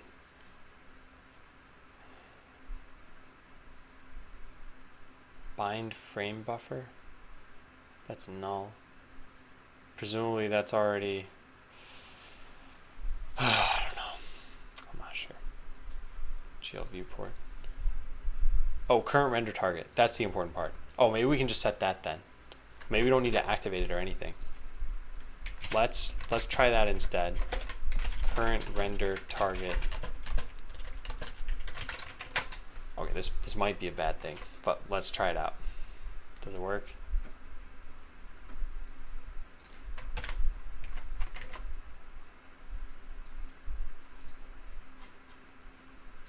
Oh, interesting. Look at that. The arena is drawing in these things. Oh, I don't know. You apparently can't do that, that's for sure. Hey, Watcher.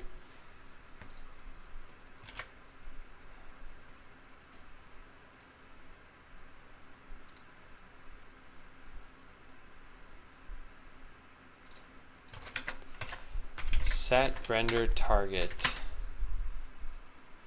How do I see the rest of this function? apparently, oh, here we go. That's how. So it's not as simple as that. Maybe render target.stencil mask stack. Maybe I can do this part. I'm trying to figure out what exactly I need to update here. Like, what of this code is important? So this is the renderer that has the stencil manager. And we can set, let's try that out.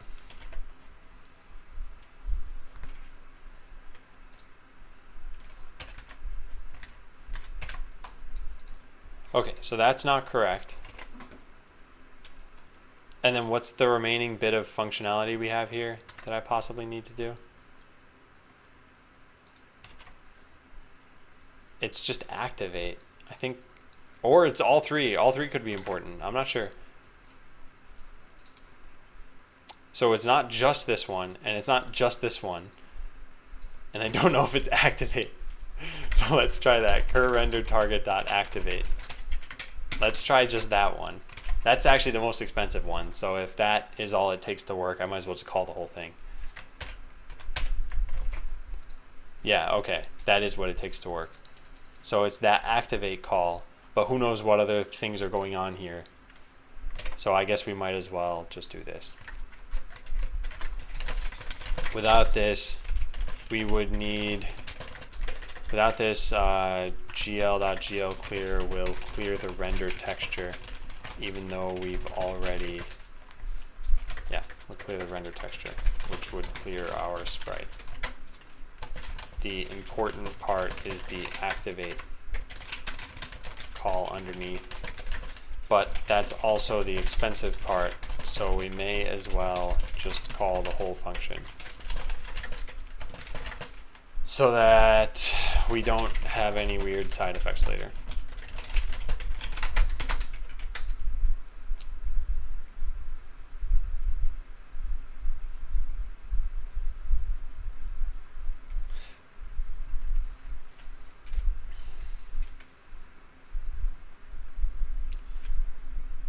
Creating the switch target means rendering the whole thing. Let me take a look at this though, because, yeah, so here, if I set a breakpoint there, which doesn't even exist anymore, yeah, that code has been changed, but that's okay. And actually we can get rid of this too. But as long as we're here, so let's take a look in here.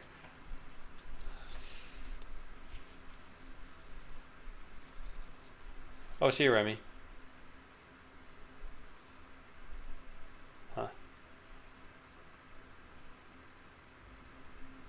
We're coming in on 3 minutes to leave stuff there. Please open and unlock door. Oh, whoa. I had no idea who Alex Mack was until just now. I had no idea. Okay, hang on. I'm apparently having company in 3 minutes.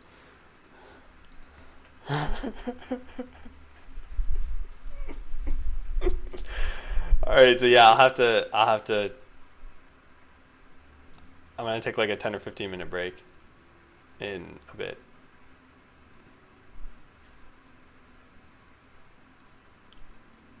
Yeah, okay.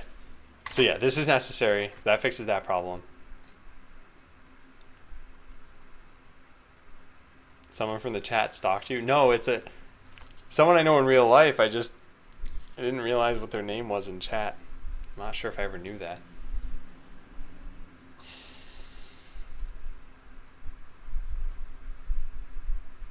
And I'm being over in about an hour. Please leave door unlocked for me too. Hey, Ken Robertson. Alright, so that part's done. Figure out how to reuse the same filter. This is what I think I'm going to do after. Let me prime the BRB screen. BRB company 15M. Spearman, I don't think you could make it here in 9 hours, could you?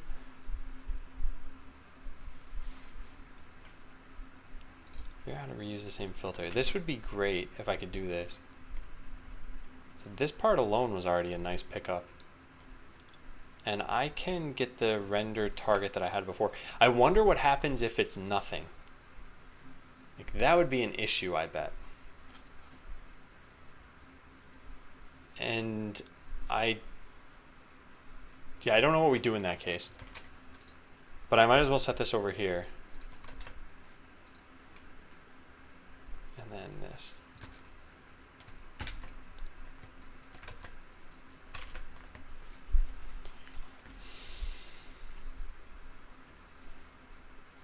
Did we find it?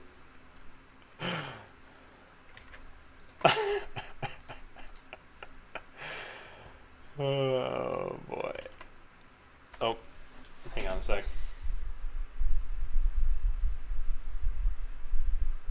Actually, I don't need to have you guys hang on. Okay, so yeah, my countdown, let me start a countdown timer here. I bet it will be approximately 1 minute and 27 seconds for them to get here. And then I'm only going to go away for, like I said, 10-15 minutes. I'll be back for another hour and a half or so afterward. And I mostly just want to figure out like this problem and then kind of wrap up what I'm doing. I'm not sure how well that's going to go. But anyway, as far as figuring out how to reuse the same filter, let's check that out. So I have this code and I have this filter, and we could always have this return the same one. So let's try that first. We'll say if not util.exists this dot filter, then we'll make one.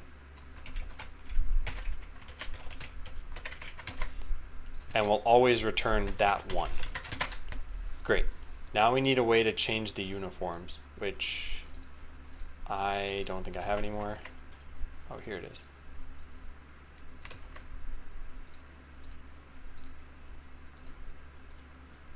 Where did that go? So if it does exist, then we'll just set the uniform on it. Value is going to be this. Oh, okay. I gotta go. All right, I'll be right back.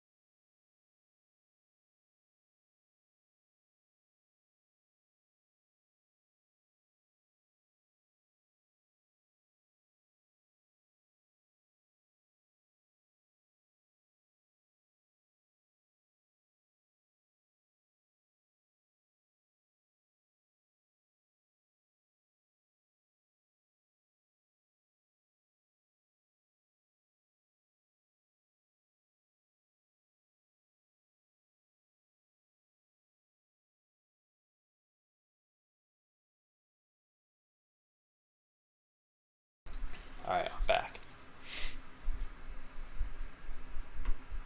Direct flight would eat 10.5 hours.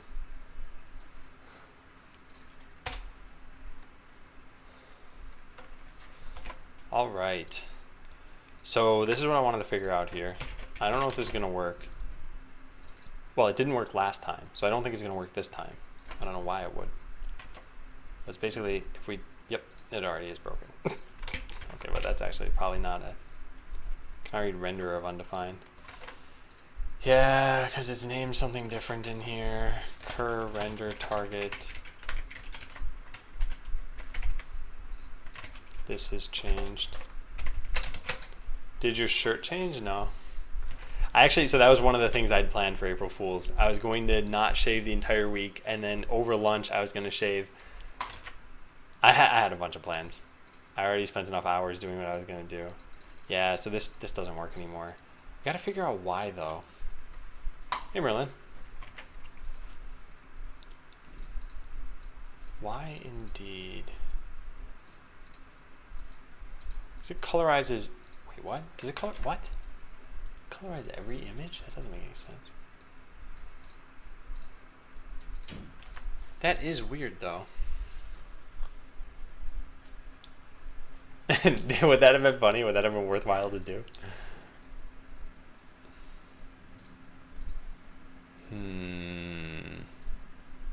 Oh, it's the filters don't work. It's not that I'm colorizing it beforehand. Wait, it has to be, though, that I'm colorizing it beforehand. No, the filter doesn't work. Yeah. Okay. So I gotta figure out how to do this. So does Pixie.js have like a discussion group or something like that? I guess this. I want to figure out how to reuse filters. And yeah, Merlin, I actually spent a whole lot of time doing silly April Fool's stuff, so it wasn't really time off. Reuse filter.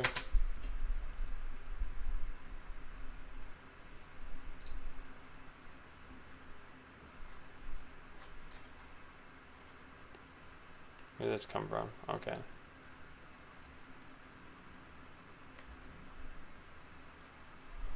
Hey, Yaki.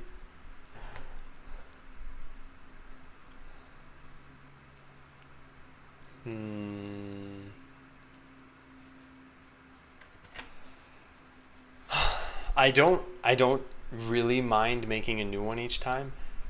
I just think every time I do this, I think it's calling compile shader on this, and there's no reason for it to do that.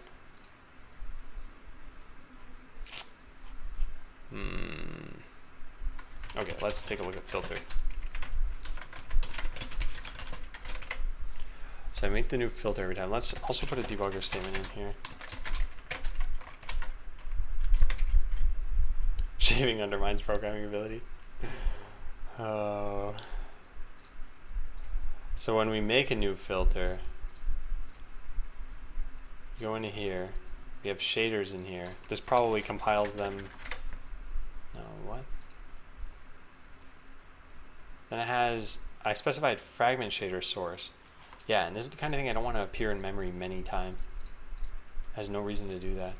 So uniforms, fragment shader source. Okay, and that's it. That's when we use it. Hey, Hardline. Now the filter manager.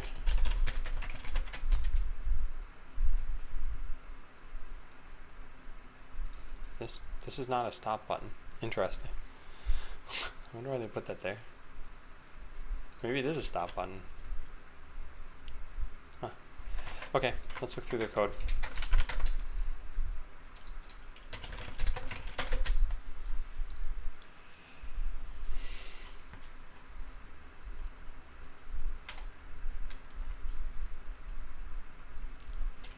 So they get the filter stack,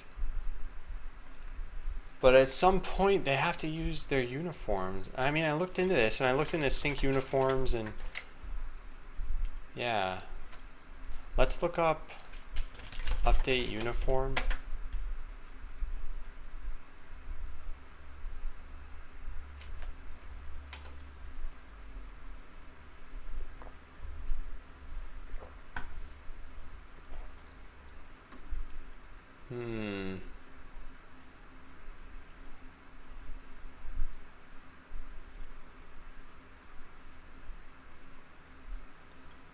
they don't necessarily talk about this.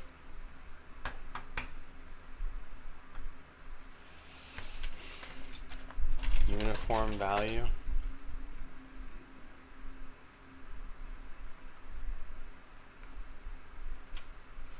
Using same filter. Oh, here we go. Oh, someone asked this exact thing and it has 5 replies. This is going to be it.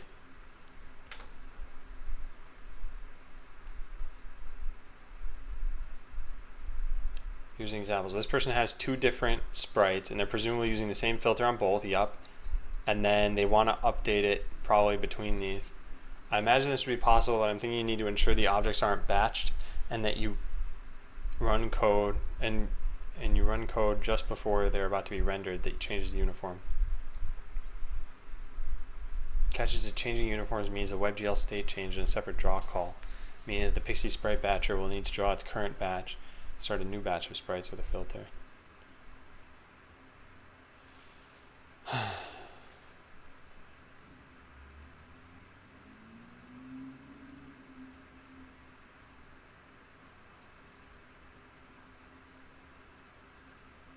Huh.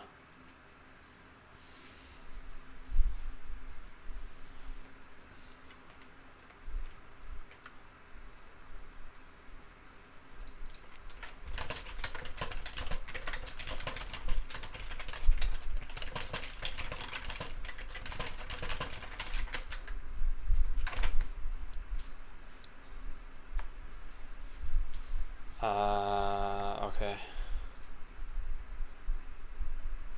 Yeah, so this basically boiled down to I need this render to do an immediate render, and I guess it's not doing that. Pixie wrapper render texture dot render. This is batching it for the future at some point. So at the time that I do this, I apparently don't actually have the render call working. Let's put a debugger here.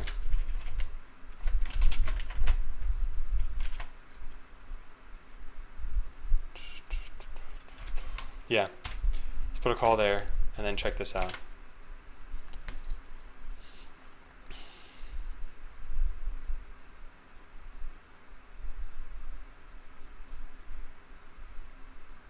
Wait, Hardline, what is your question?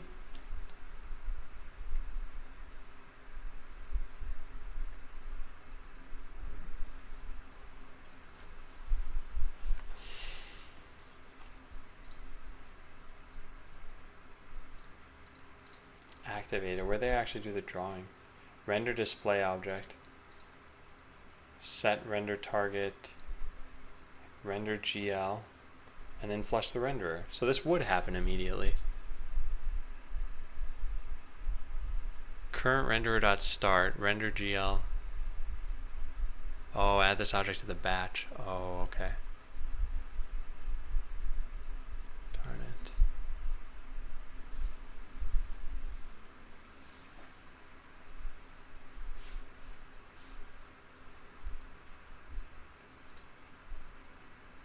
Fox's Live says, what age did you start programming at? I haven't been sharing that, Fox's Live.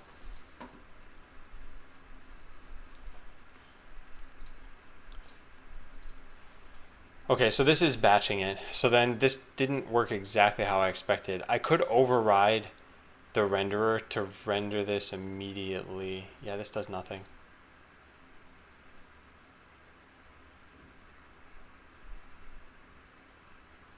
This presumably also does nothing. Well, this calls in the same function that we're in. Okay, so that's why I have to make new filters for all of these. So it's not necessarily that I need new filters, I need a filter pool.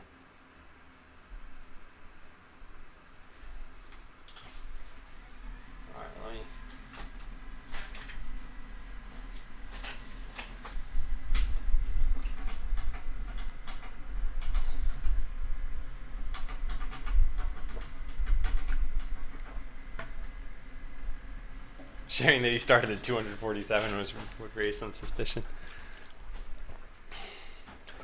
Well, would it? If I'm really 600 years old, it could be fine. But I'd probably be a better programmer at that point.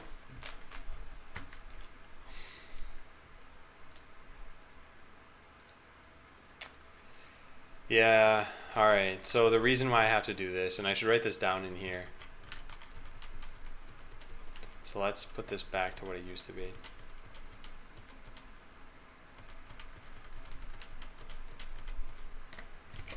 So, no, the reason why I have to make a new filter every time is because rendering is batched.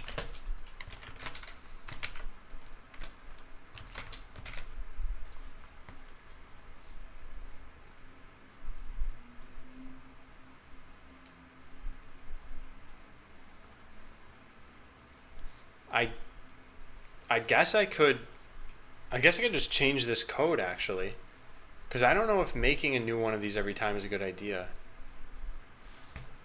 Maybe I'll try this.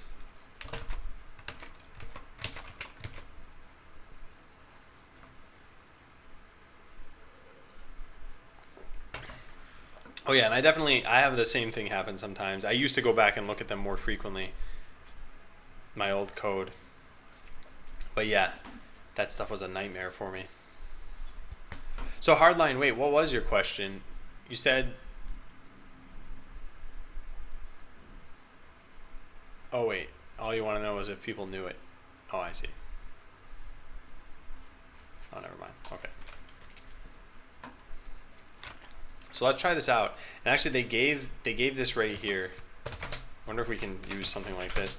So they say old render WebGL is the current render WebGL, and make a new function copied from containers. If the object is not visible or the alpha is 0, then no need to render. Change uniform of the filter. Yeah, call old method.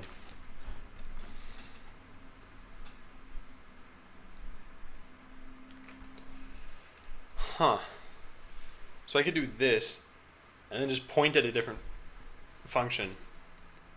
Let's try that out. So I gotta control Y all of this code. Oh great, that doesn't work. Oh boy, and now I can't even control Z it for some reason.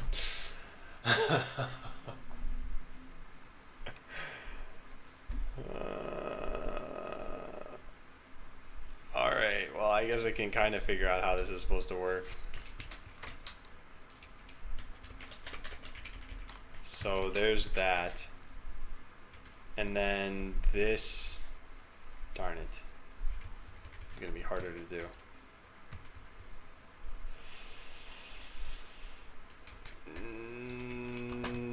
There, and then this goes here. Uniform, darn it, no. That goes like that, yeah. And then we do this. Okay, cool. So then now maybe we can format this code so that it looks proper again. That's more or less correct. Yeah. All right, good.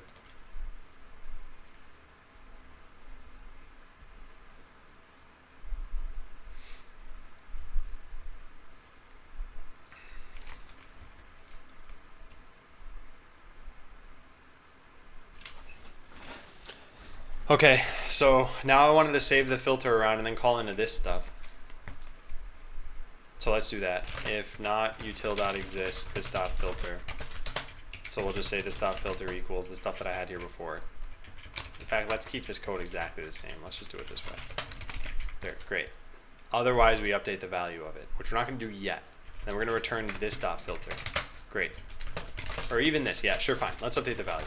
This equals this dot convert to, so this dot filter dot uniform dot uniforms dot custom uniform dot value equals that. I think filter uniforms custom uniform value. Yeah, cool. So we can just do that. All right, good. Next, when we go to use this, let's override the render of, I guess the only render we call is this. So I think we override the renderer of that. This is where things get a little bit tricky.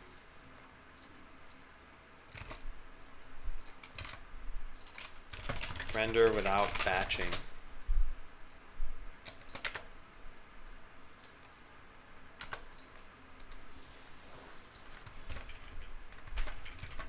But this assumes that I override this function and then the old.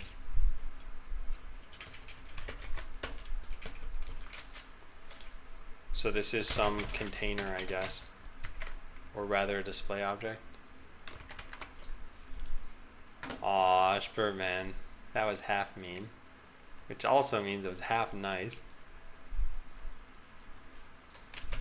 Container. Here.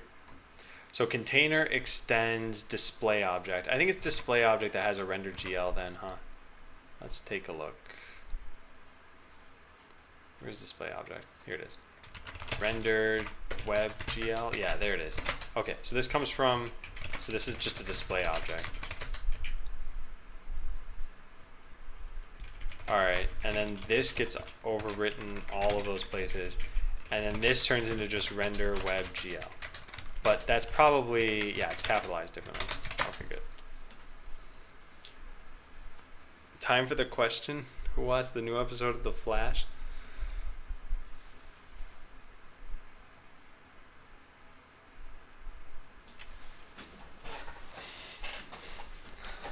That's quite the question. Hard line. Asking good questions over there. So, okay, the issue I have here is that we're calling this on a render texture, and the render texture is what's doing the batching, and that's got render in it. Let's take a look at render texture. So it'd be nice if this lets you just find files. Is it possible to do that?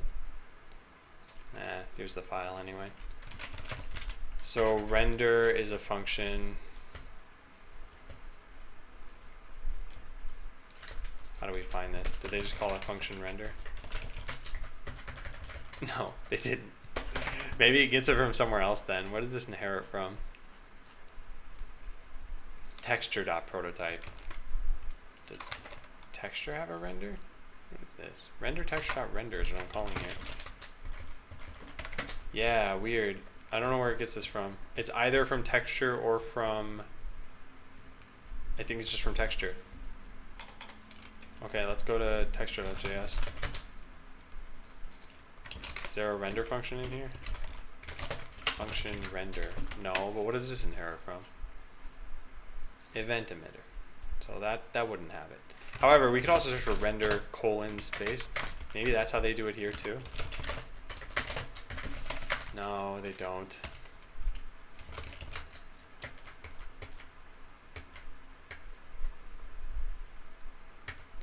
EJ, you should host a Minecraft server.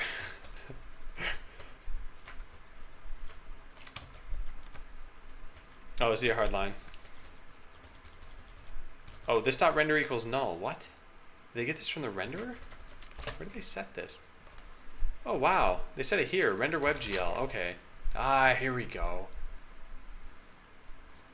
All right.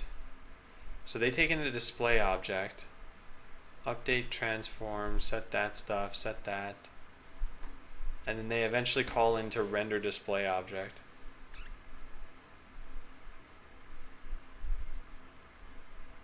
Hey, Grill Artist. How's it going? Where is our render display object? Oh, it's the renderers. So we gotta change that, I guess. See, this is where things get a little out of control for me. So WebGL renderer has this function right here, and I gotta figure out what is going on. Display object. So the display object has its own render GL. Okay, got it. So the object itself knows how to render itself. So I need to update this on the container. So when I say render here, I guess I am changing the function here. Maybe I should have bound this. Let's try this out. Render WebGL equals, oh no, this actually does need to be a function. And it pretty much needs to look like this. And then we need to also save this off.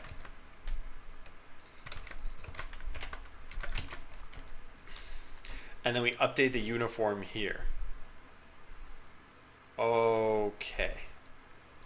So, let's just do that where I do this.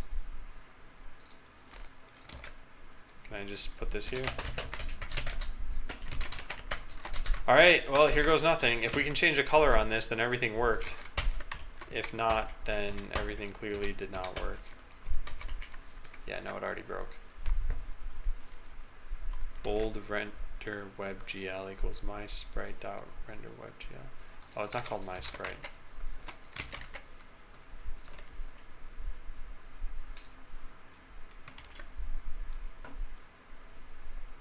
This dot filter 0. Does this not exist? Oh wait, it's this that doesn't exist. So we just have to say that equals this for right now, and then change this to that. Okay, and now we're at render.currentRender.flush, and one of these things probably doesn't exist. Yeah, this is undefined. Tisk. Maybe this is. Oh, what's this? What are the arguments for this? Aha, a renderer. Renderer. And we pass in the renderer here too.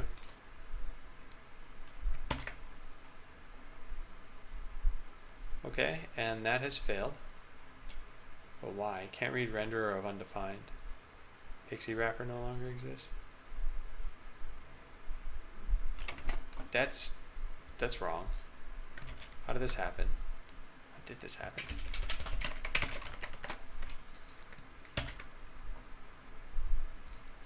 Oh my god, it worked. It worked. I just made one filter and it worked. I can't believe it. Oh boy, some of these colors really wash out the bot, huh? Yeah, look at that though.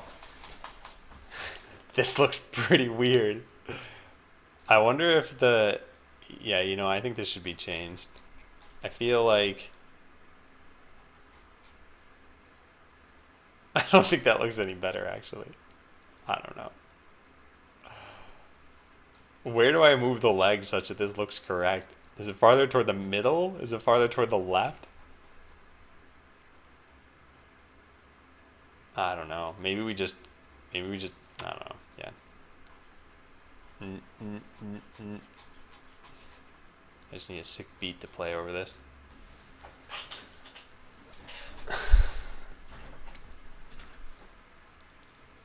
Well, I didn't even really do anything here. His torso looks like a coffee cup. I didn't even really do anything. I used the code I found online for this. And this could be done better, I think. I need to think of how that's going to work.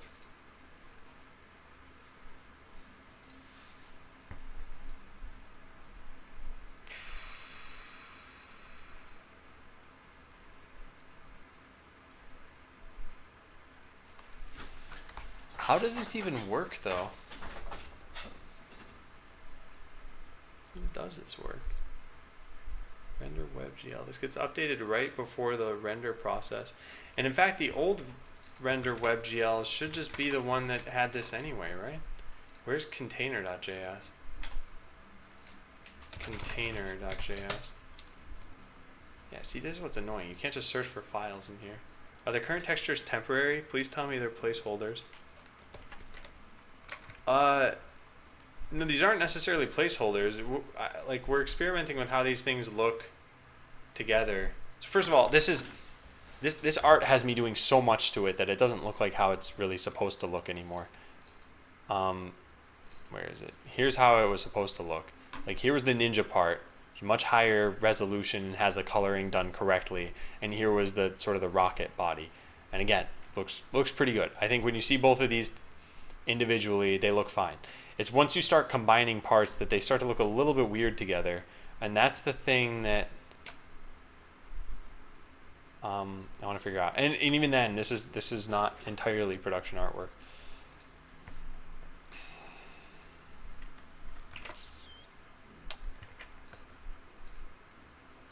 But yeah, if I were to just even tone down the colors, they'd start to look a little bit better. But I hastily exported this. Oh, the omega symbol? Yeah, don't worry about that. All right, what's on my clipboard? So yeah, I want to look at a container WebGL, render WebGL function. What does this do? Do a quick check to see if this has a mask or a filter. Add it to the batch. Only rendered if it has a texture.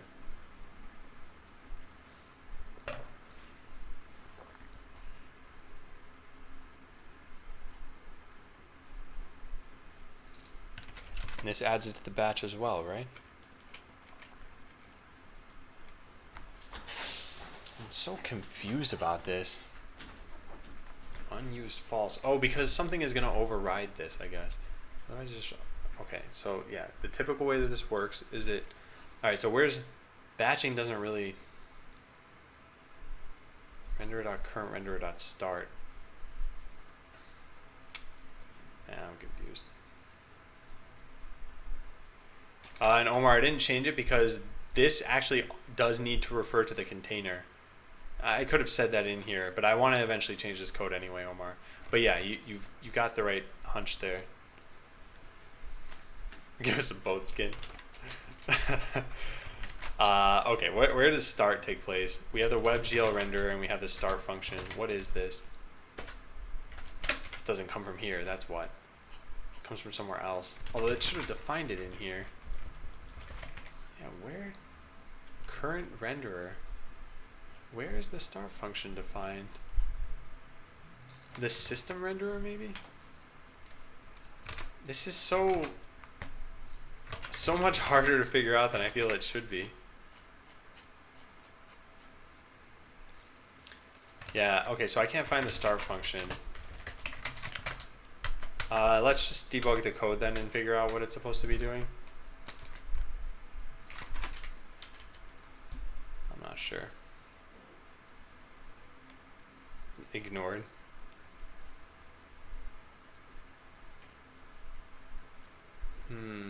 Let's put a breakpoint there.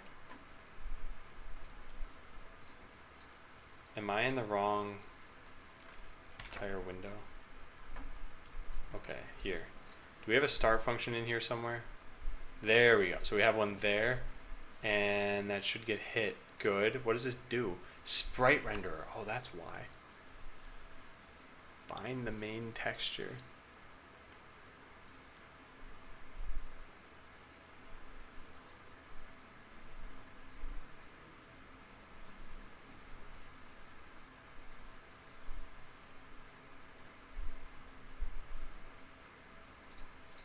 And what does flush do? Current batch size. So this is what's going to actually render everything that's in the buffer.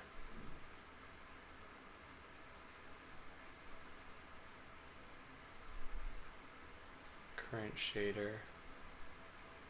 Set shader uniforms.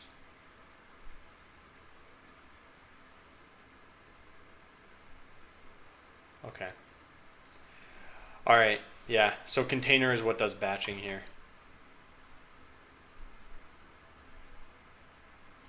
So by overwriting render WebGL so that it doesn't batch this, or darn it, no, I don't know. I'm not sure how this is working. And what, Omar? I don't think it's considered slow. I mean, I also think it's just putting a function in a different place. Simon says, guys, if you were creating a dynamic website where people could log on and upload images, comment, rate, and have their own profile, would you start front end or back end?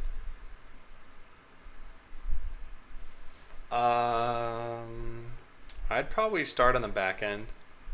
I don't know. Honestly, I think it's, what do you find more interesting? Start there. Because most projects are usually not going to get finished. So just start where you have interest.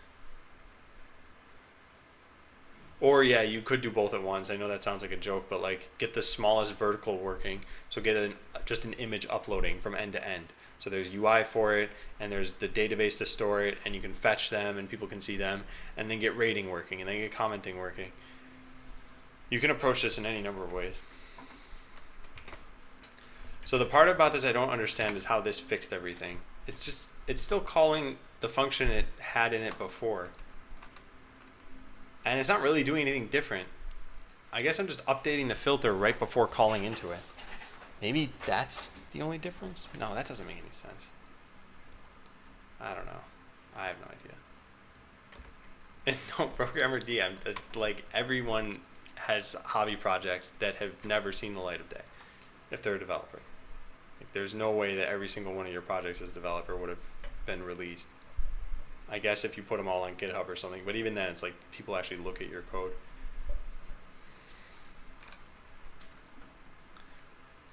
Okay, yeah, so here's my issue here. So I guess I got this working, but I don't understand how it's working. I am just calling, the important part is this. This is it. I'm just doing this right before calling the normal renderer function.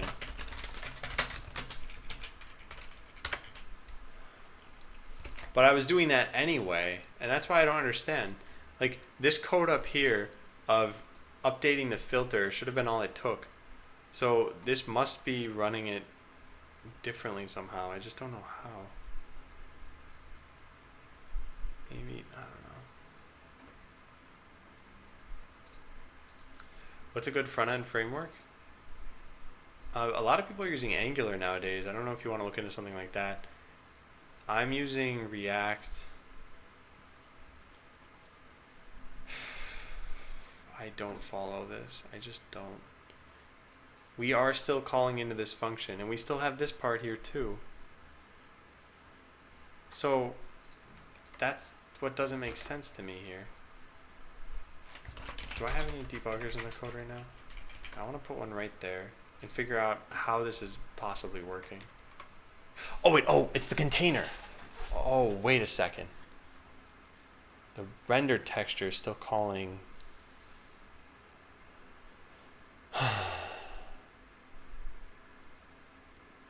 Man, I don't know.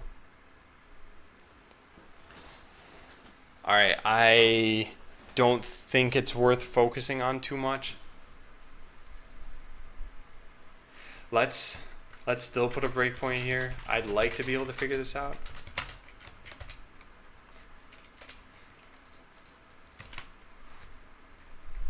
Let's get rid of this and get rid of this. And here we go. So let's take a look at this function.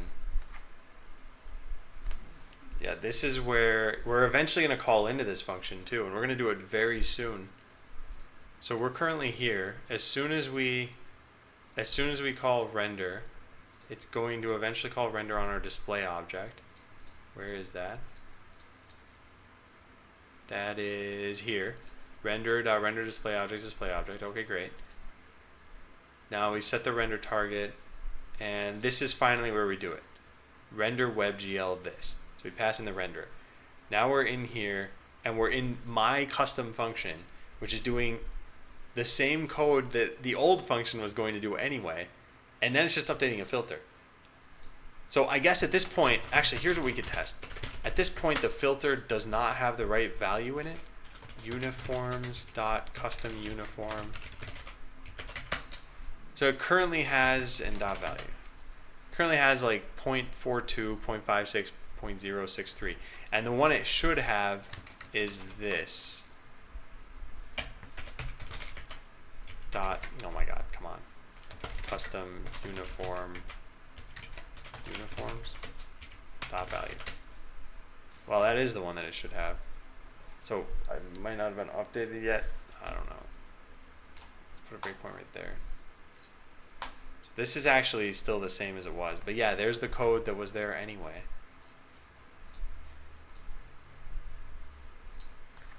Now what do we have?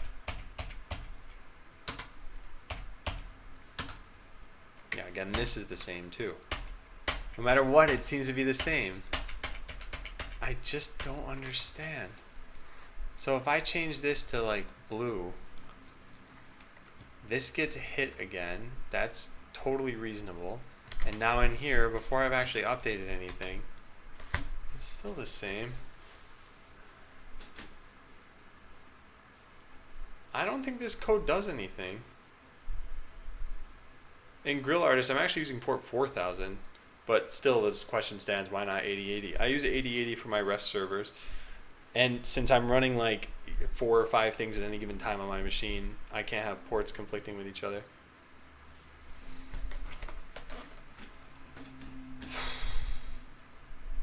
None of this code should need to be here for this. Yeah, this code should only ever be called once. Also, let's stop printing out Alice JSON. That's ridiculous.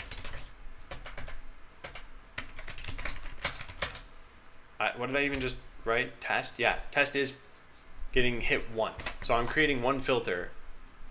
Somehow this is working.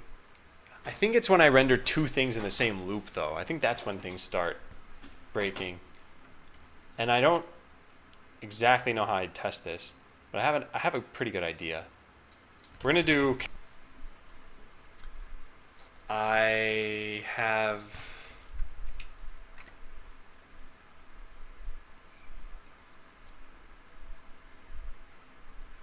Yeah, this code should only ever be called once. Also, let's stop printing out Alice JSON. That's ridiculous.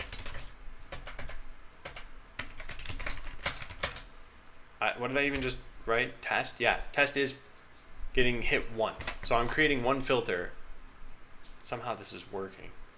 I think it's when I render 2 things in the same loop, though. I think that's when things start breaking. And I don't exactly know how I'd test this, but I have a pretty good idea. We're gonna do camera.render. We're gonna render 2 of these things. So let's do this. We'll render the first bot at 200, 200, and the next bot at 400, 400, and we'll just swap the primary and secondary colors. So there, that's it.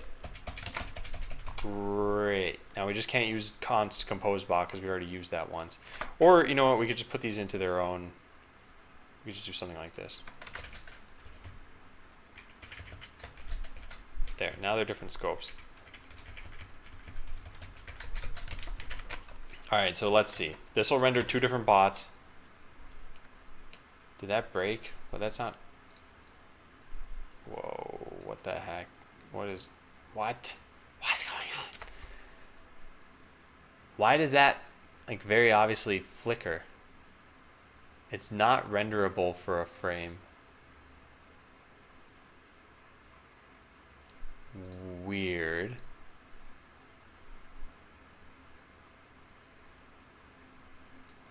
It is getting updated, though.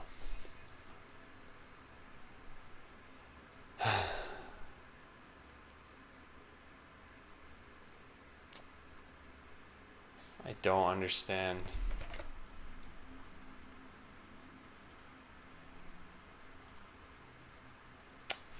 Oh, you know what might be happening? It might. No, I don't know.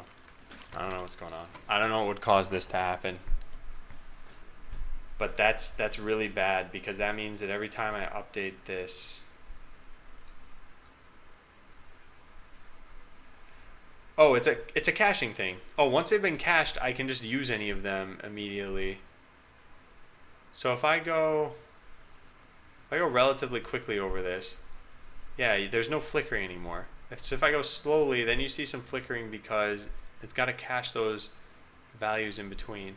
And I could actually get it to the point here, depending on how many values there are in this, if there aren't more than 333, I could get it to the point where it caches all of them.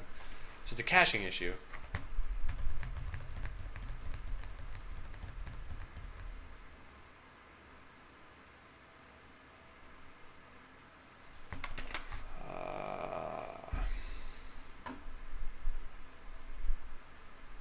It's this compose bot is what's in charge of getting this thing. Let's delete some of this code. All right, so let's look at compose bot. Or maybe it was the setting the old render target. Let me try this code again. Let me just do this and see what happens here.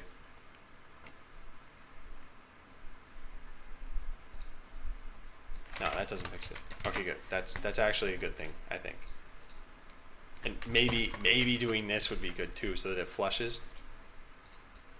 No, that doesn't matter. Okay, great. So we can just comment that out. So we render here. Yeah, and if this doesn't happen immediately, then I guess it gets batched. But it's before this thing is ready to use it. So this is the same problem as before. And then I apparently might have fixed by doing this, which would just totally make no sense. No, that doesn't fix it. And did this even build? Yeah, it did. Okay, well, I'm pretty lost. And in reality, I don't think this sort of thing matters too much. Like, this one's not blinking, which actually, why is that the case? What if I just didn't render that bot? It's still doing everything it was doing before. Does this one flash still? Yes. But what if I got rid of this entirely? Then does it flash? Oh, now it's totally fine. Oh, I don't know what's going on.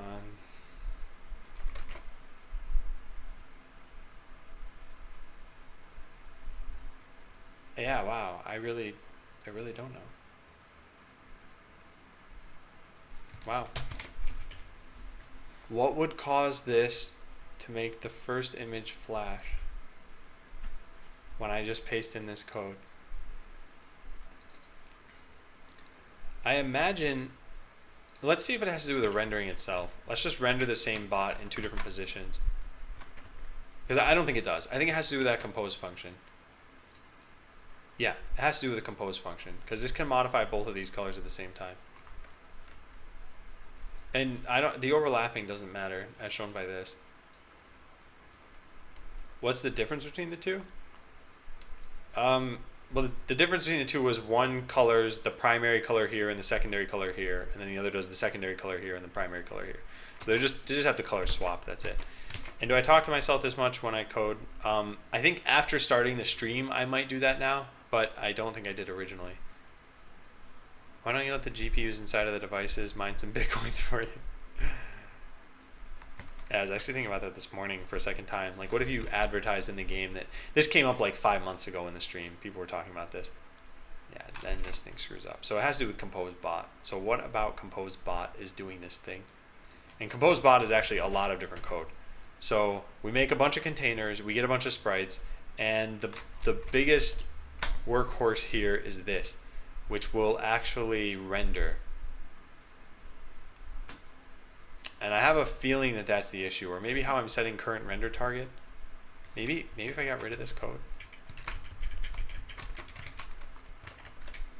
Now it wouldn't change the current render target.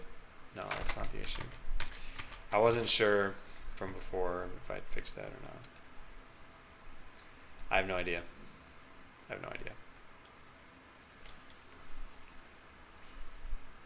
Maybe, okay, let's try one more thing. As long as I'm just testing random stuff here. Maybe it has to do with this. Let's always return a filter. Return filter. There. That's it. That'll test this out correctly. No, that's not the problem either. Okay. That should have printed test a bunch of times. Oh, no, it shouldn't have. But it doesn't matter. I don't know. This is another weird issue.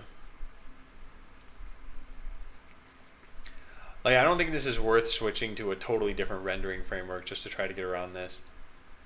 I'd run into a lot more issues probably.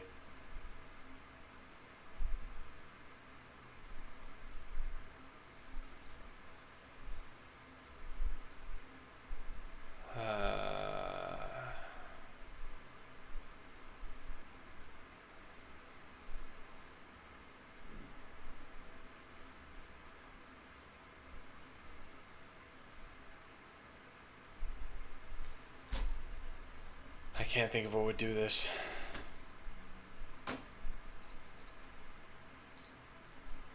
Why are you bothering? Just remove the second bot. But I mean, every issue that happens like this, where I can't answer why it's happening, is worrisome. Because that means that there's some part of my stack where it's just a total black box to me. I don't know why this is happening. Like, I can't figure it out by looking at the code.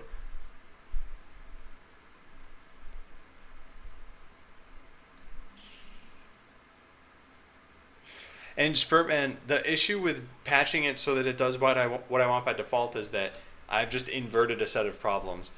The bots need to use my custom filter, but presumably there's going to be something out there that's very simple. It's drawn as just like a white picture, and I just tint the whole thing, and I'm totally fine. Or I want to do some multiply tinting down the road, and then I need to use a custom shader for that as opposed to for the bot action. Why does that happen though? Why does this happen? I wonder if it renders and then you're rendering in your compose bot. Does compose bot have to happen all the time? It actually only has to happen when I'm making a bot whose colors I haven't made before. So if I drag all the way to the upper left here, I've got the red bot now, so that when I drag back to the upper left, that's always going to exist there. So no matter where I am on this table, like you always see the red one show up very quickly because that's been cached. In fact, all of these, if I cache all the ones on the left side here, you can see that they're not flickering. But you can see the values changing up in this text box up here. So I don't need to call compose bot unless there's actually a new bot. And I think, I think Omar's right. I think I just should stop bothering. If this showed up in the game, if you changed your color and it had to like load a little bit, I guess, you'd probably be like, yeah, whatever. Like this shows up when I'm changing my colors, which happens once every 2 months or something. Can you separate them, cache them, then do the render? I don't know what's happening exactly though. Like the second one isn't flickering, and I'm using exactly the same code for both of them. The only difference with any of this was whether I'm using primary color here and secondary color or vice versa. Let's figure out if that's possibly the issue somehow. That would be very weird. So yeah, if I'm drawing them both the same, then they're both going to be cached each time. What if I just tried totally different colors? It's primary color input. What if I didn't use that? What if I just did this dot get random RGB string?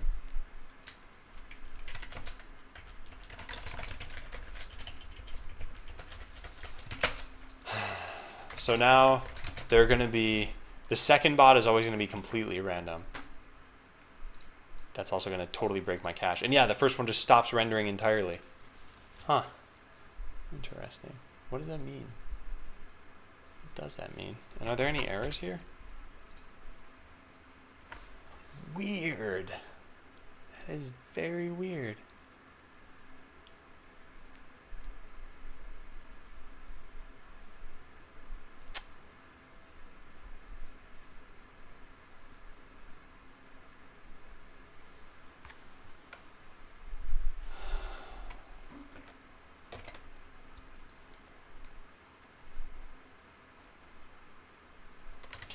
So to me, what this means is that I'm probably reusing a member of this class somewhere, but I don't know where I even use the word this. It's just for sprite sheets. Yeah, no, that should be fine. Everything that I do with colorizing the image uses a different render texture. Yeah, so then the only other question is, does this have to do with batching? Do I have to flush the renderer or something like that? Do I do pixie wrapper.renderer.flush?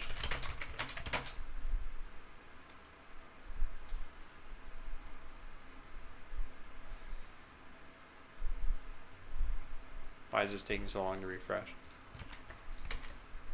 Just close the tab. Can't even close the tab. Oh, wait a second. It's that flush is not a function. Okay. Pixie wrapper.renderer.currentRenderer.flush. Yeah, that's what I want. But I think I've already changed the render target at that point. No, that doesn't fix anything. Maybe it's before I change the render target. Did I flush that one? Nope. Nothing I do here seems to fix this. That's weird. Maybe I flushed both of them. I'm just making these up at this point. This is not a good idea.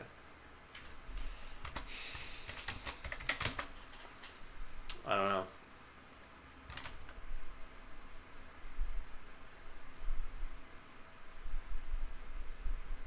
Hey, Original Pepper.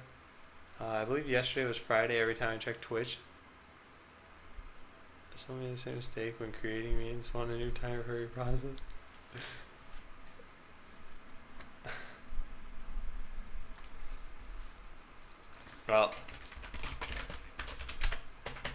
You've always got a fun video to watch, Original Pepper. Because it is Friday.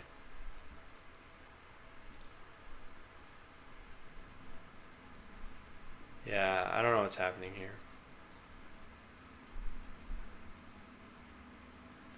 In fact, wait, did I already check this out? It doesn't have to do with a render, does it?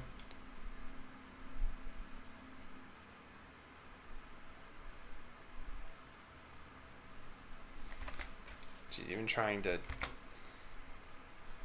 my memory usage here.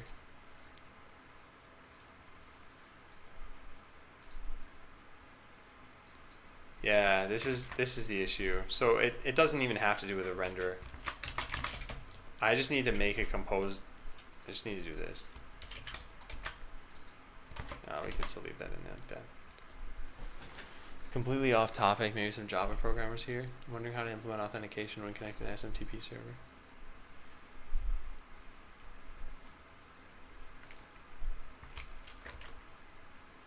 Oh, what keyboard is that? Sorry, Deity. I changed a bunch of commands to April Fool's jokes. I should just change them back at this point. Keyboard. There. Alright, I fixed it. So the keyboard one's been changed back.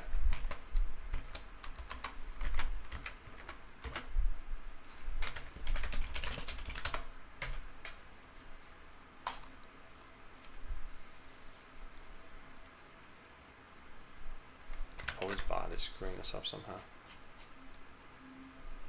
Let me check something out here. If I cut out all of these things, then everything starts to work again, I'm assuming. Oh, well, this is going to cause a bunch of reference errors in the code. What am I doing?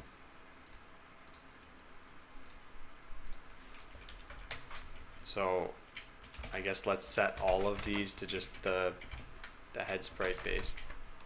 Yeah, I know. Alright, let's change this. Head sprite base. There. So now no colorization is happening. Okay, great. So I'm 100% positive now that it's definitely coming from the get colorized sprite. Like 100% positive. But why?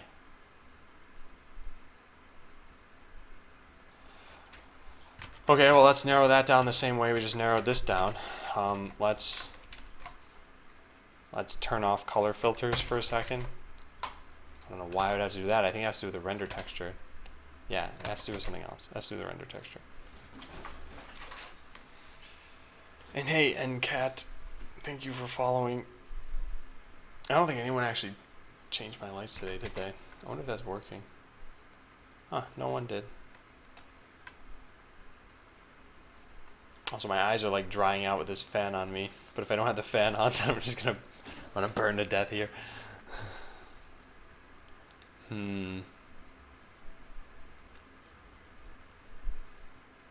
Generate texture.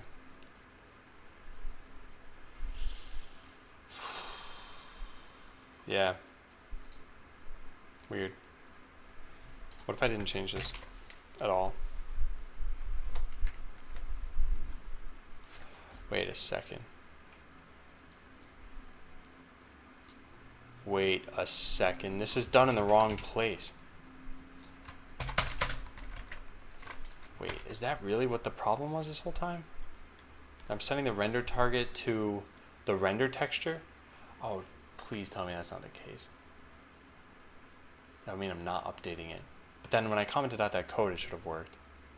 No, that...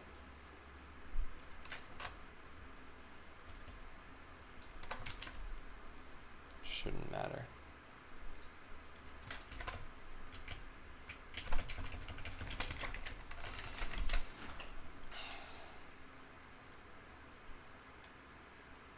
What chair do I have? I'm not actually sure what chair this is.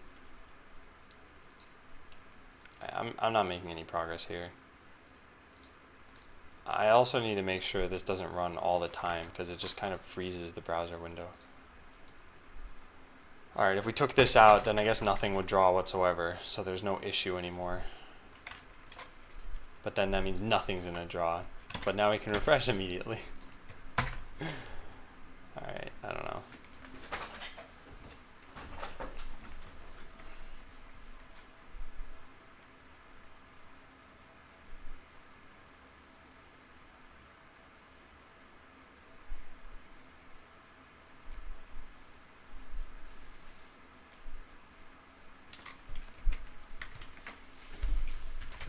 down. I don't think this even works. Okay, wait. That's something I didn't actually check yet. What if I return a new filter every time? I think I did check this actually. And I don't think this does anything. Because this would be the old render function and a new filter each time I go to use it. Yeah, it doesn't do anything.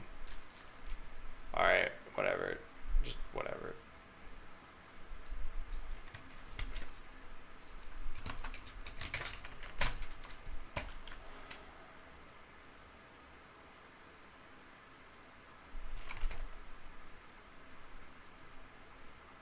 Oh, these things need to be up here.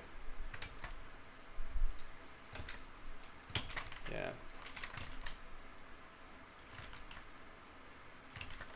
Why is this still failing? Oh, because use strict doesn't let you use commas like that? That's not.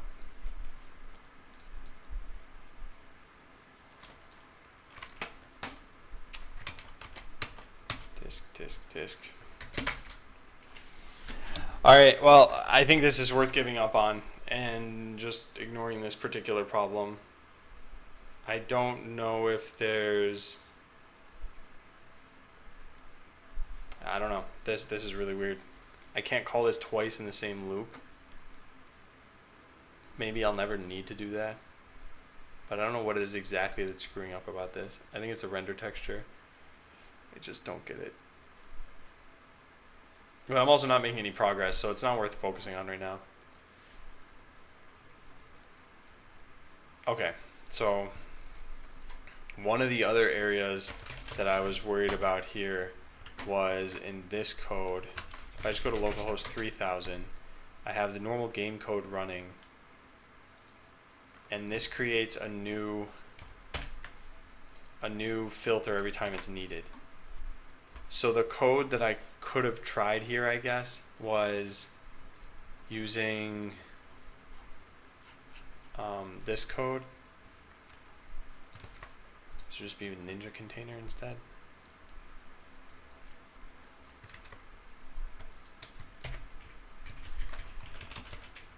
So let's change that. Ninja container. Now the only thing is that this needs to return the same filter every time. So we just change it to the function that I have over here. This.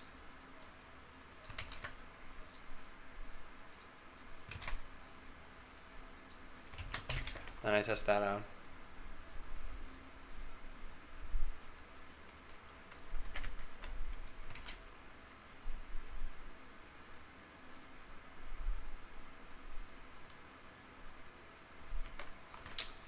Something's wrong here. I must not have set that equal to this. No, it's set right there. What? But this, what? This function exists right here too. What is this complaining about? It's probably complaining about hex color. Yeah, it actually is. Okay. We need to figure out what color this is supposed to be. Where is the color? Aha! Primary color and secondary color. But we're making filters up there just for this. Yeah, this is just stupid. This is just stupid. Alright, see you, Omar. Alright, I think I'm done with this. I'm just gonna revert everything back to how it was.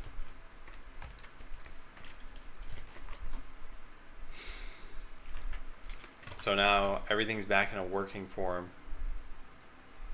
All the bots show correctly. Great. Over here, where did we leave off? Can I change this stuff? Yeah, I just gotta get rid of the other render. That's too bad. And now that should be fixed. No, it's still not fixed. Oh, come on.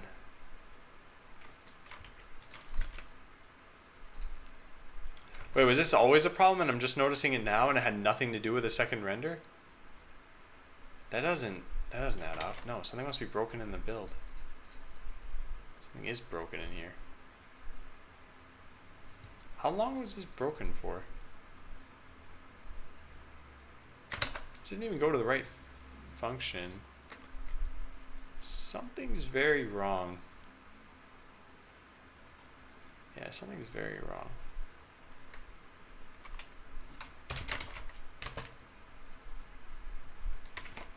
What is going on?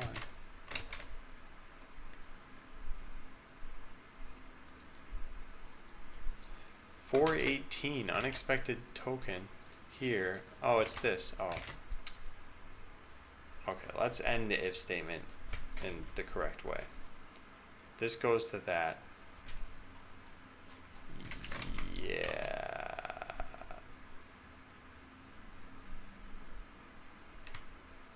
All right, no, I'm lost. I think I've been at this for too long. Yeah, I messed up my braces somewhere. It's the if.camera. Okay, got it. That's what I screwed up. Today has not been a good day for coding. All right, so now everything's fixed. The colors are working correctly. The random bots, I guess, and other things. And,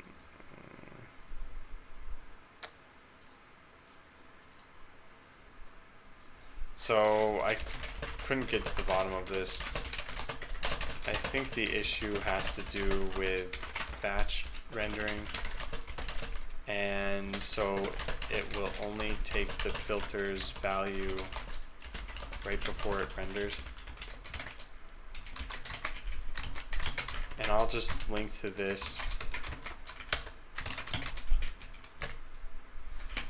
Alright, what else do we have here? Refactor the code, change the names of sprites using the files and uncontained PNG. You figure out how to get the scale to work. Get rid of most parameters for primary and secondary images.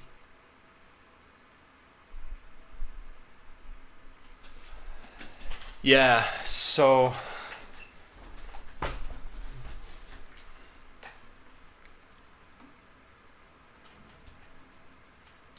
writing is hex function. Is there any reason why I would have capital letters?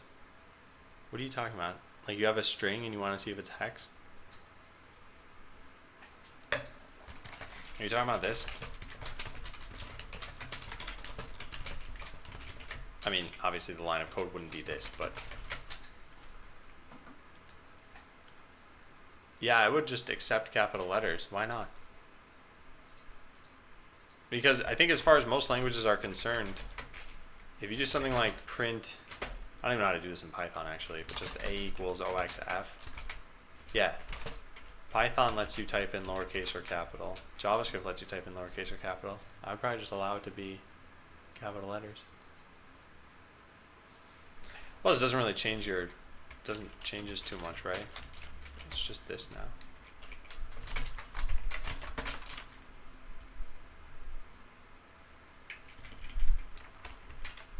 All right. So I think the only thing I haven't totally figured out is how the artists are going to use this tool. Although I do have what could work out to be a solution eventually for them. And that was that whole image upload thing.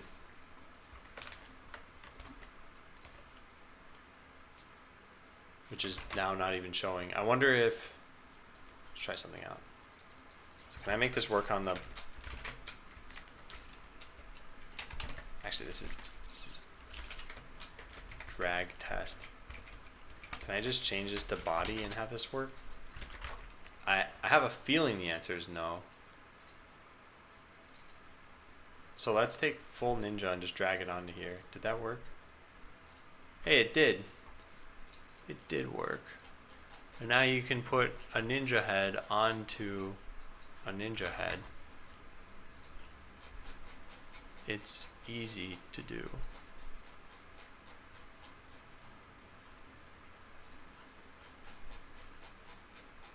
There. Now you can change the color of this ninja head.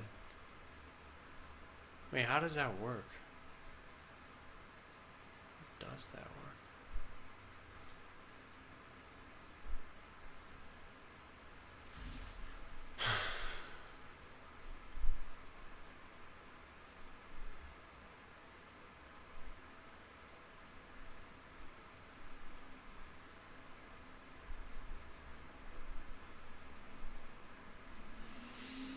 Okay.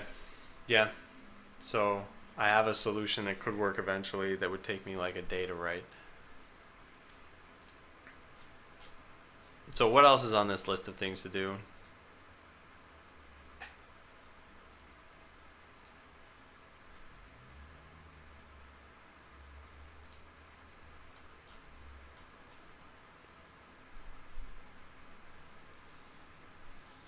Yeah, I think there are a lot of features for this tool. And I think if I were to just finish the tool, it would take another probably 2 or 3 days. How do you make Sublime perform math on a selection? There is a package called Evaluate. Install the Evaluate package, and then Control-Shift-E is the default shortcut. So you can just type something and then evaluate it, or 5 plus 4, 20 times 2, and if you want multiple selections, just make sure you've got multiple selections there. Otherwise, this will not work how you expect. So 5 plus 4, 20 times 2. It just evaluates everything you've got. And this is just running it through Python's eval. So you can actually, I always forget in Python, is it math lowercase? Math.sign? Yeah. So you can actually type that too. You can do math.sign 30 because it includes the math library by default. And whatever else, I think what? Is this the power operator in Python? Is this going to give you 32? Yes. Alright. So yeah, where I left off with this thing, I think I'm done for now. I think I prototyped a lot about how art's going to work and how I'm going to get it to be performant. And so this is fine. I guess I should try having like a whole bunch of different bots. But I need to clean up all my code and everything. So I think my final conclusions here.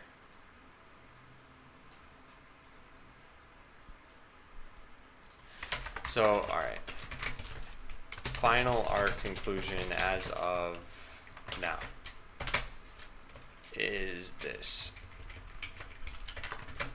To finish all of the work, including polish, code cleanup, art tool features, would take another, I'll say 5 work days. But then artwork stuff should be, so this does not include animations, although animations shouldn't really be that bad, I guess. This does not include animations. But that's it. That's why we prototype this stuff.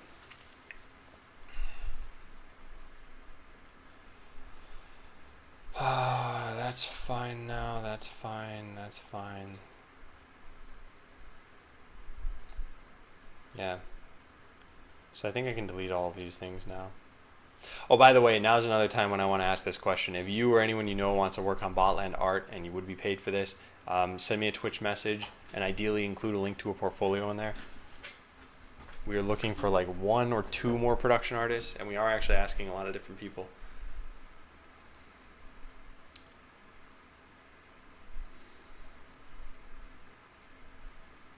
Okay.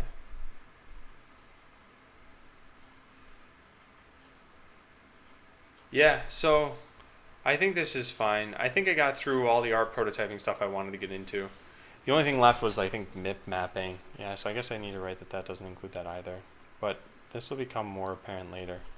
So then all I need to, okay, let me finish writing this stuff down. Where's the rest of the art conclusion stuff? Yeah. So this does not include, it does not animations or MIP mapping. MIP mapping should ideally just be pick a different sprite sheet based on what zoom level we're at, but it also involves colorizing images at those levels, and there's a whole lot more. So final thing to do would be to check in my code at least in the state it's in. Well, let me just do that right now. There's no problem with doing that. I'm in a different branch already,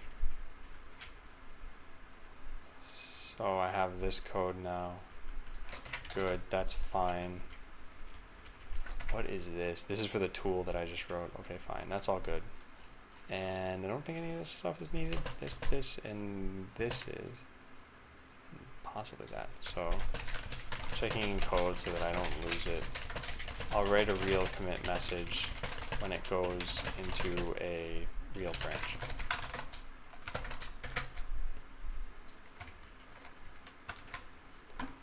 Mip mapping is just passing a flag to a GL texture allocator. So they already actually exposed that in Pixie, but I thought I'd need to do something more than that. How does mip mapping work in OpenGL? So what, I always give it the most high def textures?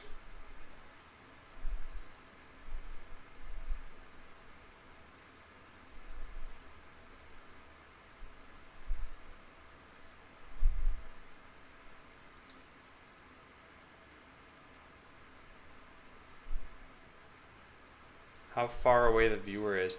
I wonder how OpenGL would figure this out if... Yeah, I wonder... So, Spurman, are you suggesting I can do something like this?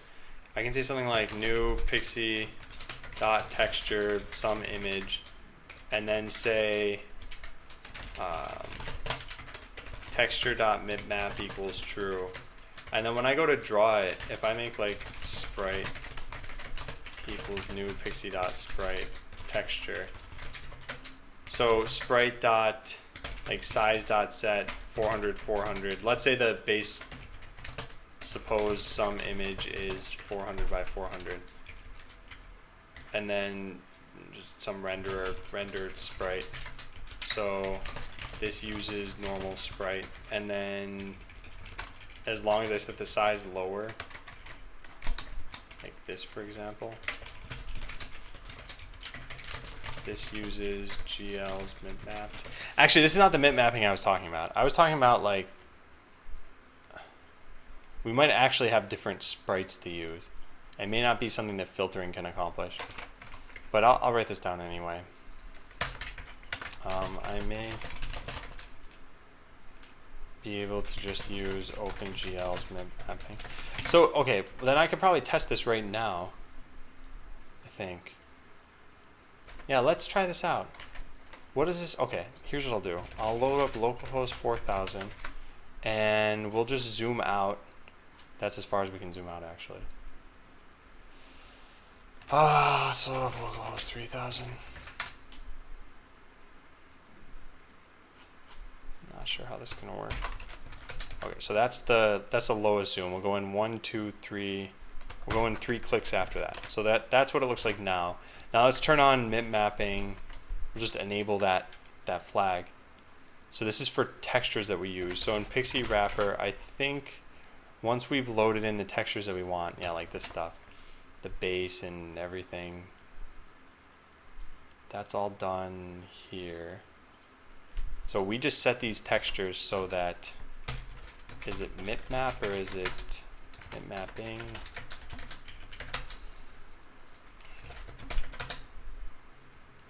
Yep, it's just mipmap. Okay, mipmap equals true. Let's change all of these.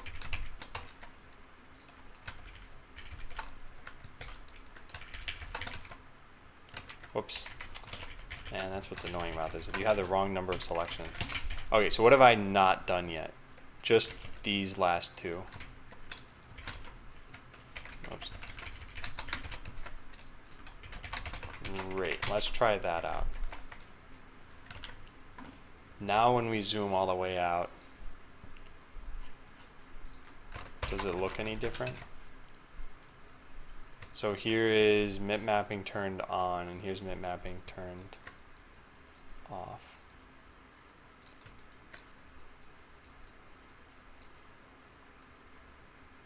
I don't see any difference.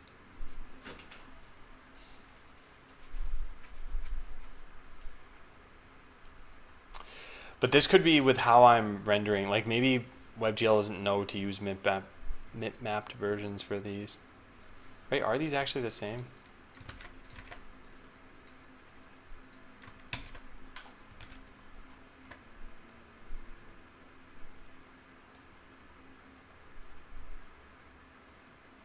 Well, I guess they do look slightly different, but that could be any number of things.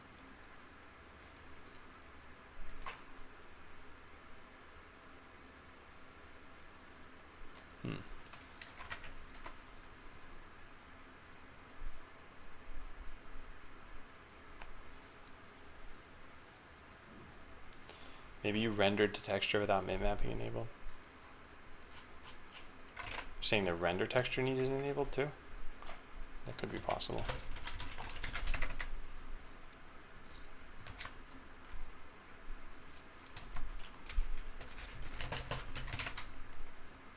Is the render texture... Huh.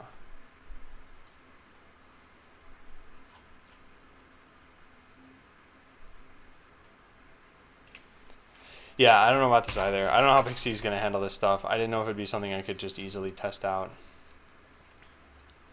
Because they all look pretty much the same to me.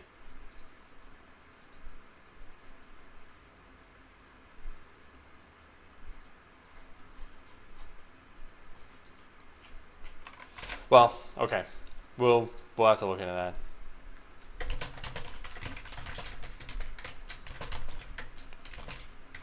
Although it may be more complex than that.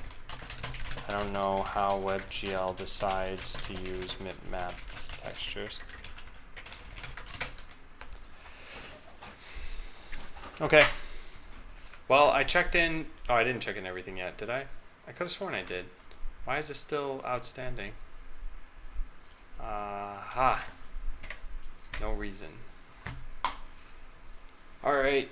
So then, I think next week we're going to get back to DevOps. I don't even know where I left off there.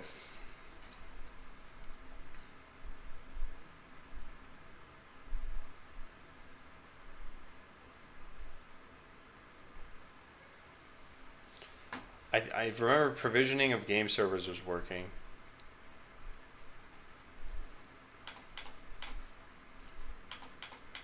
I don't know. I have a lot left to do.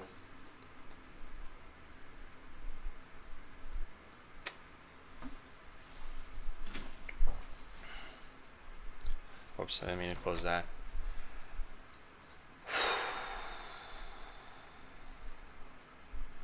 Also, one thing I'm going to have to figure out at some point is how I can have my air conditioner running without like there being a huge whirring sound on this stream, sorry.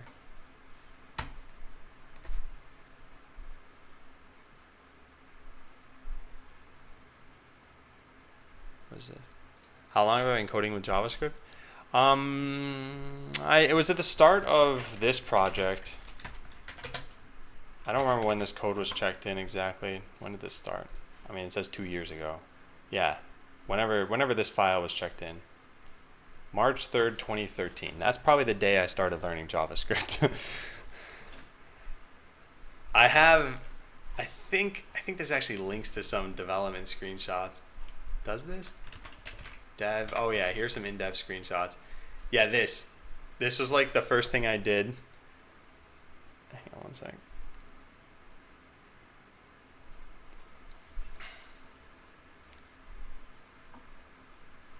This was it. The first thing I did in JavaScript. Canvas.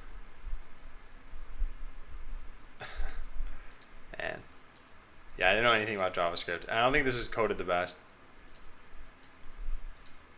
But hey, it turned out to look decent. I mean, the end of the game, this is what things looked like once it was finished in development.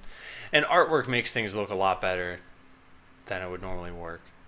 Like, everything up until that point, we didn't have these doodads placed down and whatever else. And these guys didn't end up in the game. We cut missions completely. Alright, I think I'm going to get going. Today was a very bad day for pretty much every metric I have on the stream. Coding, number of followers, progress, me feeling good about myself, laughs at April Fool normally work. Like, everything up until that point, we didn't have these doodads placed down and whatever else. And these guys didn't end up in the game. We cut missions completely. Alright, I think I'm going to get going. Today was a very bad day for pretty much every metric I have on the stream. Coding, number of followers, progress, me feeling good about myself, laughs at April Fool's jokes. It was all bad. So I'm hoping next week will be better. Yeah. And I'll see you guys on Monday. I'm going to go find someone to host. I know I just spent a long time saying goodbye. let's go figure out who I'm gonna host. Is Zeef online? No.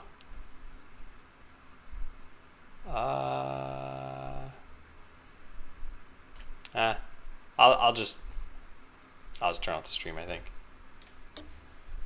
You have to tell you from Tuesday? Oh yeah, the thing about not accepting donations? Yeah, you were the person who'd ask. I said it was mostly just I want people to just be able to enjoy the content that I have without having to spend money.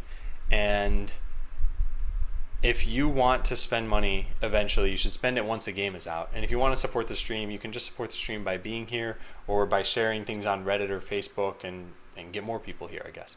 And that's about it. So I don't want people to ever feel obliged, and I also don't want to... I'd feel weird taking your money. I feel like if Botland's going to be super successful, then donation money would kind of be a drop in the bucket, which to me is still a lot right now. I'm making no money off of any of this stuff. And if it's not going to be successful, then you should save your money for some better project that comes along. And thank you guys for the follows at the end there, Game Frenzy and Luthine. I appreciate it. And if I turn off my bot right now, oh no, Luthine already got a whisper, I think. Well, anyway, Luthine, if you want to try out that whisper, you could try it now, I guess. Share it with some of my friends at work. Fair enough, I totally understand. Yeah. Yeah, and it may be something I open up in the future. I've always kind of left myself with that contingency. I'm not necessarily going to do it. Also, Luthine Game Frenzy, if you remind me on Monday, I can give you guys tokens again, because yours are going to be, I guess, wasted now. But yeah, take care, everyone. Have a good weekend, and I'll see you on Monday.